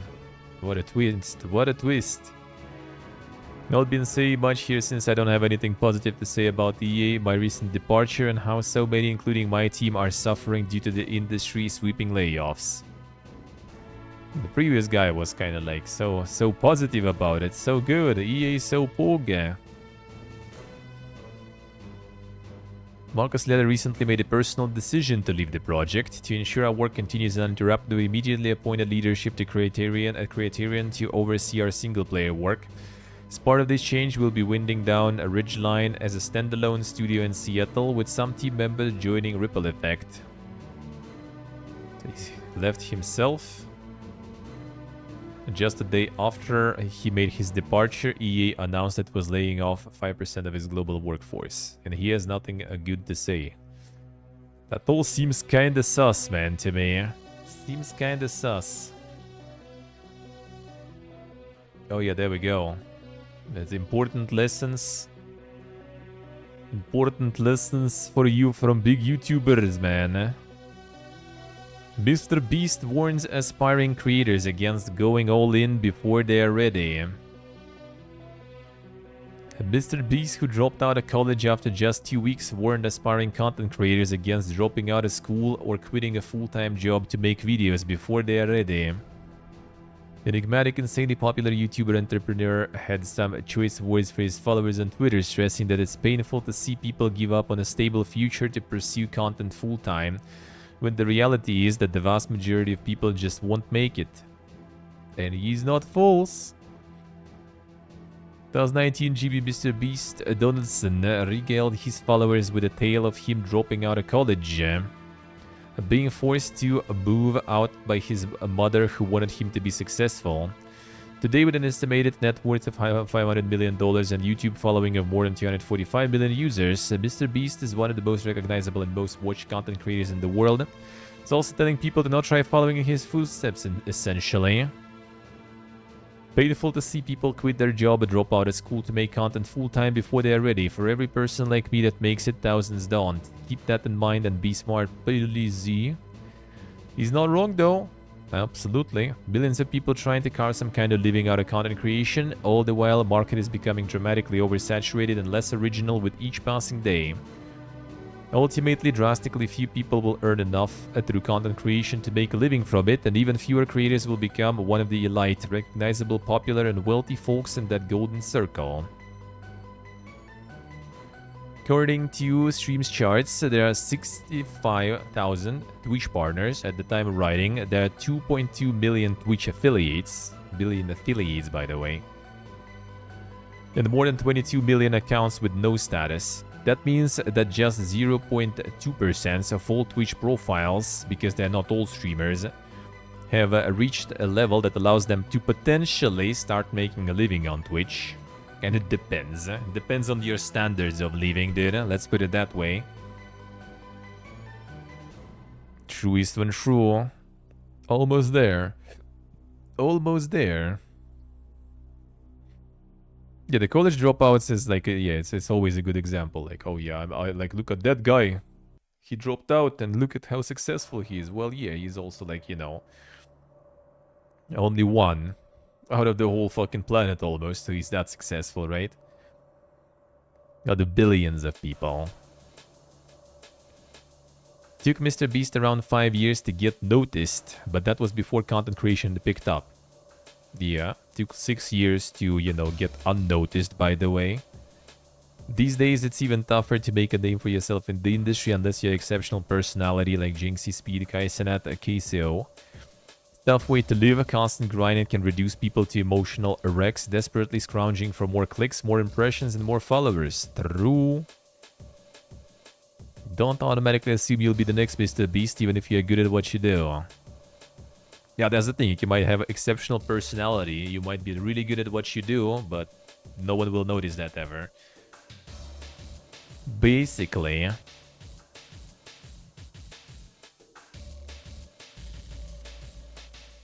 Far too much for even a significant percentage to succeed. I don't think it has anything to do with the supply. I don't really think so. Because the thing is, like, probably for centuries, people were, like, graduating from, you know, like, the conservatory, right? Musicians, for example. Composers, right? Like, there probably was every year, for centuries, there was, like, you know, hundreds of graduates, maybe thousands of graduates. Well, depends how deep we go in the history, right? From those places and stuff, making music, playing music, but we only know, you know, like few dozens maybe of like classical composers that actually got there. Same with artists, you know. That was always the case. That never changes, really. That never changes. It's not exactly something about, same as like writers with books and stuff. It's nothing new. Let's put it that way. It's on different scale now with internet and everything, absolutely. But it's nothing new. It always was the thing. It was always the thing. creation is like 80% luck. Nah, content creation is 80% networking. Maybe even more. In some cases, it's like 99% networking. Like if you have someone, you know, like if you have someone completely, okay, like how to like properly set it up. If you have someone completely with like the wet rag personality and like absolutely like, you know, unappealing person, I guess, let's put it that way, but they have huge connections and like you know, can get the spotlight on themselves through those connections and stuff, good and in good enough amount of time, like regularly, they will make it. If they like connections can make you, even if you are like, you know, not destined to make it. Or you might be like absolutely super talented genius, but with no connections, you're not gonna make it whatsoever.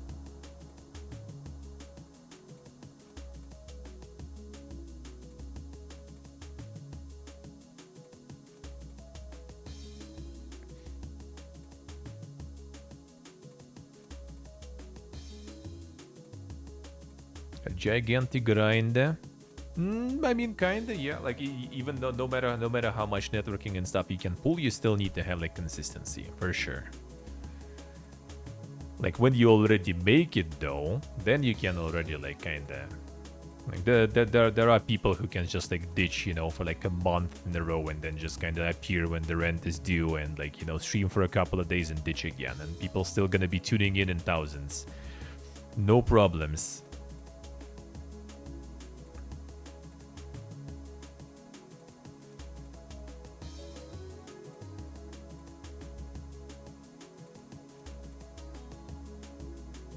Making on YouTube the respect in that sense. I would respect more someone who made it on Twitch though, to be honest, especially from like zero. If someone makes it like completely like, you know, new and everything and they make it on Twitch, I'll respect that way more, because like YouTube has algorithm that still helps new channel, it gives the spotlight on the new channels. Like it gives you that spotlight. If you manage to kind of like capture that spotlight and kind of like, you know, keep it, then that's good. I mean, that still deserves respect, absolutely. But on Twitch, there is no spotlight. Like, if you manage to make it on Twitch, now that's something I respect for sure. That is something I respect, especially if you made it, you know, through just doing your stuff, not because you kind of like I like if it wouldn't be for Ella, like I wouldn't be here. Absolutely, like I'm pretty sure. Like my content is not the content that would garner, you know, some huge audience or something. It's like way too niche. So you need like kind of pretty big amount of spotlights for the people who are into that niche to notice you. So like if someone would make it like completely from zero without any connections and stuff, that's respect. That's respect for sure. Like YouTube is actually like I would say easier, unironically. Like if it would be like what kind of content creation to pick, it would be probably YouTube. To be honest, well, with like shorts, with probably TikTok too, also in the mixture. But that would be probably the pick. If like you want to start with content creation, I would say that stuff. Maybe even with more focus on like shorts and TikTok. And then already you go in, you know, in other niches, like the long-term videos, maybe streams if you really feel like it, because like a lot of streamers who kind of debate it is like people who kind of just from YouTube decided to kind of, you know, let's try streaming too. Especially since streaming usually is quite a good monetization also.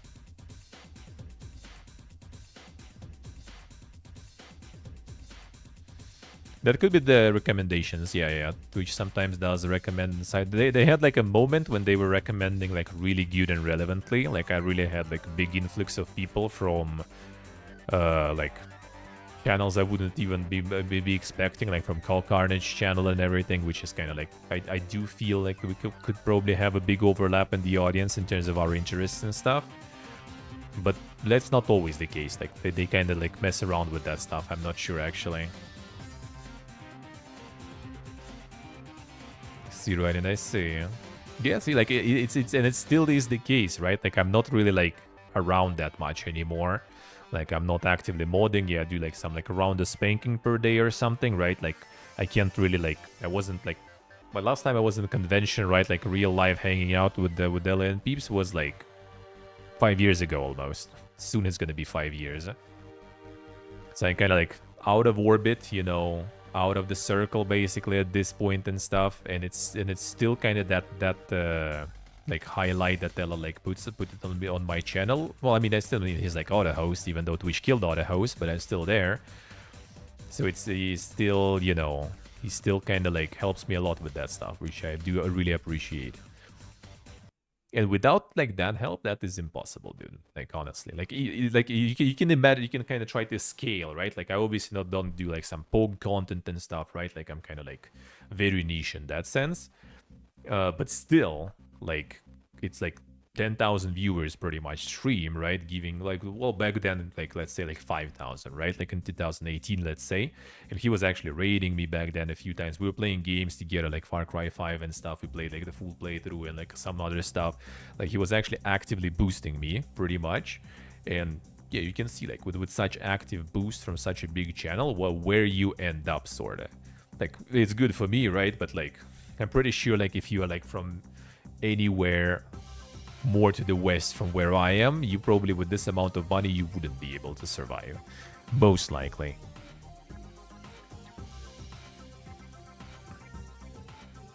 Let's see, Portable, I see. Miss you too, Nolles. Miss you too. Been a while. Been a while. I remember the burger place. That was a nice one. There was a nice one.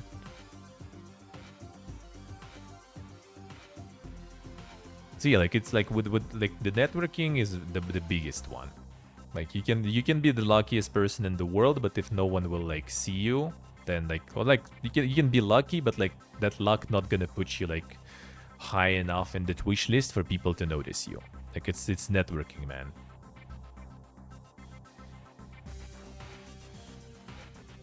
Yeah, no, that's, yeah, that was nice. That was like, for me, it was like in general, all those adventures were interesting just to see, you know, like the country and the people and everything. Like I like that stuff.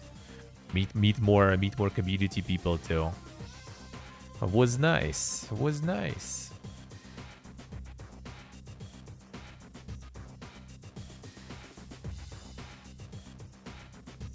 Yeah, like it's like networking more and then luck. I think luck nowadays is already probably not gonna carry you too much. Like I remember even like sometimes you see some like streamers doing like some crazy like improv and everything. They pop up on like live stream fails sometimes, and it still like doesn't really help. Sometimes even networking can't really help too much. Like I remember like OTK for example, right? Like some of the people there like has fund and stuff, and they have like people who literally just like live in their house, right? Like stream also and live in their house too. Like they're not actively part of OTK, but they're kind of in the friend circle. They appear in the streams, and you still can see that they're not like, you know, in some sort of like crazy like, you know, huge success ratio there or something. So it's still always is really tricky. Customary, did I greet you? Hello, sir. No, go was this 200 viewers. Dark Souls probably was like 2013. Like I stumbled on his channel like in 2013 through Dark Souls, yeah, speedruns a little bit. But that was just kind of like me like looking into category, and I just like saw like a few different streamers speedrunning. Well, it wasn't even like a top, I think. I watched some. Then I kind of like wasn't that much really in Dark Souls yet. And then like already Dark Souls 2 happened in 2014, right?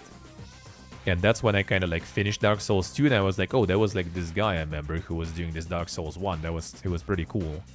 So I just like checked, and well, there he is playing Dark Souls 2 indeed, and that's when I kind of already like stuck around for a while.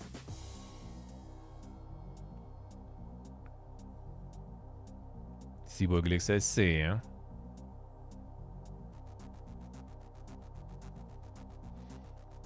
And yeah, that's the thing. Like nowadays, that discovering stuff like that possible, but really like tricky though. I think in speedrunning, there is still kind of like a lot of opportunity in speedrunning though to kind of get like picked, sorta. Like if you, like I do think like maybe like speedrunning something that isn't like serious of potentially kind of like popular thing.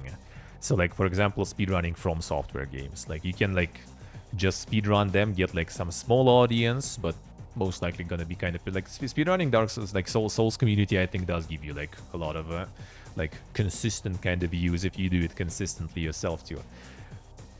And then like something else big comes out, and if you still also hope on that speedrunning and do going hard, you're gonna go like, you're gonna succeed probably.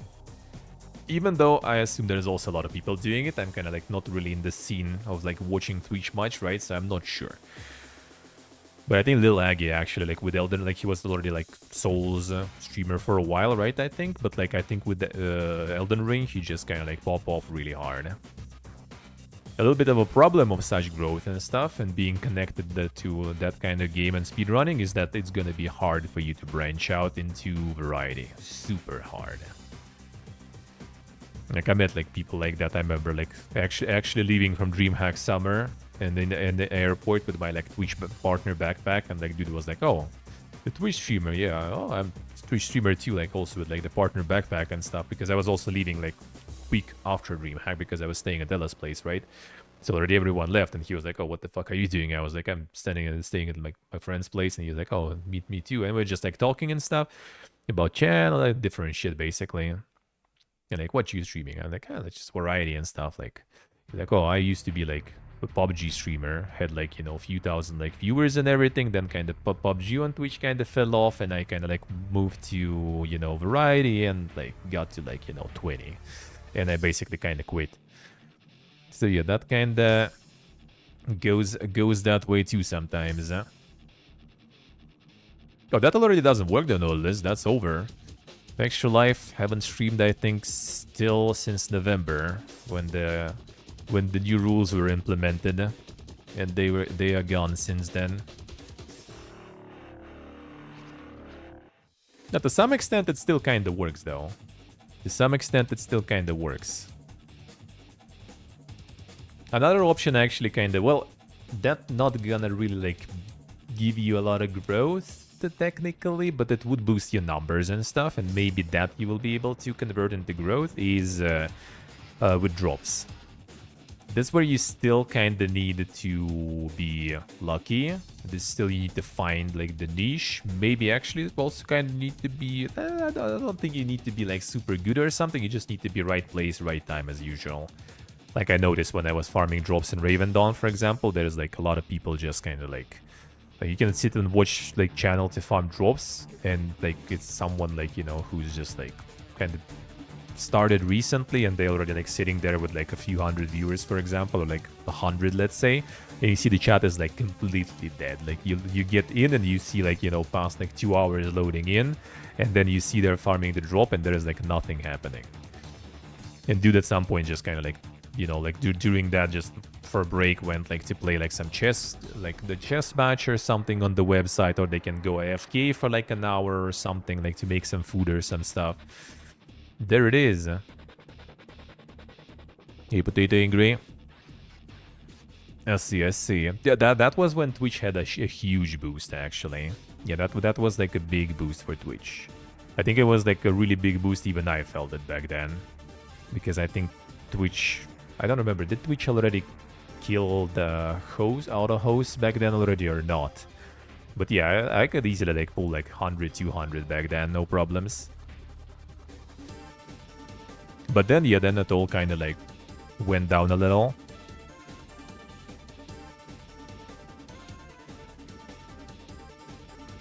But yeah, like with the like focusing on one game is hard because of that, because yeah, you just get this situation when it's hard to move, it's hard to branch out from like your main game. But yeah, like I would say like nowadays like better try like with the shorts, TikTok, YouTube, and then maybe if you feel like try Twitch or something. But Twitch with discoverability, if you don't have friends Like, I think even if you like the godlike gamer of something, it's already might be not really going that well. Speedrunning maybe still. Like, you need to kind of like I'm not sure nowadays how the scene is, but like I think you can like do kind of good. Maybe why like Triz is like trying like different speedruns now every month basically. Maybe he's just like testing it or something, I don't know. But it was kind of like the case back then, I remember. Like they were also like Ella was like rating some streamers here and there back in the day. And yeah, you could like kind of end up in some channel.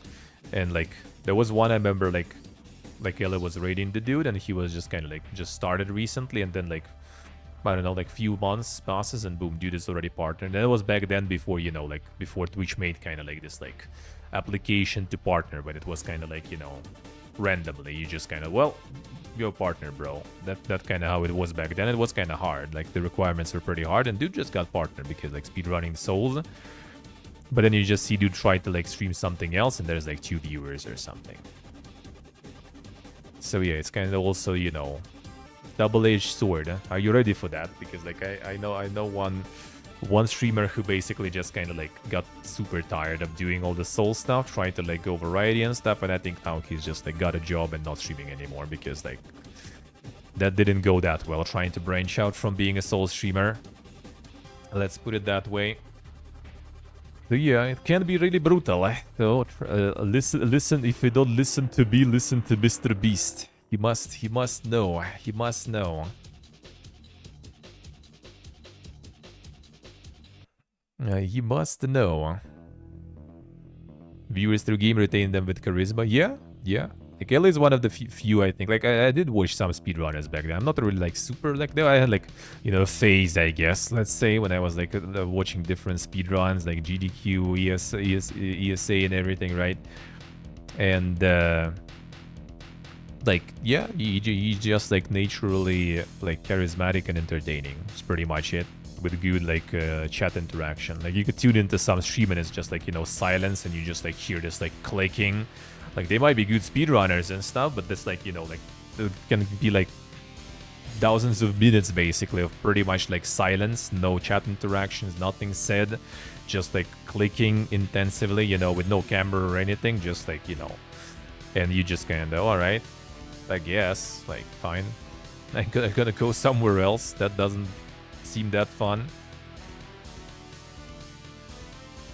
True, Eastman, true.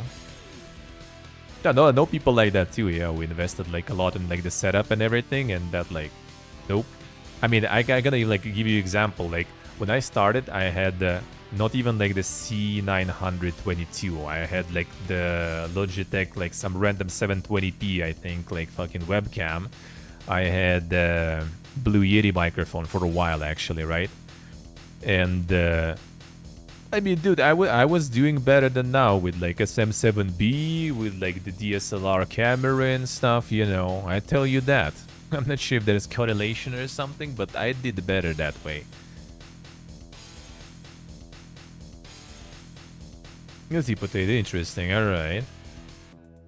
Yeah, like he managed to branch out into variety really good, really professionally. He was doing like, you know, Souls for half the stream, then half the stream something else, and then, you know, just like slowly kind of like doing different things and kind of dropping the Souls. He still returns to the Souls, well, obviously because he likes them, right? But also it's kind of like a little bit of a refresh, you know, because still a lot of audience knows him like, you know, as a Souls like streamer, speedrunner, and they kind of like enjoy it.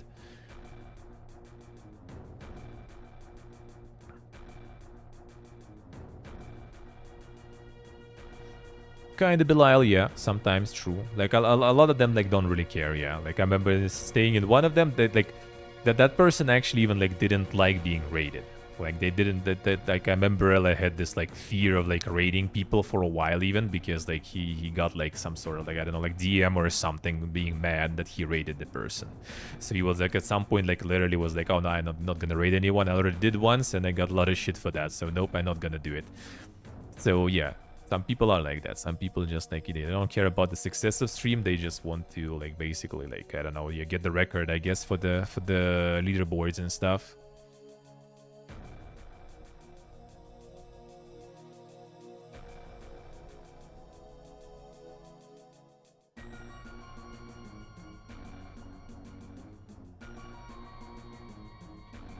The Dragon's Dogma 2 release can't watch. Well, I'm not gonna be playing it though, so at least here you're not gonna have spoilers. Put a setting if you don't want raise. Yeah. I wish there would be like more like filtering for that setting though, actually. But like, yeah, you have that option.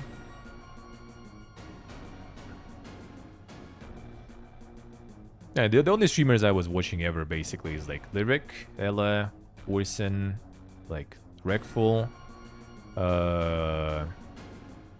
NMP, Dasman. That's pretty much it, I think. Yeah, that think so pretty much, I guess.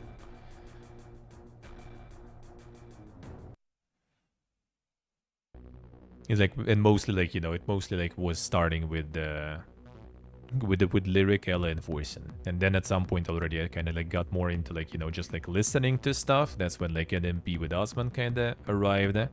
Because yeah, it's just kind of like something on the background to listen to. And then yeah, then nowadays I just don't watch Twitch really. Except for farming drops. that's when I watch Twitch, which again Sunday. So tomorrow Raven Dawn drops will renew probably again for the week. So there goes my 15 hours of lurking in some Raven Dawn streams.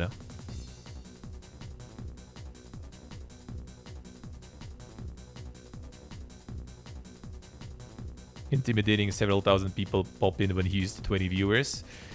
It actually depends on the people. Like, to be honest, Ella raids were like, dude, like, I remember Ella raided me with like 11,000 viewers after Welcome to the Game. Like his Giga stream when he was doing the full completion, and he just like raided me. It was 11,000, I think, people. Like, bro, that was like not intimidating at all. that's Ella's viewers and stuff. That was well, I mean, I'm not sure nowadays though. But that was no problemos. That was actually completely fine.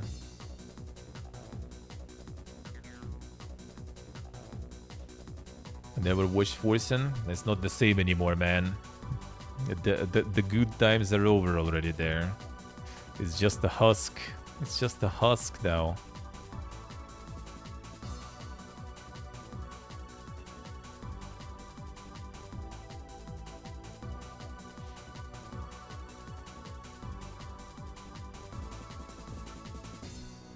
But yeah, can be still quite intimidating, I guess. That is true. That is true.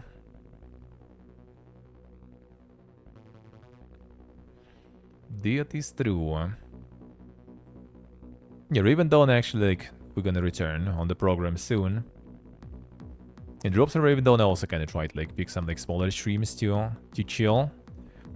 But there's actually not that many English-speaking streamers already at this point. A lot of, like, the super MLG players already sort of, like, quitting because endgame is kind of not as boga.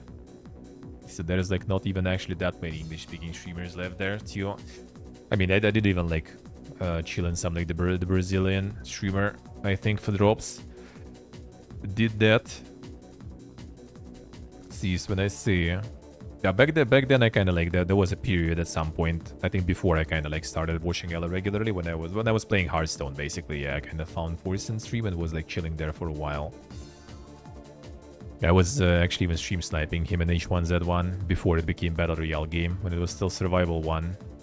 I was part of the Pipiega group, running there and singing Gachi in the microphone. Been there, done there. That was actually kind of fun.